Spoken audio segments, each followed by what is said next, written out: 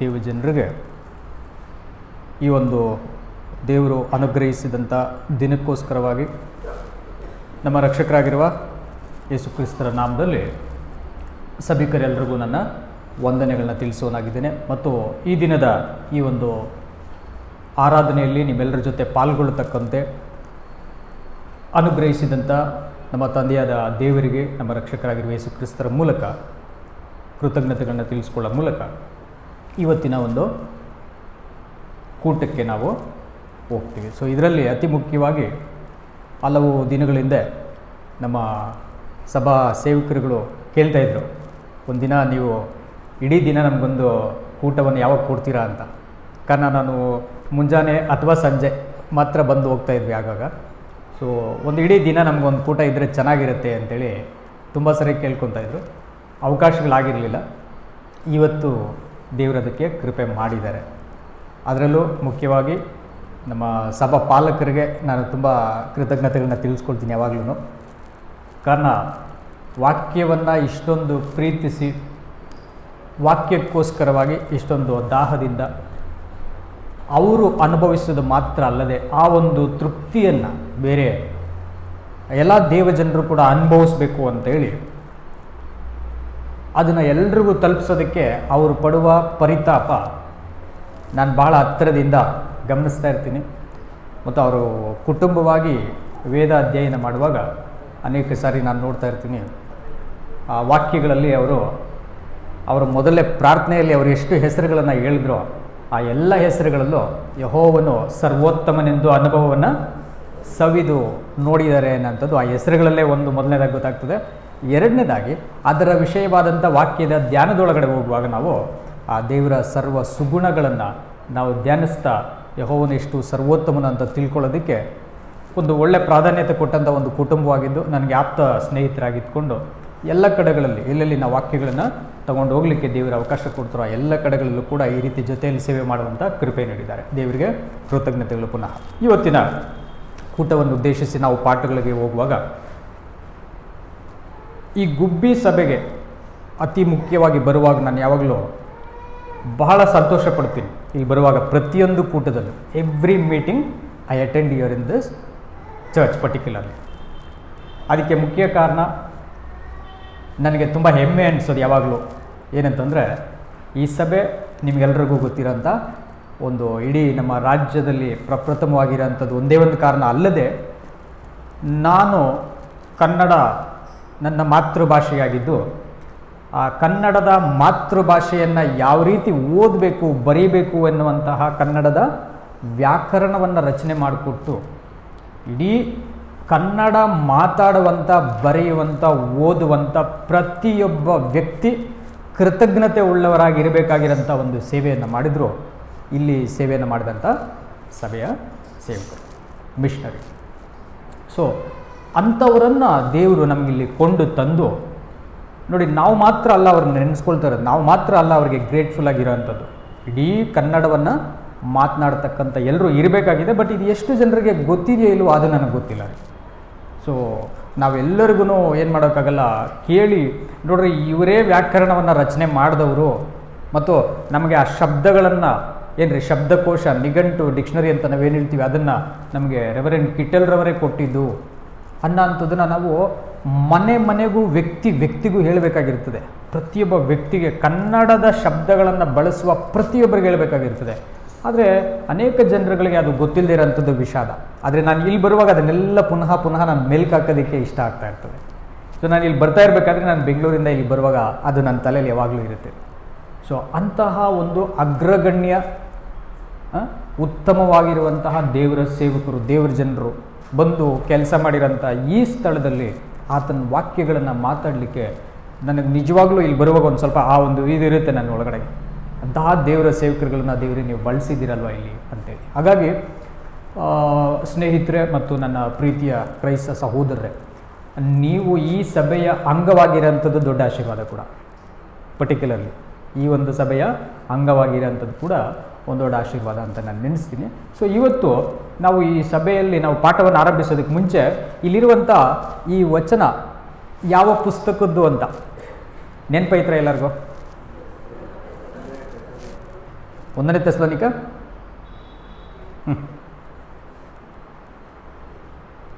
First Thessalonians 5:21 5:21. ಅದನ್ನು ನೋಡುವಾಗ ನನಗೆ ಎಷ್ಟೊಂದು ಸಂತೋಷ ಆಗುತ್ತೆ ಅಂದರೆ ಈ ವಚನ ನಾನು ಪಾಠಕ್ಕೆ ಹೋಗುವಾಗ, ವಾಕ್ಯ ಸಂದೇಶದಲ್ಲಿ ಹೋಗುವಾಗ ನಾನು ಅಲ್ಲಿಂದನೇ ಶುರು ಮಾಡಲಿಕ್ಕೆ ಬಯಸ್ತೀನಿ ಯಾವಾಗಲೂ.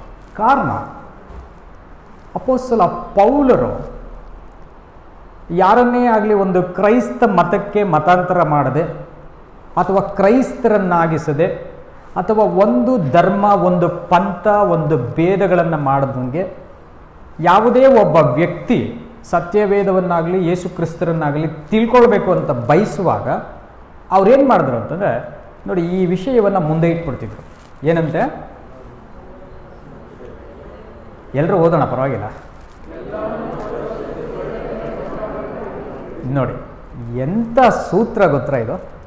ಇದನ್ನು ನಾವು ಒಬ್ಬ ಇಂಜಿನಿಯರ್ಗೆ ಹೇಳ್ಬೋದು, ಒಬ್ಬ ಟೆಕ್ನಿಷಿಯನ್ಗೆ ಹೇಳ್ಬೋದು, ನಾವು ಒಬ್ಬ ವೇದ ಪಂಡಿತನಿಗೆ ಹೇಳ್ಬೋದು, ನಾವು ಒಬ್ಬ ಸೈಂಟಿಸ್ಟ್ಗೆ ಹೇಳ್ಬೋದು, ನಾವು ಅಲ್ವರ ಏನ್ರಿ ಯಾರಿಗೆ ಬೇಕಾದರೂ ಹೇಳ್ಬೋದು ಈ ವಿಷಯವನ್ನು. ನಾವು ಏನಂತ ಎಲ್ಲವನ್ನೂ ಏನು ಮಾಡಿರಿ, ಪರಿಶೀಲನೆ ಮಾಡಿ ಉತ್ತಮವಾದದ್ದು, ಮಾನ್ಯವಾದದ್ದು, ಶ್ರೇಷ್ಠವಾದದ್ದು, ನ್ಯಾಯವಾದದ್ದು ಅಂತ ಯಾವುದಿದೆಯೋ ಅದನ್ನೇನು ಮಾಡಿ ಭದ್ರವಾಗಿ ಇಟ್ಕೊಳ್ರಿ ಅದನ್ನು ಅಂತ ಹೇಳಿ, ಭದ್ರವಾಗಿ ಇಟ್ಕೊಳ್ರಿ ಅದನ್ನು ಅಂತ.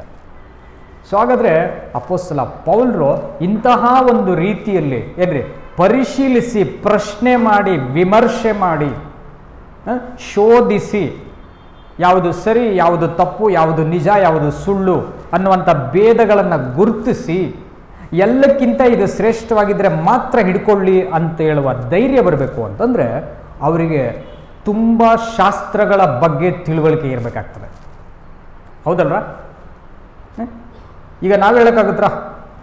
ಈಗ ನಾವು ಇಲ್ಲಿದ್ದೀವಿ ಅಂತ ಇಟ್ಕೊಳ್ಳೋಣ ಸಭಿಕರು. ಈಗ ನಾವು ಹೋಗಿ ನಮ್ಮ ಭಾರತ ದೇಶದಲ್ಲೇ ಹೋಗೋಣ, ಎಲ್ಲಾದರೂ ಆಚೆ ಹೋಗೋಣ. ಹೋಗಿ ನಮ್ಮ ಭಾರತ ದೇಶದಲ್ಲಿ ಸರಳವಾಗಿ ಗುರುತಿಸಂಥ ಯಾವ್ಯಾವ ಧರ್ಮಗಳಿದ್ದಾವೆ? ತುಂಬ ಹೆಚ್ಚಿರೋದು ಹಿಂದೂ, ಆಮೇಲೆ ಮುಸಲ್ಮಾನ, ಆಮೇಲೆ ಕ್ರಿಶ್ಚಿಯನ್ಸ್ ಇದ್ದೀವಿ, ಬುದ್ಧಿಸ್ಟ್ ಇದ್ದೀವಿ, ಜೈನರು ಇದ್ದೀವಿ, ಸಿಖ್ರು ಇದ್ದೀವಿ, ಪಾರ್ಸಿಗಳು ಇದ್ದಾರೆ, ತುಂಬ ಕಮ್ಮಿ ಇದ್ದಾರೆ, ತುಂಬ ಅಲ್ವರ. ಪಾರ್ಸಿ ಧರ್ಮ ಆ್ಯಕ್ಚುಲಿ ಪಾರ್ಸಿ ಅನ್ನಲ್ಲ, ಜೊರಾಸ್ಟ್ರಿಯನ್ ಅಂತ ಕರಿತೀವಿ. ಪಾರ್ಸಿ ಧರ್ಮ ಅಂತ ಹೇಳಲ್ಲ, ಅದಕ್ಕೇನು ಹೇಳ್ತೀವಿ ಅಂದರೆ ಜೊರಾಸ್ಟ್ರಿಯನ್ ಅಂತ ಹೇಳ್ತೀವಿ ನಾವು. ಆಮೇಲೆ ಇನ್ನು ಬೇರೆ ಲಿಂಗಾಯತ ಒಂದು ಪ್ರತ್ಯೇಕ ಧರ್ಮ ಆ್ಯಕ್ಚುಲಿ, ಹೌದು, ವೆರಿ ಟ್ರೂ. ಮೊನ್ನೆ ಕೂಡ ಅದು ಪ್ರತ್ಯೇಕ ಪಂಥ ಅಂತ ಫೈಟ್ ಮಾಡಿದ್ರು, ರಾಜಕೀಯಕ್ಕೋಸ್ಕರ ಏನು ಮಾಡಿಬಿಟ್ರು, ಅದನ್ನು ಸುಮ್ಮನೆ ಆಗಿಬಿಟ್ರು, ಅದು ಎತ್ತಲಿಲ್ಲ. ಸೊ ಹೇಗೆ ಹೇಳ್ತೀರಾ ಲಿಂಗಾಯತ ಒಂದು ಪ್ರತ್ಯೇಕ ಧರ್ಮ ಅಂತ? ಹಿಂದೂ ಧರ್ಮಕ್ಕೂ ಅದಕ್ಕೂ ಇರೋ ವ್ಯತ್ಯಾಸ ಏನು? ಯಾರಿಗಾದ್ರೂ ಐಡಿಯಾ ಇದ್ರಾ? ಹೇಗೆ ಪ್ರತ್ಯೇಕ ಧರ್ಮ ಅಂತ ಹೆಂಗೆ ಹೇಳೋಕ್ಕಾಗುತ್ತೆ ಅದನ್ನು? ಯಾರಾದರೂ ತಿಳ್ಕೊಂಡಿದ್ದೀರಾ ಬಸವಣ್ಣನ ಬಗ್ಗೆ? ಲಿಂಗಾಯತ ಧರ್ಮವನ್ನು ಏನ್ರಿ ಸ್ಥಾಪಿಸಿದಂತಹ ಬಸವಣ್ಣನವರು ನಂಬುವಂಥದ್ದು ಏಕದೇವರು, ಬಹುದೇವತಾ ಆರಾಧಕರಲ್ಲ ಆತ. ಏನು? ಏಕದೇವರು, ಬಹುದೇವತಾ ಆರಾಧಕರಲ್ಲ, ನಂಬರ್ 1. ನಂಬರ್ 2, ಬಸವಣ್ಣನವರು ಯಾವುದೇ ಒಂದು ವಿಗ್ರಹಗಳಲ್ಲಿ ದೇವರಿದ್ದಾರೆ ಅಂತ ಒಪ್ಕೊಳ್ಳಲ್ಲ. ವಿಗ್ರಹಗಳಲ್ಲಿ ದೇವರು ಇಲ್ಲ ಅಂತ ಹೇಳಿ ಇಡೀ ಕಾಶ್ಮೀರದ ವೈದಿಕ ಧರ್ಮವನ್ನು ವ್ಯತಿರೇಕಿಸಿ ಪ್ರತಿರೋಧವನ್ನು ಒಡ್ಡಿ ಸಾಕಷ್ಟು ಅವರ ಜೊತೆ ಒಂದು ಏನ್ರಿ ಆರ್ಗ್ಯುಮೆಂಟ್ಸು, ಡಿಬೇಟ್ಸ್ಗಳನ್ನು ಮಾಡಿದಂತಹ ಒಬ್ಬ ಅಗ್ರಗಣ್ಯ ಶ್ರೇಷ್ಠ ಧರ್ಮ ಸುಧಾರಕ ಬಸವಣ್ಣ. ಅವರು ವೇದಗಳನ್ನಾಗಲಿ ಉಪನಿಷತ್ತುಗಳನ್ನಾಗಲಿ ಯಾವುದೂ ಒಪ್ಕೊಳ್ಳಲ್ಲ ಬಸವಣ್ಣನವರು. ಗೊತ್ತಾ ಇದು? ಒಪ್ಕೊಳ್ಳಲ್ಲ. ಅದು ಯಾವುದೂ ದೈವಿಕ ಪ್ರಕಟಣೆಗಳಲ್ಲ. ವೈದಿಕ ಧರ್ಮದವರು ತಮ್ಮ ಹಿತ ಕಾಪಾಡಿಕೊಳ್ಳೋಕ್ಕೆ, ತಮ್ಮ ಒಂದು ಏನ್ರಿ ಆ ವೈದಿಕ ಶಾಹಿ ಆಡಳಿತ ಮಾಡೋದಕ್ಕೆ ರಾಜಕೀಯ ಹಿತಕ್ಕೋಸ್ಕರವಾಗಿ ಮಾತ್ರ ಮಾಡ್ಕೊಂಡಿದ್ದಾರೆ ಬಿಟ್ಟರೆ ಇದು ದೈವಿಕ ಪ್ರಕಟಣೆಗಳಲ್ಲ ಅಂತ ಅದನ್ನು ತಳ್ಳಿ ಹಾಕ್ತಾರೆ ಬಸವಣ್ಣನವರು. ನಾವಲ್ಲ. ನಾವು ತಳ್ಳಿಬಿಟ್ರೆ ನಮ್ಮೆಲ್ಲ ಕೋಪ ಮಾಡ್ಕೊತಾರೆ. ನಾವು ತಳ್ಳಾಗ್ತಾ ಇಲ್ಲ. ಯಾರು ತಳ್ಳಾಗ್ತಾ ಇದ್ದಾರೆ? ಬಸವಣ್ಣನವರು. ಸೊ ಇದೊಂದು ಪ್ರತ್ಯೇಕ ಧರ್ಮ. ಹಾಗಾದರೆ ನಮ್ಮ ಭಾರತದಲ್ಲಿ ಸುಮಾರು ಇಷ್ಟು ಧರ್ಮಗಳಿದ್ದಾವೆ. ಇನ್ನು ಸ್ವಲ್ಪ ನಾವು ಆಚೆ ಹೋಗ್ಬಿಟ್ರೆ ಈಗ ಬಹಾಯಿ ಎನ್ನುವಂಥ ಒಂದು ಧರ್ಮ ಇದೆ, ತುಂಬ ದೊಡ್ಡದಾಗಿ ಬೆಳವಣಿಗೆ ಆಗ್ತಾ ಇದೆ. ನಮ್ಮ ಭಾರತ ದೇಶದ ಪಾರ್ಲಿಮೆಂಟ್ ಮುಂದೆನೇ ಅವ್ರಿಗೊಂದು ದೊಡ್ಡ ಆಲಯ ಕಟ್ಟಿದ್ದಾರೆ ಆಲ್ರೆಡಿ. ಬಹಾಯಿ ಫೇತ್ ಅಂತ ಹೇಳ್ತಾರೆ ಅದಕ್ಕೆ. ಮುಸ್ಲಿಂ ಧರ್ಮ, ಯಹೂದ ಧರ್ಮ, ಕ್ರೈಸ್ತ ಧರ್ಮ ಮೂರನ್ನು ಸೇರಿಸಿ ಒಂದು ಧರ್ಮ ಮಾಡ್ಕೊಂಡಿದ್ದಾರೆ, ಬಹಾಯಿ ಫೇತ್ ಅಂತ. ಅದೊಂದು ರಿಲಿಜಿಯನ್ ಇದೆ. ಚೈನಾ ದೇಶ ತುಂಬ ದೊಡ್ಡದು, ಕನ್ಫ್ಯೂಷಿಯಸ್ ಧರ್ಮ ಅಂತ ಇದೆ. ಅದರ ಪಕ್ಕದಲ್ಲಿ ಜಪಾನ್ ಇದೆ, ಟಾವೋಯಿಸಮ್ ಆ್ಯಂಡ್ ಹೀರೋಯಿಸಮ್ ಅಂತ ಇದೆ. ಮತ್ತು ಇನ್ನು ಕೆಲವು ಸಣ್ಣ ದ್ವೀಪ ರಾಷ್ಟ್ರಗಳಿದ್ದಾವೆ, ಶಿಂಟೋಯಿಸಮ್ ಅಂತ ಇದ್ದಾವೆ.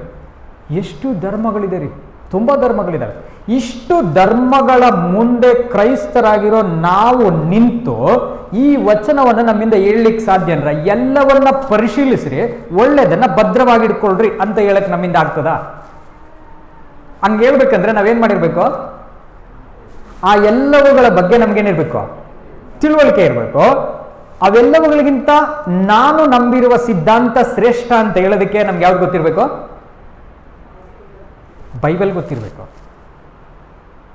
ನಾವೇನು ನಂಬ್ತೀವೋ, ನಾವೇನು ಓದ್ತಾ ಇದ್ದೀವೋ, ಇದು ಎಲ್ಲಕ್ಕಿಂತಲೂ ಶ್ರೇಷ್ಠ ಯಾವ ರೂಪದಲ್ಲಿ ಅಂತ ಹೇಳೋದಕ್ಕೆ ನಮಗೆ ಇದು ಚೆನ್ನಾಗಿ ಗೊತ್ತಿರಬೇಕು. ಯಾವುದು? ಸತ್ಯವೇದ ಚೆನ್ನಾಗಿ ನಮಗೆ ಗೊತ್ತಿರಬೇಕು. ಆಗ ಮಾತ್ರ ನಾವು ವಿಶ್ವದ ಅತಿ ದೊಡ್ಡದಾಗಿ ಗುರುತಿಸಲ್ಪಡುವ 13 ಧರ್ಮಗಳು, all the 13 religions of the entire globe, so ಅವೆಲ್ಲವುಗಳ ಮುಂದೆ ನಿಂತು ನಾವು ಸತ್ಯವೇದವೇ ನಿಜವಾದದ್ದು, ಇದು ದೈವಿಕ ಪ್ರಕಟಣೆ, ಇದು ಮನುಷ್ಯನಿಂದ ಕೊಡಲ್ಪಟ್ಟಂಥದ್ದಲ್ಲ, ತಿದ್ದಲ್ಪಟ್ಟಂಥದ್ದಲ್ಲ, ಮಾರ್ಪಾಟಿಗೆ ಒಳಗಾಗಿರುವಂಥದ್ದಲ್ಲ, ಇದು ನೇರವಾಗಿ ದೇವರ ಪ್ರಕಟಣೆ. ಆ ದೇವರು ಯಾವುದೇ ಧರ್ಮಕ್ಕೆ ಸೀಮಿತವಾದವರಲ್ಲ, ಆದರೆ ಸಕಲ ಜೀವರಾಶಿಗಳಿಗೆ, ಜೀವ ಮತ್ತು ನಿರ್ಜೀವ ವಸ್ತುಗಳು, ದೃಶ್ಯ ಮತ್ತು ಅದೃಶ್ಯ ವಸ್ತುಗಳು, ಕಣ್ಣಿಗೆ ಕಾಣುವ ಮತ್ತು ಕಾಣದೇ ಇರುವ ಎಲ್ಲ ಸೃಷ್ಟಿಗಳ ನಿರ್ಮಾಣಿಕನು, ಅದರ ಪಾಲಕನು, ಅದರ ಏನ್ರಿ ಸಂಹಾರಕನು ಕೂಡ.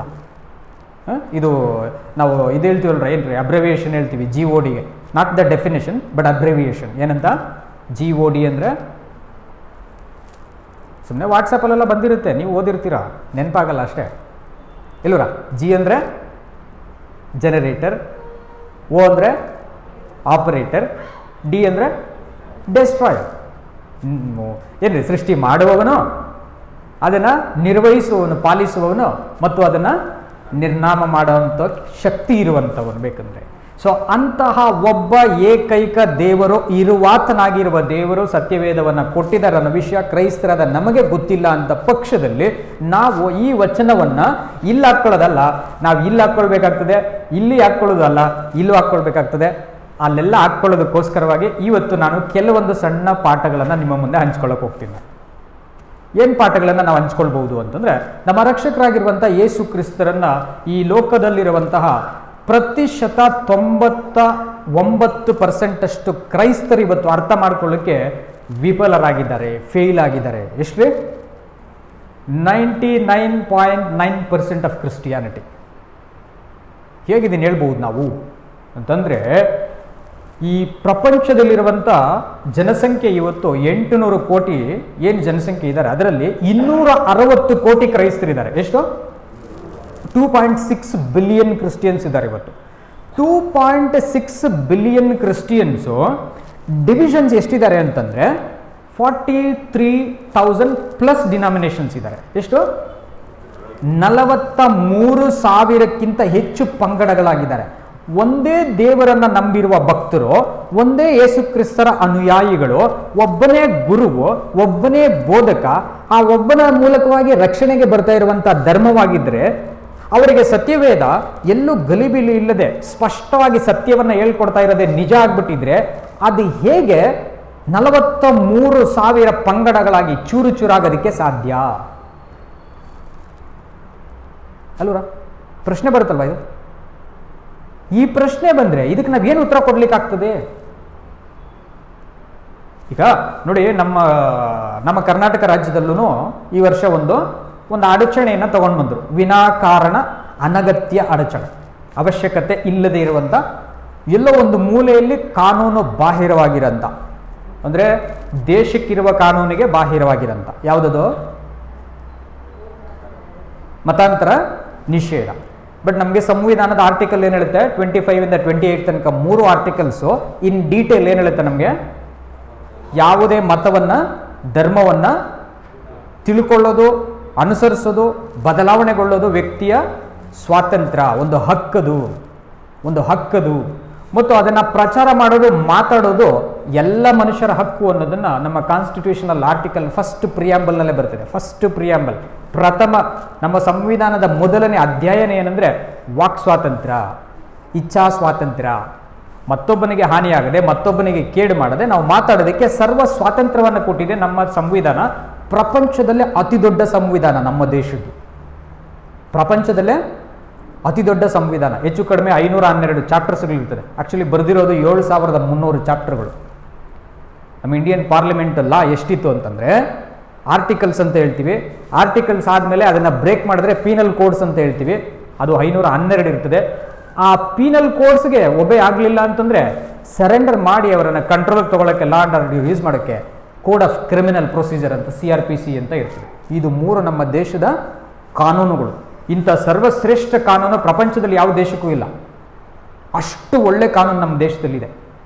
ಆದರೂ ಕೂಡ ಇಂತಹ ಒಂದು ತಿಳುವಳಿಕೆ ಇಲ್ಲದ ಕೆಲಸ ನಡೆದಿದೆ. ಏನದು? ಮತಾಂತರವನ್ನು ನಿಷೇಧ ಮಾಡೋದು. ಸೊ ಆಗ ಒಂದು ನಿರ್ದಿಷ್ಟವಾಗಿರೋಂಥ ಒಂದು ಪಂಗಡವನ್ನು, ಒಂದು ಗುಂಪನ್ನು ಗುರಿ ಮಾಡಿಕೊಂಡು ಇವರು ತಮ್ಮ ರಾಜಕೀಯಕ್ಕೋಸ್ಕರವಾಗಿ ಇದನ್ನು ಮಾಡಿಕೊಂಡ್ರು. ವಾಟ್ ಎವರ್ ಇಟ್ ಈಸ್, ಅದೇನೇ ಇರಲಿ, ಅದು ನಮ್ಗೆ ಬೇಕಾಗಿಲ್ಲ. ಆದರೆ ನಾವು ಇಂಥವುಗಳ ಮಧ್ಯೆ ಒಂದು ಕಡೆ ಕಾನೂನಿನ ವಿರೋಧ ಇದೆ, ಒಂದು ಕಡೆ ಕ್ರೈಸ್ತ ಪಂಗಡಗಳ ವಿರೋಧ ಇದೆ, ಒಂದು ಕಡೆ ಬೇರೆ ಧರ್ಮಗಳ ವಿರೋಧ ಇದೆ. ಈ ಇಷ್ಟು ಧರ್ಮಗಳ, ಈ ಇಷ್ಟು ಮತಗಳ, ಈ ಇಷ್ಟು ಅಭಿಪ್ರಾಯಗಳ, ಬೋಧನೆಗಳ, ಸಿದ್ಧಾಂತಗಳ ನಡುವೆ ಬೈಬಲ್ ಹೇಳೋದೇ ಸತ್ಯ, ಯೇಸು ಕ್ರಿಸ್ತರ ನಿಜವಾದ ರಕ್ಷಕರು, ಯೇಸು ಕ್ರಿಸ್ತನಿಲ್ಲದೆ ಹೊರತು ರಕ್ಷಣೆ ಇಲ್ಲ ಅಂತ ಹೇಳೋದಕ್ಕೆ ನಮಗೆ ಏನು ಆಧಾರ ಇದೆ? ಆ ತಿಳುವಳಿಕೆ ನಮಗೆ ಸಿಕ್ಕಿದೆಯಾ ಅಂದರೆ ಖಂಡಿತ ಇಲ್ಲ. ನಮ್ಮ ಸಭಾಪಾಲಕರು ಆವಾಗಲೇ ಒಂದು ವಚನವನ್ನು ಪಾಪ ಬೈಬಲ್ ತೆಗೆದ್ರು ಓದ್ತಾರೆ ಅಂತ ಅಂದ್ಕೊಂಡೆ. ಪಾಪ ಅವ್ರು ಓದಲಿಲ್ಲ, ಟೈಮ್ ನನಗೆಲ್ಲಿ ಮಿಸ್ ಆಗುತ್ತೋ ಅಂತ ಅವ್ರು ಹಂಗೆ ಇಟ್ಬಿಟ್ರು. ಯೋಬ 28ನೇ ಅಧ್ಯಾಯದಲ್ಲಿ ವಚನಗಳೇನು ಬರ್ತದೆ ಅಂದರೆ, ಏನ್ರಿ, ಚಿನ್ನ ಕೊಟ್ಟರು, ಬೆಳ್ಳಿ ಕೊಟ್ಟರು, ಬೇರೆ ಯಾವುದೇ ಬೆಲೆಯುಳ್ಳಂಥದ್ದು ಕೊಟ್ಟರು, ದೈವಿಕ ಜ್ಞಾನವನ್ನು ಮಾತ್ರ ಏನು ಮಾಡೋಕ್ಕಾಗಲ್ವಂತೆ? ಸಂಪಾದನೆ ಮಾಡ್ಕೊಳ್ಳೋಕ್ಕಾಗಲ್ಲ. ದೇವರ ವಾಕ್ಯದಲ್ಲಿರುವ ಜ್ಞಾನವನ್ನು ಸಂಪಾದನೆ ಮಾಡ್ಕೊಳ್ಳೋಕ್ಕಾಗಲ್ಲ. ಅದು ನನಗೆ ಅವರ ವಚನ ಓದ್ತಾ ಇರುವಾಗ ನನ್ನ ಅನುಭವಕ್ಕೆ ಬಂತು. ಕಾರಣ, ಈ ವರ್ಷಕ್ಕೆ ನಾನು 33ನೇ ವರ್ಷ ಸತ್ಯವೇದವನ್ನು ನನ್ನ ಕೈಯಲ್ಲಿ ಹಿಡ್ಕೊಂಡು, ಸತ್ಯವೇದವನ್ನು ನನ್ನ ಕೈಯಲ್ಲಿ ತಗೊಂಡ ನಂತರ ಇದು ಹೇಗೆ ಶ್ರೇಷ್ಠವಾಗಿದೆ, ಇದು ಹೇಗೆ ಸತ್ಯವಾಗಿದೆ ಅಂತ ಹೇಳಿ 33 ವರ್ಷಗಳ ನಿರಂತರವಾದ ಸಂಶೋಧನೆ ನಾನು ಕೂಡ ಮಾಡ್ತಾನೆ ಇದ್ದೀನಿ. ಸಾಕಷ್ಟು ಏನ್ರಿ ಬೇರೆ ಬೇರೆ ಮತಗಳ, ಬೇರೆ ಬೇರೆ ಧರ್ಮಗಳವರೊಟ್ಟಿಗೆ ನಾನು ಸಂಭಾಷಣೆನೂ ಮಾಡಿದ್ದೀನಿ ಮತ್ತು ತರ್ಕನೂ ಮಾಡಿದ್ದೀನಿ. ಏನ್ರಿ, ಅದು ತರ್ಕನೂ ಮಾಡಿದ್ದೀನಿ ಕೂಡ. ಆದರೆ ಈ ಸತ್ಯವೇದದ ಆಳಗಳನ್ನು ಹುಡುಕಿ ತೆಗೆಯೋದಕ್ಕೆ ಇಷ್ಟು ವರ್ಷ ಆದರೂ ಅಯ್ಯೋ ಇನ್ನೂ ಎಷ್ಟೊಂದು ಇದೆಯಲ್ಲ ಅಂತ ಅನಿಸುತ್ತೆ ವಿನಃ ತಿಳ್ಕೊಂಡ್ಬಿಟ್ಟಿದ್ದೀನಿ ಫುಲ್ ಅಂತ ನಾನು ಯಾವತ್ತೂ ಇನ್ನೂ ಅನಿಸಿಲ್ಲ. ಇನ್ನೂ ಎಷ್ಟಿದೆಯಲ್ವಾ ದೇವರು. ಆಗ ನಮ್ಮ ಕೀರ್ತನೆಕಾರನ ಬರೀತಾನೆ, ದೇವರೇ ನಿನ್ನ ಧರ್ಮಶಾಸ್ತ್ರದಲ್ಲಿರುವ ಅದ್ಭುತಗಳನ್ನು ತಿಳ್ಕೊಳ್ಳತಕ್ಕಂತೆ ನನ್ನ ಜ್ಞಾನವೆಂಬ ಕಣ್ಣುಗಳು, ಮನೋನೇತ್ರಗಳನ್ನೇನು ಮಾಡ್ರಿ, ತೆಗೀರಿ ದೇವ್ರಿ ಅಂತ.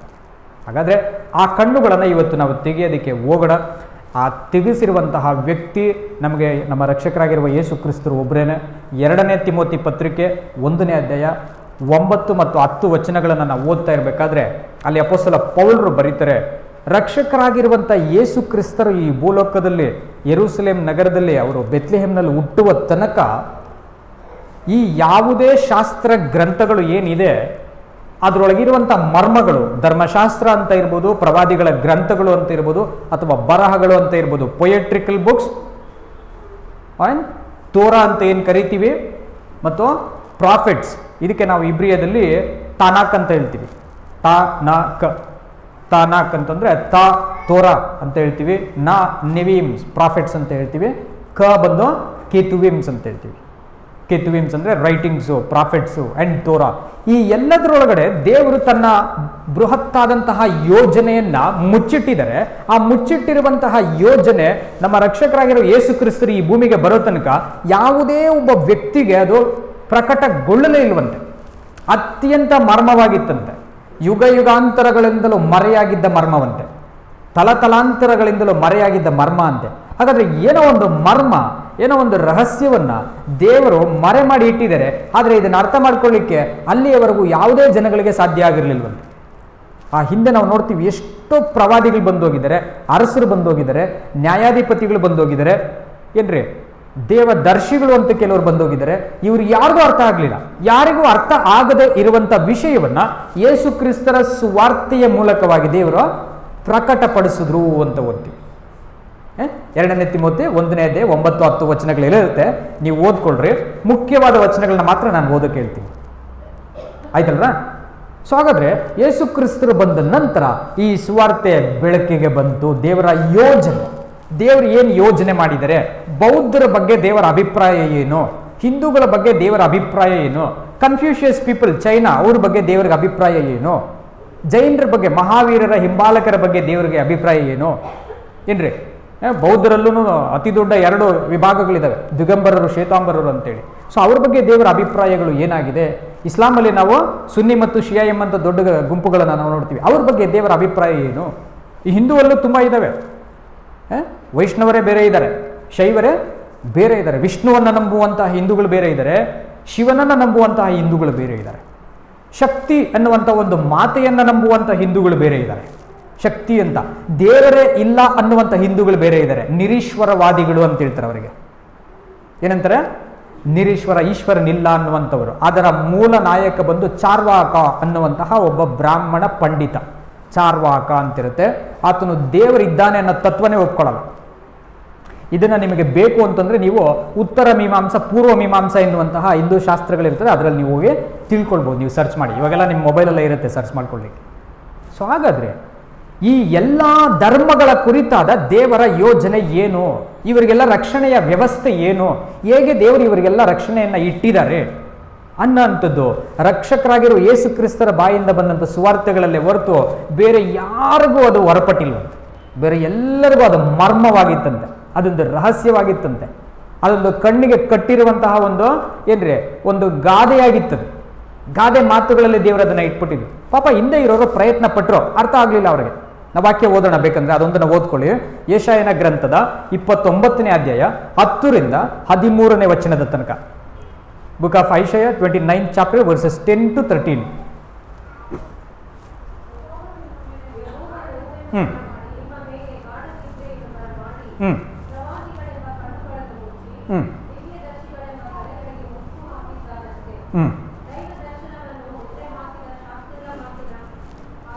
ನೋಡಿ, ದೈವ ದರ್ಶನವೆಲ್ಲವೂ ಹೇಗಿದೆಯಂತೆ?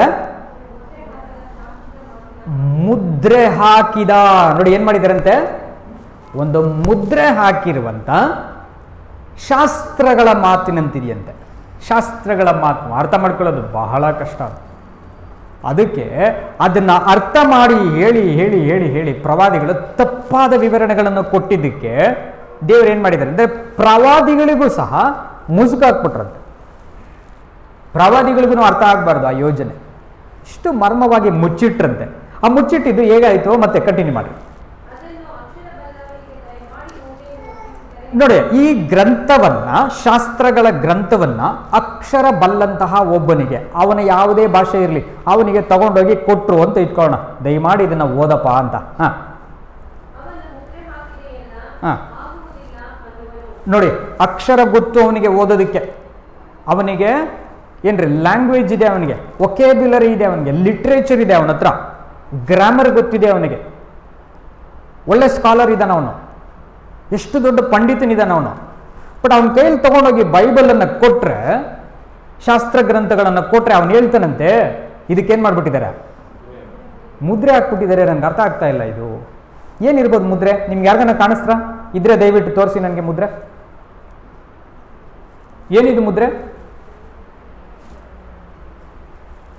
ಏನಿರ್ಬೋದು? ಹೊರಗಡೆ ಎಲ್ಲ ಇವತ್ತು ದೊಡ್ಡ ಹಬ್ಬ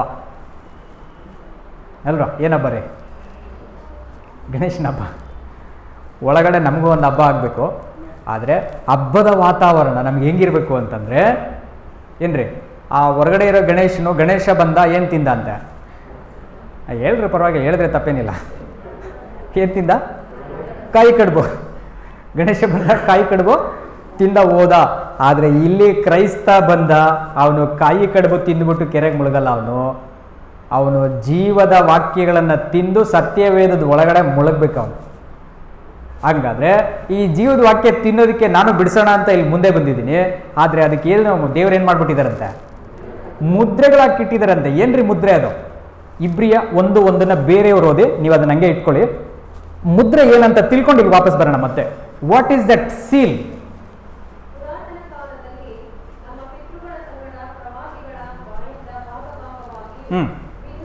ನೋಡಿ, ಭಾಗವಾಗಿಯೂ ವಿಧ ವಿಧವಾಗಿಯೂ ಅಂತ ಹೇಳ್ತಾರೆ.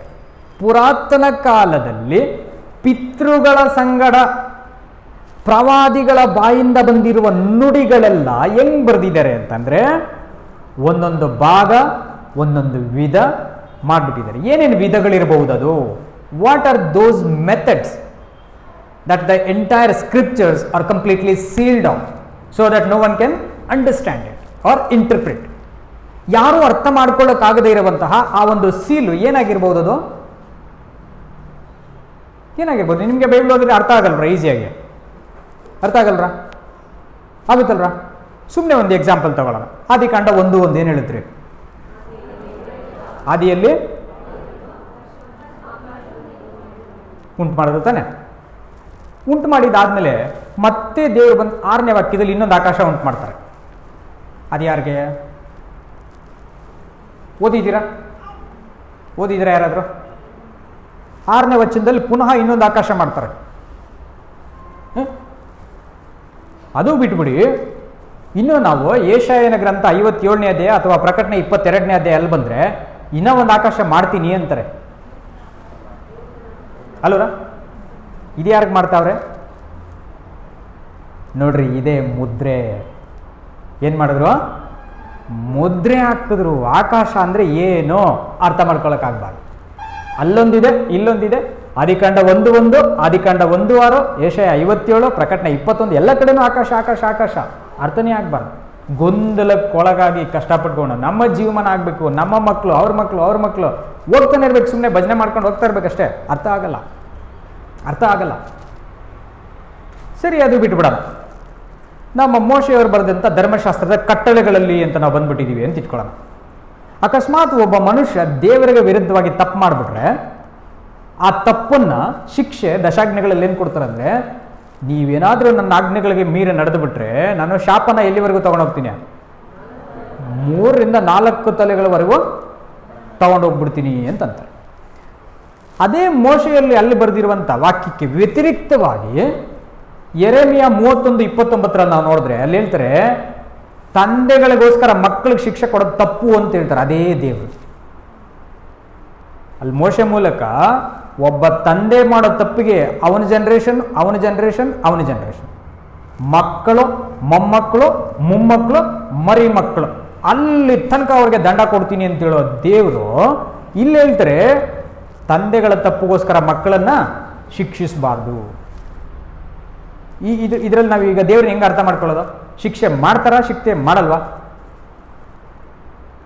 ಮುದ್ರೆ ಸೀಲ್ ಆಯ್ತು, ಅರ್ಥ ಆಗ್ತಾ ಇಲ್ಲ. ಹಿಂಗೆ ಯಾರಾದರೂ ಪ್ರಶ್ನೆ ಕೇಳಿದ್ರೆ ಮಾತ್ರ ಏನು ಇಲ್ದಂಗೆ ಸುಮ್ಮನೆ ಜನಗಣಮನ ಅಧಿನಾಯಕ ಜಯ ಅಂತ ಓದ್ಕೊಂಡ್ರೆ ಏನಾಗಲ್ಲ. ಏನ್ರಿ, ನಾವೆಲ್ಲ ರಾಷ್ಟ್ರಗೀತೆ ಆಡ್ತಾ ಇದ್ದೀವಿ, ಮಧ್ಯದಲ್ಲಿ ಕೇಳಿಬಿಟ್ಟು ಮರಾಠಕ್ಕೆ ಮುಂಚೆ ಯಾವ್ಯಾವ ಬರ್ತದೆ ಅಂತ ಕೇಳಿಪಟ್ಟಂತ ಯಾರು ಹೇಳಲ್ಲ. ಇಂಡಿಯಾದಲ್ಲಿ ಒಬ್ಬರು ಹೇಳಲ್ಲ. ಹೋಲ್ ಇಂಡಿಯಾದಲ್ಲಿ ಒಬ್ಬರು ಹೇಳಲ್ಲ. ಯಾಕೆ ಹೇಳಿ? ಶುರು ಮಾಡಿದ್ರೇನೆ ಅದು ಕೊನೆ ತನಕ ಹೋಗ್ತದೆ ಬಂಡಿ. ಮಧ್ಯದಲ್ಲಿ ಕೇಳಿ ವಿಂಧ್ಯ ಎಲ್ಲಿ ಬರ್ತದೆ ಅಂತ ಕೇಳಿ, ವಿಂಧ್ಯಾಗ ಬಿಫೋರ್, ವಿಂಧ್ಯಾಗ ನೆಕ್ಸ್ಟ್ ಯಾವ್ದು ಬರ್ತದೆ ಅಂತ ಕೇಳಿ, ಯಾರು ಹೇಳಲ್ಲ. ಯಾಕಂದರೆ ಜೀವಮಾನದಲ್ಲಿ ಅದನ್ನು ಬುದ್ಧಿಯಿಂದ ಹಾಡಲ್ಲ. ಅವರ ಸಾಯ ತನಕ ಹೆಂಗಾಡಿರ್ತಾರೆ ಅಂದರೆ, ಮಕ್ಕಳು ಜನಗಣಮನ ಅಂದಿದ ತಕ್ಷಣ ಅವ್ರು ಹಂಗೆ ಎತ್ತಿರ್ತಾರೆ. ನಾವೆಲ್ಲೂ ರಾಷ್ಟ್ರಗೀತೆಯನ್ನು ಇದು ಮಾಡ್ತಾ ಇಲ್ಲ, ರಾಷ್ಟ್ರಗೀತೆಯನ್ನು ಗೌರವಿಸ್ತಾ ಇದ್ದೀವಿ. ಆದರೆ ಅದನ್ನು ಹೆಂಗಾಡಬೇಕು? ನಮ್ಮ ದೇಶದಲ್ಲಿ ಇಷ್ಟು ಜನಾಂಗಗಳಿದ್ದೇವೆ, ಇಷ್ಟು ಜನಾಂಗಗಳು ಸೇರಿ ನಾವು ದೇವರಿಗೆ ನಮಸ್ಕಾರ ಮಾಡ್ತಾ ಇದ್ದೀವಿ ಅನ್ನೋಂಥ ಅರ್ಥವನ್ನು ಕೊಡಬೇಕು ಆಡಿದ್ರೆ. ಬಟ್ ಯಾರೂ ಶ್ರದ್ಧೆಯಿಂದ ಆಡಲ್ಲ, ಯಾರೂ ಗಮನಿಸಿ ಹಾಡಲ್ಲ. ಭಾರತ ಭಾಗ್ಯವಿದಾತ ಯಾರಂತ ಯಾರೂ ಗಮನಿಸಲ್ಲ. ಅವ್ರ ಕಡೆ ಬಿಟ್ಬಿಡೋಣ ಈ ಲೋಕದ್ದು.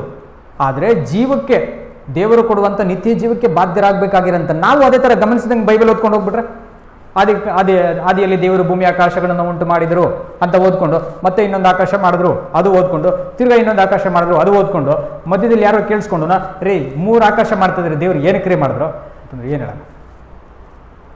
ಒಂದು ಮಾಡಿದ್ರು ಸರಿ ಆಗಿತ್ತು, ಸುಮ್ಮನೆ ಇರ್ಬೇಕು ತಾನೆ. ಇನ್ನೊಂದು ಮಾಡಿದ್ರು ಅಲ್ಲನ್ನ ಸುಮ್ಮನೆ ಇರ್ಬೇಕು ತಾನೆ. ಇನ್ನೊಂದು ಯಾಕ್ರೆ 3 ಆಕಾಶಗಳು ಮಾಡ್ಕೊಂಡ್ರು ನಿಮ್ಮ ದೇವರು?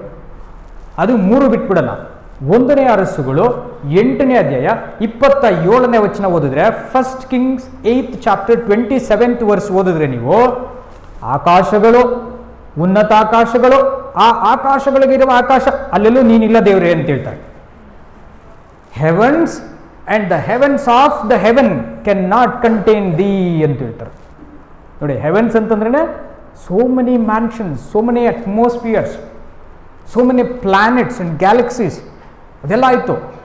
ಅವುಗಳನ್ನೆಲ್ಲ ನಿಯಂತ್ರಿಸುವಂತಹ ಒಂದು ಗ್ಯಾಲಕ್ಸಿ, ಒಂದು ಪ್ಲಾನೆಟ್, ಅಟ್ಮಾಸ್ಫಿಯರ್, ಅದಕ್ಕೂ ಮೇಲಿರುವಂತಹ ಉನ್ನತವಾದ ಆಕಾಶ, ಇಲ್ಲೆಲ್ಲೂ ದೇವರಿಲ್ವಂತೆ. ಮತ್ತು ಎಷ್ಟು ಆಕಾಶಗಳು ಕ್ರಿಯೇಟ್ ಮಾಡ್ಕೊಂಡು ಹೋಗ್ತಾರೆ ರೀ ದೇವರು? ಯಾರಿಗೆ ಮಾಡ್ತಾ ಇದ್ದಾರೆ ಇದೆಲ್ಲ? ಒಂದ, 2, 10, 100, 1000 ನಾವು ಹೋಗ್ಲಿ, 1 ಕೋಟಿಗನ್ನ ಸುಮ್ಮನೆ ಇರಬೇಕಲ್ಲ. ನಮ್ಮ ಒಂದೇ ಒಂದು ಮಿಲ್ಕಿ ವೇ ಗ್ಯಾಲಕ್ಸಿಯಲ್ಲೇ 150 ಕೋಟಿ ನಕ್ಷತ್ರಗಳಿತ್ತಂತ ಇಲ್ಲಿವರೆಗೂ ಸೈನ್ಸ್ ಹೇಳ್ತಾ ಇದ್ರು. ಬಟ್ ಇವಾಗಲ್ಲ, 2008 ಆಚೆಗೆ ನಾಸಾ ಸಂಸ್ಥೆ ಅದನ್ನು ಸ್ಟೇಟ್ಮೆಂಟ್ ಚೇಂಜ್ ಮಾಡಿಕೊಂಡ್ರು. 150 ಕೋಟಿ ಇಲ್ಲ, ಆವಾಗ ಕಳಿಸಿರೋ ಹಬಲ್ ಸ್ಪೇಸ್ದು ತುಂಬ ಲಾಂಗ್ದದು, ಅದಕ್ಕಷ್ಟೇ ಕಾಣಿಸಿದ್ದು. ಈಗ ಇನ್ನೂ ತುಂಬ ಝೂಮ್ ಮಾಡಿ ಹತ್ರ ನೋಡ್ತಾ ಇದ್ದೀವಿ, ಲೆಕ್ಕ ಸಿಗ್ತಾ ಇಲ್ಲ ಅಂತ ಹೇಳ್ತದೆ.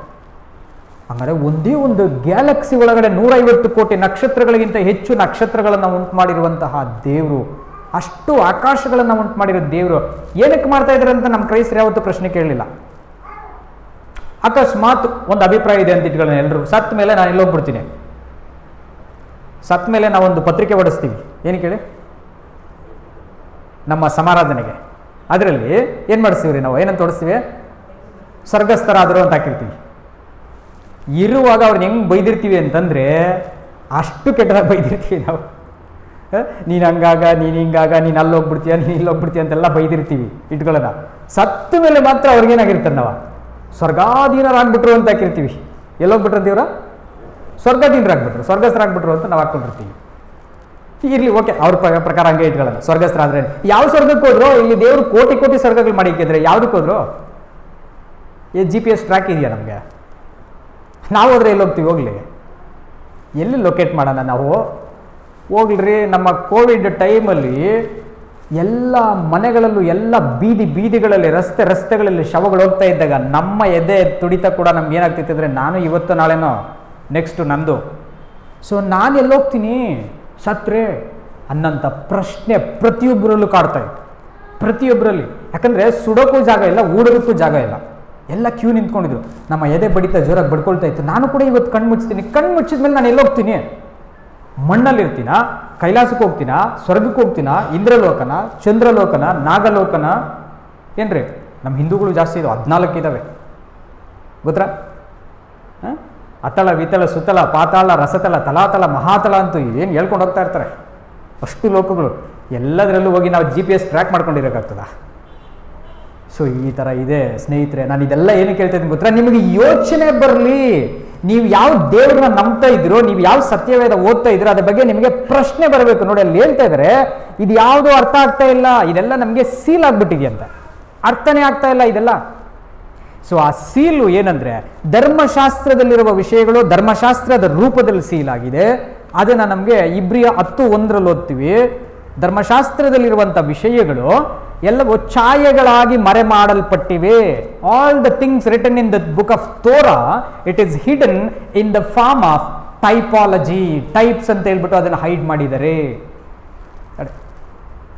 ಛಾಯೆಗಳಾಗಿ, ನೆರಳುಗಳಾಗಿ ಅದನ್ನು ಮರೆ ಮಾಡಿದ್ದಾರೆ. ಅರ್ಥ ಮಾಡ್ಕೊಳ್ಳೋಕ್ಕಾಗಲ್ಲ, ಏನು ಮಾಡಿದ್ರು ಅರ್ಥ ಆಗಲ್ಲ. ಎಷ್ಟು ಒಳ್ಳೆ ಲಿಟ್ರೇಟ್ ಆಗಿರೋ, ಎಷ್ಟು ಒಳ್ಳೆ ಸ್ಕಾಲರ್ ಆಗಿರೋ, ಎಷ್ಟು ಒಳ್ಳೆ ಸೈಂಟಿಸ್ಟ್ ಆಗಿರೋ, ಟೆಕ್ನಿಷಿಯನ್ ಆಗಿರೋ, ಏನಾಗಿದ್ರು ಕೂಡ ಅರ್ಥ ಆಗಲ್ಲ. ಎಷ್ಟು ಒಳ್ಳೆ ಟರ್ಮಿನಾಲಜಿ ಗೊತ್ತಿದ್ರು, ಗ್ರಾಮ್ಯಾಟಿಕಲ್ ಸ್ಕಾಲರ್ ಆಗಿದ್ರು, ಅರ್ಥನೇ ಆಗಲ್ಲ. ಯಾಕಂದರೆ ಆ ಮುದ್ರೆ ಒತ್ತಿದವನು ಮನುಷ್ಯನಲ್ಲ. ಯಾರದು? ದೇವರು ಮುದ್ರೆ ಒತ್ತಿದ್ದಾರೆ. ಯಾರು ತೆಗೆಯೋಕ್ಕಾಗದಂತೆ ಮುಚ್ಚುವವನು, ಯಾರು ಮುಚ್ಚಕ್ಕಾಗದಂತೆ ತೆರೆಯುವವನು. ಮುದ್ರೆ ಹಾಕಿದ್ದಾರೆ. ಸರಿ, ಓದೋರಿಗೆ ಅರ್ಥ ಆಗಲಿಲ್ಲ, ಹಂಗಾರೆ ಓದದೇ ಇರೋರ ಗತಿ ಏನ್ರಿ? ಆ ಯೆಶಾಯ ಕಂಟಿನ್ಯೂ ಮಾಡಿ ಸಿಸ್ಟರ್, ಓದದೇ ಇರೋರ ಗತಿ ಏನು ನೋಡೋಣ.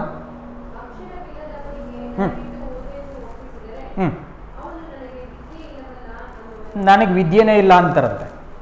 ಏನಿಲ್ಲ ಅಂದರೆ ನನಗೆ ಅಕ್ಷರನೇ ಓದಕ್ಕೆ ಬರಲ್ಲ, ನಾನೇನು ಮಾಡಲಿ ಅಂತಾರಂತೆ. ಆದರೆ ಇವತ್ತು ನಂಬ್ತೀರಾ?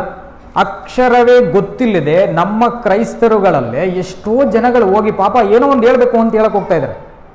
ಏನೋ ಒಂದು ಹೇಳ್ಬೇಕು, ನಾನು ಅಕ್ಷರ ಗೊತ್ತಿರೋ ಪಂಡಿತನಿಗೆ ಅರ್ಥ ಆಗ್ತಾ ಇಲ್ಲ ಆ ವಿಷಯಗಳು. ಒಬ್ಬ ಪಂಡಿತನಿಗೆ, ಒಬ್ಬ ವಿದ್ವಾಂಸನಿಗೆ, ಒಬ್ಬ ನಿಪುಣನಿಗೆ ಅರ್ಥ ಆಗದೇ ಇರುವಂತಹ ವಿಷಯಗಳು ಅವನಿಗೆ ಅರ್ಥ ಆಗ್ತಾ ಇದೆ. ಇದು ಮುದ್ರಿಸಲ್ಪಟ್ಟ ಪುಸ್ತಕ, ಅರ್ಥ ಆಗಲ್ಲ. ಟೈಪ್ಸ್ ಅಂಡ್ ಆಂಟಿ ಟೈಪ್ಸ್ ಅಂತ ಒಂದು ಮುದ್ರೆ ಆಗಿದೆ. ಪ್ರಾಫಿಟಿಕಲ್ ಲ್ಯಾಂಗ್ವೇಜ್ ಅಲ್ಲಿ ಒಂದು ಮುದ್ರೆ ಆಗಿದೆ.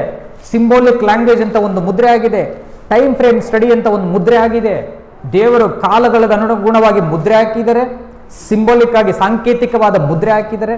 ಈ ಥರ ಎಲ್ಲ ಮುದ್ರೆ ಹಾಕಿ ಸತ್ಯವೇದವನ್ನು ಮುಚ್ಚಿಟ್ಬಿಟ್ಟಿದ್ದಾರೆ, ಅರ್ಥನೇ ಆಗಲ್ಲ. ಇಂಥ ಪುಸ್ತಕನ ಹೇಳಕ್ಕೆ ಯಾರನ್ನ ಕಳಿಸ್ತಾ ಇದೀವಿ ಗೊತ್ತರ ನಾವು? ಇಲ್ಲಿಟರೇಟ್ ಪೀಪಲ್ನ ಕಳಿಸ್ತಾ ಇದ್ದೀವಿ, ಅಕ್ಷರ ಜ್ಞಾನ ಕೂಡ ಇಲ್ಲದಿರೋರನ್ನ ಕಳಿಸ್ತಾ ಇದ್ದೀವಿ. ನಾನು ತುಂಬ ಜನ ನೋಡಿದ್ದೀನಿ. ಅವರು ಉತ್ತರ ಏನು ಕೊಡ್ತಾರೆ ಗೊತ್ತಾ? ಅಲ್ರಿ ದಯವಿಟ್ಟು ನೀವು ಮಾಡ್ರಿ, ಯೇಸು ಸ್ವಾಮಿ ಅವರ ಹೆಸರನ್ನ ನೀವು ಪ್ರಚಾರ ಪಡಿಸಿ, ನ್ಯಾಯವಾದದ್ದು, ಬೆಲೆ ಉಳ್ಳದ್ದು, ಗೌರವವಾದದ್ದು. ಆದರೆ ಯೇಸು ಸ್ವಾಮಿ ಅವ್ರು ಯಾರಪ್ಪ ಅಂತ ಕೇಳಿದ್ರೆ ಹೇಳೋಕ್ಕಾದ್ರೂ ನಿಮ್ಗೇನಿರಬೇಕು? ಸಾಮರ್ಥ್ಯ ಬೇಕಲ್ಲ. ನೀವೇನು ಹೇಳ್ತೀರಾ ಅಂತಂದ್ರೆ, ಅಯ್ಯೋ ಪ್ರಾರ್ಥನೆ ಮಾಡಿದ್ರೆ ಸಾಕು, ಸ್ವಾಮಿ ಎಲ್ಲ ನೋಡ್ಕೊಂಡ್ಬಿಡ್ತಾರೆ. ಸ್ವಾಮಿ ಎಲ್ಲ ನೋಡ್ಕೊಂಡ್ರೆ ನೀವೇನಕ್ಕೆ ಬರ್ತೀರಾ? ಅವ್ರನ್ನೇ ಕಳಿಸ್ಬಿಡಿ ಅಲ್ವರ? ಸ್ವಾಮಿ ಎಲ್ಲ ನೋಡ್ಕೊಂಡ್ರೆ ಅವ್ರ ತಾನೇ ನೋಡ್ಕೊಬೇಕು. ಹಾಗಾದರೆ ಈ ವಿದ್ಯಾಹೀನರಾಗಿ ಸತ್ಯವೇದದ ವ್ಯಾಖ್ಯಾನ ಮಾಡೋದಕ್ಕೆ ಗೊತ್ತಿಲ್ಲದೆ ಹೋಗುವವರು ರಕ್ಷಣೆಗೆ ಅಂತ ಬಂದಿದ್ದಾರೆ, ಬಟ್ ರಕ್ಷಣೆಯನ್ನು ಹೊಂದ್ಕೊಳ್ಳದೆ ಅದಕ್ಕೆ ವಿರುದ್ಧವಾದದನ್ನು ಹೊಂದ್ಕೊಳ್ತಾರೆ ಅಂತ 2 ಪೇತ್ರ 3ನೇ ಅಧ್ಯಾಯ 16ನೇ ವಚನದಲ್ಲಿ ನಾವು ನೋಡ್ತೀವಿ. 2 Peter 3rd chapter 16th verseಲ್ಲಿ ನಾವು ಓದ್ತೀವಿ. ಯಾರು ಅನ್ಸ್ಕಿಲ್ಡ್ ಆಗಿರ್ತಾರೋ, ಯಾರು ಅನ್ಲರ್ನ್ಡ್ ಆಗಿರ್ತಾರೋ, ಅಂದರೆ ಶಾಸ್ತ್ರಗಳನ್ನು ಓದೋಕ್ಕೆ ಇಷ್ಟ ಇಲ್ಲದೆ, ಕಲಿಯೋದಕ್ಕೆ ಇಷ್ಟ ಇಲ್ಲದೆ, ಕೇಳಿಸ್ಕೊಳ್ಳೋಕ್ಕೆ ಆಸಕ್ತಿ ಇಲ್ಲದೆ, ವಿಮರ್ಶಿಸೋದಕ್ಕೆ ಕೂತ್ಕೊಳ್ಳೋಕ್ಕಾಗದೆ ಈ ಥರ ಕ್ರೈಸ್ತರು ಪಾಪ ಇದಾರೋ, ರಕ್ಷಣೆ ಬದಲು ಬೇರೆ ಏನೋ ಹೊಂದ್ಕೊಳ್ತಾರಂತೆ. ಅದು ನಾನು ಬಾಯಲ್ಲಿ ಹೇಳಲ್ಲ, ನೀವು ವಾಕ್ಯದಲ್ಲೇ ಓದಿ ಹೇಳ್ಬಿಡಿ ದಯವಿಟ್ಟು. ಇನ್ನು ಸ್ವಲ್ಪ ಗಟ್ಟಿಯಾಗಮ್ಮ, ಎಲ್ರಿಗೂ ಕೇಳಿಸ್ತ್ರಾ? 3:16 ಎಲ್ಲರೂ ಕೇಳಿಸ್ಕೊಬೇಕು. ಈ ವಚನ ಎಲ್ಲರೂ ಕೇಳಿಸ್ಕೊಬೇಕು, ಒಬ್ಬರು ಮಿಸ್ ಮಾಡಬಾರ್ದು. ಹ್ಮ್ ಹ್ಮ್ ಹ್ಮ್ ಹ್ಮ್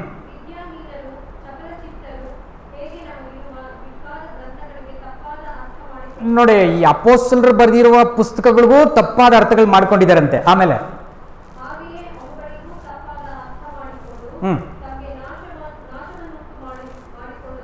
ತಮಗೆ ನಾಶನವನ್ನ ಉಂಟು ಮಾಡ್ಕೊಂಡ್ಬಿಡ್ತಾರೆ ಅಂತ ಹೇಳ್ತಾರೆ. ಏನಂತೆ? ಯೇಸು ಕ್ರಿಸ್ತರ ಹತ್ರ ಬರ್ತಾ ಇರೋದು ಏನಕ್ಕೆ? ರಕ್ಷಣೆಗೆ. ಇಲ್ಲಿ ಆಗ್ತಾ ಇರೋದೇನೋ? ಏನ್ರಿ ಆಶ್ಚರ್ಯ, ಇದು ಉಲ್ಟಾ ಇದೆಯಲ್ಲ ಇದು ಟೋಟಲಿ. ಬಟ್ ಏನಕ್ಕೆ ನಾಶನ ಆಗ್ತಾ ಇದಂತೆ? 2 ತಪ್ಪುಗಳು, ಅನ್ಸ್ಕಿಲ್ಡ್ ಅಂಡ್ ಅನ್ಲರ್ನ್ಡ್. ನಾವದನ್ನ ಕಲ್ತ್ಕೊಂಡಿಲ್ಲ, ಶಾಸ್ತ್ರಗಳನ್ನು ಏನ್ ಮಾಡಲಿಲ್ಲ, ನಾವು ಕಲ್ತ್ಕೊಂಡಿಲ್ಲ, ಓದ್ತಾ ಇಲ್ಲ, ವಿಮರ್ಶೆ ಮಾಡ್ತಾ ಇಲ್ಲ ನಾವು. ಅದಕ್ಕೆ ಈ ವಚನ ನಾನು ಫಸ್ಟ್ ಓದಿಸಿದ್ದು. ಏನು ವಚನ ಇದು? ಎಲ್ಲವನ್ನ ವಿಮರ್ಶಿಸ್ರಿ. ಸತ್ಯವೇದದಲ್ಲಿ ನಿಮಗೆ 2 ಭಾಗಗಳು, ಹಳೆ ಒಡಂಬಡಿಕೆ ಮತ್ತು ಹೊಸ ಒಡಂಬಡಿಕೆ ಎನ್ನುವಂಥದ್ದು. 2 ಸೇರಿ 1189 ಅಧ್ಯಾಯಗಳು. ಎಷ್ಟು ರೀ? 1189 ಅಧ್ಯಾಯಗಳು, 31,173 ವಚನಗಳು. ನೋಡಿ, ಅದರಲ್ಲಿ ಯೇಸು ಸ್ವಾಮಿಯವರು ಮಾತಾಡಿರೋ ಮಾತುಗಳು ಎಷ್ಟಿದೆ ಗೊತ್ತಾ?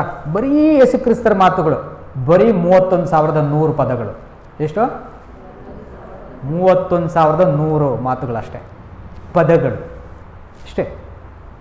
ಕೂತ್ಕೊಂಡು ಒಂದು ಸಾರಿ ಓದ್ಬಿಟ್ರೆ ಆಗ್ತದೆ. ಇದಕ್ಕೇನು ತುಂಬ ದೊಡ್ಡ ತ್ಯಾಗ ಮಾಡಬೇಕಿಲ್ಲ. ನಾವು ಜಾಗ್ರತೆಯಿಂದ ಕೂತ್ಕೊಂಡು ಒಂದು ಸಾರಿ ಯೇಸು ಕ್ರಿಸ್ತರ ಮಾತುಗಳನ್ನ ಓದ್ಬಿಟ್ರೆ ಆಗ್ಬಿಡ್ತದೆ. ಆದರೆ ಓದ್ತಾ ಇಲ್ಲ ಜನಗಳು, ಓದ್ತಾ ಇಲ್ಲ. ಹಂಗಿರೋದ್ರಿಂದ ಸ್ನೇಹಿತರೆ, ಇವತ್ತು ಅದನ್ನು ಓದುವಂಥ ಪ್ರೀತಿ ಬೆರೆಸೋದಕ್ಕೆ ನಾನು ಸ್ವಾಮಿಯವರ ಮಾತುಗಳನ್ನು ಈಗ ನಾನು ಕೆಲವು ನೆನಪಿಸೋಕೆ ಹೋಗ್ತೀನಿ. ಈ ಮುದ್ರೆಗಳನ್ನು ಬಿಚ್ಚಿ ಅವ್ರು ಹೇಳ್ತಾರೆ, ಬಟ್ ಈಗ ಕ್ರೈಸ್ತರು ಇಟ್ಕೊಂಡಿರುವ ನಂಬಿಕೆ ಈ ಶಾಸ್ತ್ರಗಳ ಆಧಾರವಾದ ನಂಬಿಕೆ ಅಲ್ಲ, ಮನುಷ್ಯರು ಮಾಡಿದ ಕಟ್ಟಳೆಗಳಿಗೆ ಅನುಸಾರವಾದ ನಂಬಿಕೆ ಅಂತ ಯೆಶಾಯ 29:13 ಕೊನೆಗೊಳ್ಳುತ್ತೆ. ನಾವು ಓದ್ಕೊಂಡು ಬಂದಿದ್ದೀವಿ ಆಲ್ರೆಡಿ. ಮುಕ್ತಾಯ ಏನಿರುತ್ತೆ ಅಂದರೆ, ಕೊನೆ 13ನೇ ಲೈನು, ಇವರು ಬಾಯಿಂದ ನನ್ನನ್ನು ಏನು ಮಾಡ್ತಾರಂತೆ?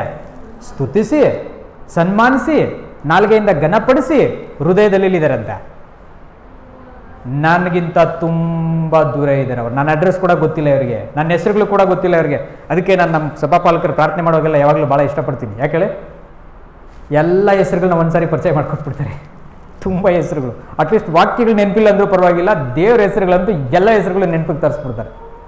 ಸೊ ಈ ನೆನಪುಗಳಿಗೆ ನಮ್ಗೆ ಏನೋ ಬಂದಿಲ್ಲ ಅಂತ ಅಂದ್ಬಿಟ್ರೆ, ಏನು ತಲೆಯಲ್ಲಿಲ್ಲ ಅಂತ ಅಂದ್ಬಿಟ್ರೆ, ಈ ಲೋಕದಲ್ಲಿರುವಂಥ ಯಾವುದೇ ಹೀನಾಯವಾದ ಒಂದು ಕೆಲಸ ಕೂಡ ಕೊಡಲ್ಲ, ಹೀನಾಯವಾದ ಒಂದು ಎಕ್ಸಾಮ್ ಕೂಡ ಪಾಸ್ ಆಗೋಕ್ಕಾಗಲ್ಲ. ಒಬ್ಬ ಹೀನಾಯವಾದ ವ್ಯಕ್ತಿ ಹತ್ರ ಕೂಡ ನಾವು ಸೈ ಅನ್ಸ್ಕೊಳಕ್ಕಾಗಲ್ಲ, ಎಸ್ ಅನ್ಸ್ಕೊಳಕ್ಕಾಗಲ್ಲ. ದೇವರು ಅಷ್ಟೇನ್ರಿ. ಕೆಲವರು ಎಕ್ಸಾಂಪಲ್ ಏನು ಕೊಡ್ತಾರೆ ಗೊತ್ತಾ, ಶಿಷ್ಯರು ಏನು ಕಲ್ತ್ಕೊಂಡ್ಬಿಟ್ಟಿದ್ರಾ ಅಂತಾರೆ. ಶಿಷ್ಯರು ಒಬ್ಬನ ಮೀನು ಹಿಡಿತಾ ಇದ್ದ, ಒಬ್ಬನ ಟ್ಯಾಕ್ಸ್ ಕಲೆಕ್ಟ್ ಮಾಡ್ತಿದ್ದ, ಇನ್ನು ಕೆಲವರು ಬೇರೆ ಬೇರೆ ಕೆಲಸ ಮಾಡ್ತಿದ್ದವರು, ಅವ್ರೇನು ಮಹಾ ಎಜುಕೇಟೆಡ್ ಆಗಿಬಿಟ್ಟಿದ್ರಾ ಅಂತಂತಾರೆ. ಇಂಥವ್ರಿಗೊಂದು ಪ್ರಶ್ನೆ ಕೇಳಬೇಕು ನೀವೆಲ್ಲರೂ ಸೇರಿ. ಏನು ಗೊತ್ತಾ, ಈ ಪ್ರಪಂಚದಲ್ಲಿ ಯಾವುದೇ ಒಂದು ಬೇಸಿಕ್ ಡಿಗ್ರಿ ಅಂತ ಕಲಿಯೋದಕ್ಕೆ ಎಷ್ಟು ವರ್ಷ ಓದ್ಬೇಕ್ರಿ? Degree 3 years. 3 years ಓದಿದ ತಕ್ಷಣ ನಿಮಗೆ ಡಿಗ್ರಿ ಸಿಕ್ಬಿಡ್ತದಾ? ನಿಮಗೆ ಡಿಗ್ರಿ ಕೈಗೆ ಬರೋ ಅಷ್ಟೊತ್ತಿಗೆ ಏನಾಗ್ಬಿಡ್ತದೆ? ಅಟ್ಲೀಸ್ಟ್ ಒಂದು 1/2 year ಹೊಟ್ಟೋಗ್ತದೆ. 3.5 years. ಈ 3.5 years ಎಕ್ಸಾಕ್ಟಾಗಿ ಒಂದು ಡಿಗ್ರಿ ಇರಬೇಕು ಅಂತೇಳಿ ಸೆಟ್ ಮಾಡಿದವ್ರು ಯಾರು? ಯಾವ ಯೂನಿವರ್ಸಿಟಿ ಪ್ರಪಂಚದಲ್ಲಿ ಮೊದಲು? ಎಲ್ಲ ನಮ್ಮ ರಕ್ಷಿತಾನೇ ಮಾತಾಡ್ತಾ ಇದೆ. ಅವರೊಬ್ಬರೇ ತಿಂಡಿ ಮಾಡ್ದಂಗಿದ್ದಾರೆ, ಬೇರೆ ಯಾರು ತಿಂಡಿ ಮಾಡಿಲ್ಲ ಅನ್ಸುತ್ತೆ. ಎನಿವೆ, ಸೊ ಪ್ರಪಂಚದಲ್ಲಿ ಪ್ರಪ್ರಥಮ ಬಾರಿಗೆ ಒಂದು ಪದವೀಧರ ಅಂತ ಹೇಳ್ಬೇಕಂದ್ರೆ, ಒಂದು ಡಿಗ್ರಿ ಹೋಲ್ಡರ್ ಅಂತ ಹೇಳ್ಬೇಕು ಅಂತಂದ್ರೆ, ಯೇಸು ಕ್ರಿಸ್ತರ ಫಸ್ಟ್ ಆ್ಯಂಡ್ ಫಾರ್ಮೋಸ್ಟು 3.5 years ಅವರ ಡಿಸೈಪಲ್ಸ್ನ ಕ್ವಾಲಿಫೈ ಮಾಡೋದು. ಅವರು ತನ್ನ ಹಿಂದೆ ಬನ್ರಿ ಅಂತ ಹೇಳಿದ ತಕ್ಷಣ, ನೀನೋಗೋ ಮೀನು ಹಿಡ್ಕೊಂಬ, ನೀನೋಗೋ ಕುರಿನ ಚೆನ್ನಾಗಿ ಫ್ರೈ ಮಾಡ್ಕೊಂಬಾರ, ನೀನೋಗ್ಬಿಟ್ಟು ಒಳ್ಳೆ ರೋಟಿ ಹಾಕೊಂಬಾರಪ್ಪ ಅಂತ ಹೇಳ್ಬಿಟ್ಟು ಹೇಳ್ಕೊಡ್ಲಿಲ್ಲ ಸ್ವಾಮಿ. ಎಲ್ಲ ಸೇರ್ಬಿಟ್ಟು ಇಲ್ಲಿ ತಿಂದ್ಬಿಟ್ಟು ಏನು ಮಾಡೋದ? ಅದನ್ನ ಸ್ವಾಮಿ ಹೇಳ್ಕೊಡ್ಲಿಲ್ಲ. ಹೆಜ್ಜೆ ಹೆಜ್ಜೆಯಲ್ಲೂ ಅವರಿಗೆ ಶಾಸ್ತ್ರಗಳನ್ನು ಬಿಚ್ಚುತ್ತಾ ಇದ್ರು. ಏನು ಮಾಡೋರು? ಹೆಜ್ಜೆ ಹೆಜ್ಜೆಯಲ್ಲೂ ಶಾಸ್ತ್ರಗಳನ್ನ ಬಿಚ್ತಾ ಇರೋ. ನಾವು ಓದೋಣ ಬೇಕಂದ್ರೆ ಮತ್ತಾಯ ಸುವಾರ್ತೆ 13ನೇ ಅಧ್ಯಾಯದಲ್ಲಿ 53-54 ವಚನಗಳನ್ನು ಫಸ್ಟ್ ಓದೋಣ್ರಿ.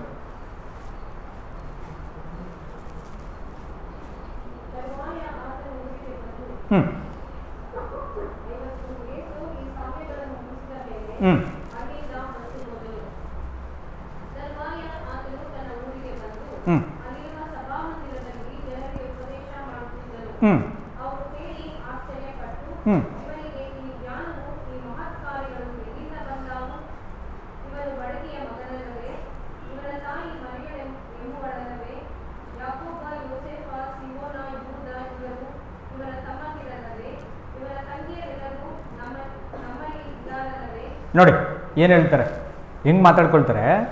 ಇದೇ ಥರ ಒಂದು ಸಭಾಮಂದಿರ ಇತ್ತು. ಸ್ವಾಮಿ ಒಳಗಡೆ ಬಂದರು, ಅವ್ರ ಕೈಗೆ ಒಂದು ಸ್ಕ್ರೋಲ್ನ ಕೊಟ್ಟರು. ಸ್ಕ್ರೋಲ್ನ ಹಿಂಗೆ ಓಪನ್ ಮಾಡಿಬಿಟ್ಟಿದ್ದೇನೆ, ಮಾತಾಡ್ತಾ ಹೋದ್ರು ಆ ಸ್ಕ್ರೋಲಲ್ಲಿರೋ ವಿಷಯಗಳನ್ನ. ಮಾತಾಡ್ತಾ ಇದ್ದರೆ ಕೇಳೋ ಜನಗಳಿಗೆ ಹೆಂಗಿತ್ತು ಅಂದರೆ, ಇದು ಅಯ್ಯೋ ಇಷ್ಟು ದಿನ ನಮ್ಮ ಬೋಧಕರು ಬೇರೆ ಥರ ಮಾತಾಡ್ತಿದ್ರು, ಆದರೆ ಇವತ್ತು ನಮಗೆಲ್ಲ ಅರ್ಥ ಆಗೋ ಥರ ಇದೆಯಲ್ಲ, ಇದು ಏನಿರ್ಬೋದು ಈ ಮಾತುಗಳಲ್ಲಿ ಆಶ್ಚರ್ಯ ಅಂತೇಳಿ ತುಂಬ ಆಶ್ಚರ್ಯ ಆಗ್ಬಿಟ್ರು ಜನಗಳೆಲ್ಲರೂ. ಎಲ್ಲ ಜನಗಳು ಸ್ವಾಮಿ ಹತ್ರಕ್ಕೆ ಬಂದ್ಬಿಟ್ಟು, ಅಯ್ಯೋ ಸ್ವಾಮಿ ಏನು ಅಷ್ಟು ಚೆನ್ನಾಗಿತ್ತು ನಿಮ್ಮ ಮಾತುಗಳು, ತುಂಬ ಅರ್ಥ ಆಯಿತು ಸ್ವಾಮಿ, ಜೀವನದಲ್ಲಿ ಯಾವತ್ತೂ ಅರ್ಥ ಆಗಿರಲಿಲ್ಲ ಈ ವಿಷಯ, ಇವತ್ತು ನನಗೆ ಧನ್ಯನಾಗ್ಬಿಟ್ಟೆ ಅಂತ ಮಾತಾಡ್ತಾ ಇದ್ರೆ, ಆ ಸಭಾಮಂದಿರದ ಲೀಡರ್ಸ್ಗಳಿದ್ರು ನೋಡಿ, ಅವರು ಇವನು ಯಾವನಪ್ಪ, ಇವನು ಯಾವ ಕಾಲೇಜ್ನಲ್ಲಿ ಓದ್ದ, ಇವನು ಕಾಲೇಜ್ ಯಾವುದಿದು, ಯಾವ್ದು ಮಾಡ್ಕೊಂಬಂದಿದ್ದಾನೆ, CTH BTH MDವ, ಏನು ಮಾಡಿದ್ದಾನೆ ಇವನು ಏನೂ ಗೊತ್ತಿಲ್ಲ, ಇವನು ಬಂದು ಈ ಥರ ಮಾತಾಡ್ತಾ ಇದ್ದಾನೆ. ಜನಗಳೆಲ್ಲ ಹಿಂದೆ ಹೋಗ್ಬಿಡ್ತಾ ಇದ್ರು, ಏನೋ ಒಂದು ಮಾಡಬೇಕು, ಏನೋ ನಾವು ಮಾಡಿಲ್ಲ ಅಂದ್ಬಿಟ್ರೆ ಇಸ್ರೇಲ್ ಎಲ್ಲ ಇವನು ಹಿಂದೆ ಹೋಗ್ಬಿಡ್ತಾರಪ್ಪ. ನೋಡಿ ಯಾರಿಗ ಆಶ್ಚರ್ಯ? ಆ ಫರಿಸಾಯರಲ್ಲಿರುವಂತಹ ಶಾಸ್ತ್ರಿಗಳಲ್ಲಿರುವಂತಹ ಪಂಡಿತರುಗಳಿಗೆ ಆಶ್ಚರ್ಯ ಸ್ವಾಮಿ ಮಾತಾಡ್ತಿರೋದು. ಹಂಗಾರೆ ಅಷ್ಟು ದೊಡ್ಡ ಪಾಠ ಏನು ಮಾಡಿದ್ರಂತೆ ಸ್ವಾಮಿ? ಏನಿಲ್ಲ, ಅಲ್ಲಿ ಓದಿದ್ದು ನೀವೇನೋ ಸಾಮ್ಯಗಳನ್ನು ಹೇಳಿದ್ರಂತೆ. ಏನು ಹೇಳಿದ್ರಂತೆ? ಅಷ್ಟೇ ನೋಡ್ರಿ. ಅವರಿಗೆ ಬಂದು ಓಪನ್ ಮಾಡ್ರಿ ಗ್ರಾಮರು ಅಂತಂದರೆ ನಾವು ಅಷ್ಟೇ ನಿದ್ದೆ ಹೊಡೆದ್ಬಿಡ್ತೀವಿ. ಲಿಟ್ರೇಚರ್ ಓಪನ್ ಮಾಡಿದ್ರಿ ಅಂದರೆ ಅಷ್ಟೇ ಕಥೆಯಿಂದ ನಾವು ಬರೋದೇ ಇಲ್ಲ. ಯಾರಿಗೆ ಗೊತ್ತು ನಮ್ಮ ಲಿಟ್ರೇಚರ್ ನಮಗೆ ಗೊತ್ತಿಲ್ಲ ಸರಿಯಾಗಿ. ನಾವೆಲ್ಲ ಭಾಷೆಗಳನ್ನ ಸೇರಿ ಒಂದು ಭಾಷೆ ಮಾಡ್ಕೊಂಡ್ಬಿಡ್ತೀವಿ, ಕೊಲೋಕಿಯಲ್ ಅಂತ. ಎಲ್ಲ ಮನುಷ್ಯರಿಗೆ ಒಂದು ಕೊಲೋಕಿಯಲ್ ಲ್ಯಾಂಗ್ವೇಜ್ ಇರ್ತದೆ. ಒಂದು ಸಣ್ಣ ಉದಾಹರಣೆ ಹೇಳ್ಬೇಕಂದ್ರೆ, ರೀಲ್ ಬಿಡಬೇಡ ಸುಮ್ಮನೆ ಇರ್ರಿ ಅಂತೀವಿ, ಕರೆಕ್ಟ್ರಾ? ಯಾವ ಭಾಷೆದಿದ್ದು ರೀಲ್ ಬಿಡಬೇಡ ಅನ್ನೋದ ಅಲ್ವಾ? ರೀಲ್ ಬಿಡಬೇಡ ಅಂತೀವೋ ಅಲ್ವಾ? ನಾವು ತುಂಬ ಹೇಳ್ತೀವಿ, ಕುಯ್ತಾ ಇದ್ದಾನಪ್ಪ ಅಂತ ಅಂದ್ಬಿಡ್ತೀವಿ. ಯಾವ ಲ್ಯಾಂಗ್ವೇಜ್ ಇದು ಪದ? ನಾವು ಈ ಥರ ಪದಗಳು ಪುಸ್ತಕಗಳಲ್ಲಿ ಹಿಂದೆ ಇರೋಂಥ ಕೊಲೋಕಿಯಲ್ಲಿ ನಾವು ಮಾಡ್ಕೊಂಡ್ಬಿಡ್ತೀವಿ. ಅದಕ್ಕೆ ನಮ್ಮ ಭಾಷೆನೇ ನಮ್ಗೆ ಗೊತ್ತಿಲ್ಲ, ಯೇಸು ಕ್ರಿಸ್ತರು ಇನ್ನೂ ಕಷ್ಟವಾಗಿರೋ ಭಾಷೆ ಹೇಳ್ಕೊಟ್ಬಿಟ್ರೆ ಕಷ್ಟ ಆಗ್ತದೆ, ಇವ್ರಿಗೆ ಅರ್ಥ ಆಗಲ್ಲ ಅಂತೇಳಿ ಏನು ಮಾಡಿದ್ರು, ಸ್ವಾಮಿ ಹತ್ರಕ್ಕೆ ಬಂದು ಕೂತ್ಕೊಂಡು ನಿಧಾನವಾಗಿ ಸಾಮ್ಯಗಳನ್ನು ಹೇಳೋಕ್ಕೆ ಶುರು ಮಾಡೋದು. ಸಾಮ್ಯ ಅಂದರೆ ಏನು? ಅವ್ರ ಭಾಷೆಯಲ್ಲಿ ಪ್ಯಾರಾಬೋಲಾ ಅಂತ ಹೇಳ್ತಾರೆ. ಉಪಮಾನ ಅಂದರೆ ಏನೋ ಒಂದು ವಿಷಯವನ್ನು ತೂಗೋದಕ್ಕೆ ಈ ಕಡೆ ತಕ್ಕಡಿಯಲ್ಲಿ ಇನ್ನೊಂದು ಇಡ್ತೀವಿ ನೋಡಿ, ಅದನ್ನೇ ಉಪಮಾನ ಅಥವಾ ಉಪದಂಡ ಅಂತ ಹೇಳ್ತೀವಿ. ಸೊ ಒಂದು ವಿಷಯವನ್ನು ಹೇಳೋದಕ್ಕೆ, ಕಷ್ಟಕರವಾಗಿರೋ ಒಂದು ವಿಷಯವನ್ನು ಹೇಳೋದಕ್ಕೆ ಅದಕ್ಕೆ ಸುಲಭವಾಗಿ ಹೊಂದಿಕೊಳ್ಳುವಂಥ ಒಂದು ಸರಳವಾದ ಉದಾಹರಣೆಯನ್ನು ಹೇಳೋಣ. ಬಟ್ ಎರಡೂ ಸತ್ಯ ಇರಬೇಕು, ಫ್ಯಾಕ್ಟ್ ಆಗಿರಬೇಕು, ಅದು ರೀಸನೇಬಲ್ ಆಗಿರಬೇಕು, ಜಸ್ಟಿಫೈಯಬಲ್ ಫಾರ್ಮುಲಾ ಇರಬೇಕು ಅದರೊಳಗಡೆ ರೀಸನಿಂಗ್ ಮಾಡಿದ್ರೆ, ಕ್ವಶನ್ ಮಾಡಿದ್ರೆ. ಸೊ ಅಂಥದ್ದನ್ನು ಸ್ವಾಮಿಯವರು ನಿಧಾನವಾಗಿ ಮಾತಾಡ್ಕೊಂಬಂದರು ಈ ಅಧ್ಯಾಯದಲ್ಲಿ. ಇವಾಗ ಇಲ್ಲಿ ಮಾತಾಡಿದ ತಕ್ಷಣ ಎಲ್ಲರಿಗೂ ಆಶ್ಚರ್ಯಪಟ್ಬಿಟ್ರಂತೆ. ಏನಿರ್ಬೋದು ಅಂಥ ಸಾಮ್ಯಗಳು? 52ನೇ ವಚನ ಓದೋಣ ನನಗೆ. 52nd verse, Matthew 13th chapter 51 and 52 ಎರಡು ಓದು. ಹ್ಮ್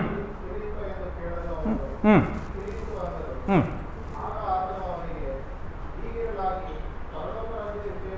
ಹ್ಮ್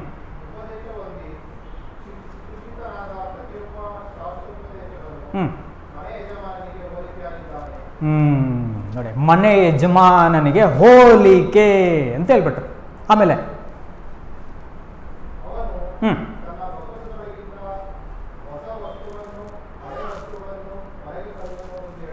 ನೋಡಿ, ಅವನು ತನ್ನ ಬೊಕ್ಕಸ, ಟ್ರೆಷರ್ ಆಫ್ ಹಿಸ್ ಹಾರ್ಟ್, ಅದ್ರೊಳಗಿಂದ ತಾನೇನ್ ಮಾಡ್ತಾನಂತೆ, ಹಳೇ ವಸ್ತುಗಳನ್ನು ತೆಗಿತಾನೆ, ಹೊಸ ವಸ್ತುಗಳನ್ನು ತೆಗಿತಾ ಇರ್ತಾನೆ. ಒಬ್ಬ ಯಜಮಾನನಿಗೆ ಸಮಾನ ಅಂತ ಹೇಳ್ಬಿಟ್ಟು. ಯಾರಂತೆ? ಎಲ್ರು ಕೇಳಿಸ್ಕೊಂತ ಇದ್ರ ಅಂತ ನಂಬ್ತೀನಿ ಅಲ್ವರ. ಶಾಸ್ತ್ರೋಪದೇಶಕನು. ಇವನು ಶಾಸ್ತ್ರೋಪದೇಶಕನಾಗಕ್ಕೆ ಮುಂಚೆ ಇವನೊಬ್ಬ ಶಿಷ್ಯನು. ಏನಿವನು? ಶಿಷ್ಯನು. ಕೆಲವು ಆಂಗ್ಲ ಭಾಷಾಂತರಗಳಲ್ಲಿ ನೀವು ಓದಿದ್ರೆ train for the Kingdom, instructed for the Kingdom ಅಂತ ಇರ್ತದೆ. ಸೊ ದೇವರ ರಾಜ್ಯದ ವಿಷಯವಾಗಿ ಕಲಿತುಕೊಂಡಂತಹ ಪ್ರತಿಯೊಬ್ಬ ವ್ಯಕ್ತಿ, ಅದು ಯಾರು ಇರ್ಬೋದು, ದೇವರ ರಾಜ್ಯದ ಕುರಿತು ಯೇಸು ಕ್ರಿಸ್ತರು ಹೇಳ್ಕೊಟ್ಟಂಥ ಸಾಮ್ಯಗಳು ಅಂದರೆ ಸಣ್ಣ ಸಣ್ಣ ಕತೆಗಳು, ಯಾರಿಗೆ ಅರ್ಥ ಆಗ್ಬಿಡ್ತು ಆ ಕತೆ ಕೇಳಿಸ್ಕೊಂಡವರೆಲ್ಲ ಈಗೇನಂತೆ ಒಂದು ಮನೆ ಯಜಮಾನರಂತೆ. ಆ ಯಜಮಾನ್ ಇವಾಗ ಏನು ಮಾಡ್ತಾನೆ ಅಂತಂದರೆ, ಸ್ವಾಮಿ ಒಂದೇ ಒಂದು ಲೈನ್ ಹೇಳ್ತಾರೆ, ಏನು, ಅವನು ತನ್ನ ಬೊಕ್ಕಸದೊಳಗೆ ಏನೇನು ಮಾಡ್ತಾನೆ, ಹಳೆಯದು ತೆಗಿತಾನೆ, ಹೊಸದು ತೆಗಿತಾನೆ ಅಂತ ಹೇಳ್ಬಿಟ್ಟು. ಏನಿರ್ಬೋದು ಇದ್ರ ಅರ್ಥ? ಏನ್ರಿ ಇದ್ರ ಅರ್ಥ?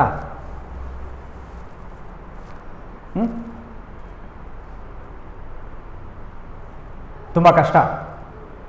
ಆಕ್ಚುಲಿ ಈ ಅಧ್ಯಾಯದಲ್ಲಿ ಅವರು ಮೊದಲು ಪ್ರಶ್ನೆ ಮಾಡಿ ಉತ್ತರ ಹೇಳಿದ್ದು, ಈ ಸಾಮ್ಯಗಳ ಅರ್ಥವು ನಿಮಗೆ ತಿಳಿಯಿತೋ ಅಂತ ಕೇಳಿದ್ರು. ಕರೆಕ್ಟ್ರಾ? ಏನಂದ್ರು? ಈ ಎಲ್ಲ ಸಾಮ್ಯಗಳು ಅಂದರೆ ಮೇಲೆ ಹೇಳಿರುವಂಥ 7 ಸಾಮ್ಯಗಳಿರ್ತವೆ, ಆ 7 ಸಾಮ್ಯಗಳ ಅರ್ಥ ನಿಮ್ಗೆ ಗೊತ್ತಾಯ್ತೇನ್ರಪ್ಪ ಅಂದರು. ಅವ್ರೇನಂದ್ಬಿಟ್ರು, ಇಲ್ಲ ಸ್ವಾಮಿ ಇನ್ನೊಂದ್ಸರಿ ಗಟ್ಟಿಯಾಗಿ ಹೇಳಿ ಅಂದ್ರ. ಏನಂದ್ರು? ತಿಳಿತು ಅಂತ ಅಂದ್ಬಿಟ್ರು. ಹಪ್ಪಿ ತಪ್ಪಿ ಜೀಸಸ್ ಇವಾಗ ಕ್ವಶನ್ ಮಾಡಿದಿದ್ರೆ ಏನು ಗತಿ? ಒಂದು ಉತ್ತರ ಹೇಳ್ತಾ ಇರಲಿಲ್ಲ ಅವರು. ತಿಳಿದಿಲ್ಲ ಸ್ವಾಮಿ, ಬೈ ಮಿಸ್ಟೇಕ್ ಅಂದ್ಬಿಟ್ಟಿರೋರು ಅಲ್ಲೂರಾ. ನಿಮ್ಗೆ ಗೊತ್ತು ತಾನೆ ಅಂತ ಅಂದ್ಬಿಟ್ರೆ ಗೊತ್ತು ಬಿಡ್ರಿ ಅಂತಂತೀವಿ. ಯಾಕೆ ಹೇಳಿ? ಸುಮ್ಮನೆ ಮುಂದಕ್ಕೆ ಹೋಗ್ಲಿ, ಯಪ್ಪ ಸುಮ್ಮನೆ ಟೈಮ್ ವೇಸ್ಟ್ ಮಾಡ್ತಾನೆ ಅಂತ. ಆದರೆ ಗೊತ್ತಾಯ್ತಾ, ಸರಿ ಗೊತ್ತಿರೋದನ್ನ ಹೇಳು ಅಂತಂದ್ರೆ, ಇಲ್ಲೆಲ್ಲ ನಾನಲ್ಲ ಪಕ್ಕದಲ್ಲಿ ಇರೋದನ್ನ ಹೇಳ್ದ ಅಂತ ಹೇಳ್ಬಿಡ್ತೀವಿ ನಾವು. ತುಂಬ ಬುದ್ಧಿವಂತರು. ಬಟ್ ಜೀಸಸ್ ಆ ಥರ ಮಾಡಲಿಲ್ಲ. ಯಾಕಂದರೆ ಜೀಸಸ್ ಗೊತ್ತು, ಇವ್ರಿಗೆ ಅರ್ಥ ಆಗಲಿಲ್ಲ. ಏನಾಗಲಿಲ್ಲ? ಹೆಂಗೆ ಹೇಳೋಕ್ಕಾಗುತ್ತೆ? ಇವತ್ತು ನಾನು ಡಿಸೈಪಲ್ಸ್ ಮೇಲೆ ಕಂಪ್ಲೇಂಟ್ ಹೇಳ್ತಾ ಇದ್ದೀನಿ, ಅರ್ಥ ಆಗಿಲ್ಲ ಅಂತ. John 2nd chapter 21st verse ನೀವು ಓದಿದ್ರೆ ಅಲ್ಲಿ ನೋಡ್ತೀರಾ. ಯೋಹಾನ ಸುವಾರ್ತೆ 2:21-22 ಯೇಸು ಕ್ರಿಸ್ತರು ಸತ್ತು ಪುನರುತ್ಥಾನರಾದ ಮೇಲೆ ನಂಬಿಕೆ ಬಂತಂತೆ ಅವ್ರಿಗೆ. ಅಲ್ಲಿವರೆಗೂ ಈ ಶಿಷ್ಯರಿಗೆ ನಂಬಿಕೆ ಬಂದಿಲ್ಲ. 3.5 years ಓದ್ತಾ ಇದ್ರು ಕಾಲೇಜಲ್ಲಿ ಜೀಸಸ್ ಹತ್ರ. In the school of Christ they were trained excellently under the divine master Jesus. But still they were unable to grasp and believe it. ನಂಬಕ್ಕಾಗಲಿಲ್ಲ ಅವರಿಗೆ, ಗ್ರಹಿಸಕ್ಕಾಗಲಿಲ್ಲ ಅವರಿಗೆ. ರಿಸರೆಕ್ಷನ್ ಆಗೋ ತನಕ ಅರ್ಥ ಆಗಲಿಲ್ಲ ಅವ್ರಿಗೆ. ಯೇಸು ಸತ್ತು ಪುನರುತ್ಥಾನ ಆದ್ಮೇಲೆ ನಂಬಿದ್ರಂತೆ. ನಾವು ಅಷ್ಟೇನ್ರಿ, ಕೇಳಿಸ್ಕೊಂಡಿರ್ತೀವಿ, ಅರ್ಥ ಆಯ್ತಾರ ಅಂತಂದ್ರೆ ಆಯ್ತು ಸರ್ ಮುಂದಕ್ಕೆ ಹೋಗಿ ಅಂತಂತೀರ. ಬಟ್ ಪ್ರಶ್ನೆ ಮಾಡಿದ್ರೆ ಗೊತ್ತಿರಲ್ಲ. ಹಂಗಲ್ರಿ, ದಯವಿಟ್ಟು ಅರ್ಥ ಮಾಡ್ಕೊಳ್ಳೋ ರೀತಿಯಲ್ಲಿ ಕೇಳಿಸ್ಕೊಡ್ರಿ. ಹಾಗಾದ್ರೆ ಈ ಸಾಮ್ಯಗಳನ್ನು ಅರ್ಥ ಮಾಡ್ಕೊಳ್ಳದೆ ಇರುವವನು ಯೇಸು ಕ್ರಿಸ್ತರ ಯಾವುದೇ ಸಾಮ್ಯಗಳನ್ನು ಅರ್ಥ ಮಾಡ್ಕೊಂಡಿಲ್ಲ ಅಂತ ಅರ್ಥ. ನಾವು ಫಸ್ಟ್ ಸಾಮ್ಯ ಮತ್ತಾಯ 13ನೇ ಅಧ್ಯಾಯದಲ್ಲಿ 7 ಸಾಮ್ಯಗಳನ್ನು ಸುಮ್ಮನೆ ನಿಮ್ಮ ಬಾಯಿ ನಂಗೆ ಕೇಳಿಸ್ಕೊಂತೀನಿ. ಏನೇನು ಸಾಮ್ಯಗಳಿರ್ಬೋದು ಈ ಅಧ್ಯಾಯದಲ್ಲಿ? ಬಿತ್ತುವವನ ಸಾಮ್ಯ, ಹಣಜಿಗಳ ಸಾಮ್ಯ, ಒಂದು ಬಲೆಗೆ, ಮೀನಿನ ಬಲೆಗೆ ಹೋಲಿಸಿದ್ರು, ಮುತ್ತಿಗೆ ಹೋಲಿಸಿದ್ರು, ಸಾಸಿವೆ ಕಾಳು ಹೋಲಿಸಿದ್ರು, ಹುಳಿ ಹಿಟ್ಟು ಹೋಲಿಸಿದ್ರು, ಇನ್ನೊಂದೇ ಒಂದು ಬಿಟ್ಟಿದ್ರೆ ಅದಾಯ್ತು, ಬಲೆ ಹೇಳ್ಬಿಟ್ರು.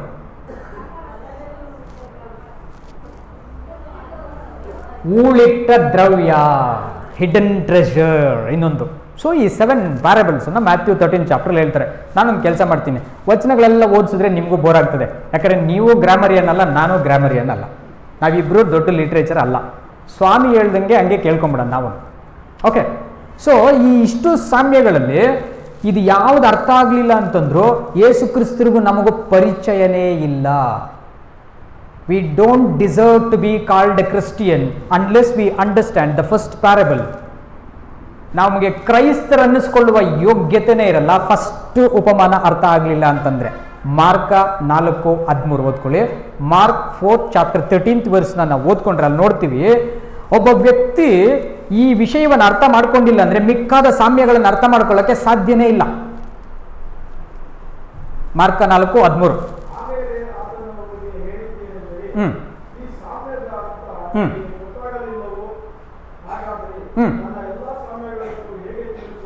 ನೋಡಿ, ಸ್ವಾಮಿಗೆ ಆಶ್ಚರ್ಯ ಆಗೋಯ್ತು. ಏನರಪ್ಪ ಇಷ್ಟು ನಿಧಾನವಾಗಿ ನಿಮ್ಗೆ ಅರ್ಥ ಆಗೋ ಥರ ಸಣ್ಣ ಸಣ್ಣ ಕತೆ ಹೇಳ್ದೆ ಕಣ್ರಪ್ಪ, ನಾನು ದೊಡ್ಡ ಪಾಠ ಮಾಡಿಲ್ಲ, ನಾನು ಸಣ್ಣ ಸಣ್ಣ ಕತೆಗಳು, ಒಂದು 7 ಸಣ್ಣ ಕತೆಗಳು ಹೇಳಿದೆ ನಾನು, ಇದಿಷ್ಟು ಅರ್ಥ ಆಗಲಿಲ್ಲ ಅಂತ ಅಂದ್ಬಿಟ್ರೆ ಅದರಲ್ಲಿ ಒಂದನ್ನು ಅರ್ಥ ಆಯ್ತೇನ್ರಯ್ಯ ಅಂದರು. ಆವಾಗ ಶಿಷ್ಯರು ಬಂದರು, ಸ್ವಾಮಿ ಅದೇನೋ ಒಂದು ಕತೆ ಹೇಳಿದ್ರಲ್ಲ ಅವಾಗಲೇ, ಅದು ಹೇಳಿ ಇನ್ನೊಂದು ಸಾರಿ, ಏನು ಗೊತ್ತಾಗಲಿಲ್ಲ ಅದು ಅಂತ. ಹೆಂಗೆ ಆಗ್ಬೇಕೀಗ ಸ್ವಾಮಿ, ಏನೋ ಒಂದು ಅರ್ಥ ಆಗಲಿಲ್ವಾ ನಿನಗೆ ಅಂದ್ಬಿಟ್ಟು. ಒಂದು ಅರ್ಥ ಆಗಲಿಲ್ಲನೋ, ಹಂಗಾದ್ರೆ ನಾನು ಎಲ್ಲ ಸಾಮ್ಯಗಳು ಎಷ್ಟಿದ್ದಾವೆ ನಂದು ಸಾಮ್ಯಗಳು ಎಷ್ಟು? 39. ಪಟಪಟ ಅಂತ ಹೇಳ್ತಾರೆ. ಹೆಂಗೆ ಹೇಳ್ತಾರೆ ಪಟಪಟ ಅಂತ? ಕೇಳಿದ್ಮೇಲೆ ಹೇಳ್ತಾರೆ. But I appreciate still. ಕೇಳಿಸ್ಕೊಂಡಿದ್ದಾದ್ರೆ ನಮ್ಮ ತಲೆಯಲ್ಲಿರಬೇಕು. ದಯವಿಟ್ಟು ತಿಳ್ಕೊಳ್ಳಿ ದೇವ ಜನರುಗಳೇ, ನಮ್ಮ ರಕ್ಷಕರಾದ ಯೇಸು ಕ್ರಿಸ್ತರುಗಳು 39 ಶಾಸ್ತ್ರ ಗ್ರಂಥಗಳು, ಆದಿಕಾಂಡದಿಂದ ಮಲಾಕಿವರೆಗೆ ಇರುವಂತಹ 39 ಸ್ಕ್ರಿಪ್ಚರಲ್ ಬುಕ್ಸ್ನ, ಅದರೊಳಗಿರುವಂತಹ ಡಾಕ್ಟ್ರಿನ್ಸ್, ಮೂಲ ಸಾರಾಂಶಗಳನ್ನು ಸಣ್ಣ 39ರಿಂದ 40 ಸಾಮ್ಯಗಳಲ್ಲಿ ಮುಚ್ಚಿಟ್ಟಿದ್ದಾರೆ. ನೋಡಿ, ಒಂದು ಇಡೀ ಮೋಶೆ ಪುಸ್ತಕ ಅರ್ಥ ಮಾಡ್ಕೊಳ್ಳೋದು ಬೇಡ ಬೇಕಂದ್ರೆ, ಬಟ್ ಆ ಮೋಶೆ ಪುಸ್ತಕವನ್ನು ಒಂದು ಸಣ್ಣ ಸಾಮ್ಯದಲ್ಲಿ ಸ್ವಾಮಿ ಮಾತಾಡಿರ್ತಾರೆ, ಈಸಿಲಿ ಅರ್ಥ ಮಾಡ್ಕೊಳ್ಬೋದು. ಟ್ರೈ ಮಾಡಿದ್ರೆ, ಸ್ವಾಮಿ ಹತ್ರ ಬಂದು ಕೇಳಿದ್ರೆ, ಗುರುವೇ ಈ ಸಾಮ್ಯದ ಅರ್ಥ ಏನು ಗುರುವೇ ಅಂತ ಕೇಳ್ತಾರೆ. ಅದು ನಿಜವಾದ ಶಿಷ್ಯನ ಲಕ್ಷಣ, ಒಬ್ಬ ವಿದ್ಯಾರ್ಥಿಯ ಲಕ್ಷಣ, ಒಬ್ಬ ಹಿಂಬಾಲಕನ ಲಕ್ಷಣ. ಗುರುವೇ ಅದೇನು ಹೇಳಿದ್ರಲ್ಲ ಗುರುವೇ, ಇನ್ನೊಂದ್ಸರಿ ಹೇಳಿ. ಬೈದರೂ ಪರವಾಗಿಲ್ಲ, ಈಗ ಗುರುಗಳು ಬೈತಾರೆ, ಏನು ಇದೊಂದು ಅರ್ಥ ಆಗಿಲ್ವೇನ್ರೋ, ಇದೊಂದು ಅರ್ಥ ಆಗಿಲ್ಲ ಅಂದರೆ ನನ್ನ ಮಾತುಗಳೆಲ್ಲ ನೀರಿನಲ್ಲಿ ಹೋಮ ಮಾಡ್ದಂಗೆ ಆಯ್ತಲ್ರೋ, ನಾನು ಇಷ್ಟು ಬೆಳಗ್ಗೆಯಿಂದ ಬಾಯ್ ಬಿಟ್ಕೊಂಡೆ ನಿಮಗೆ ಅಂತ ಬೈದರೂ ಪರವಾಗಿಲ್ಲ ಗುರುಗಳು. ಇನ್ನೊಂದ್ಸರಿ ಕೇಳೋಣ.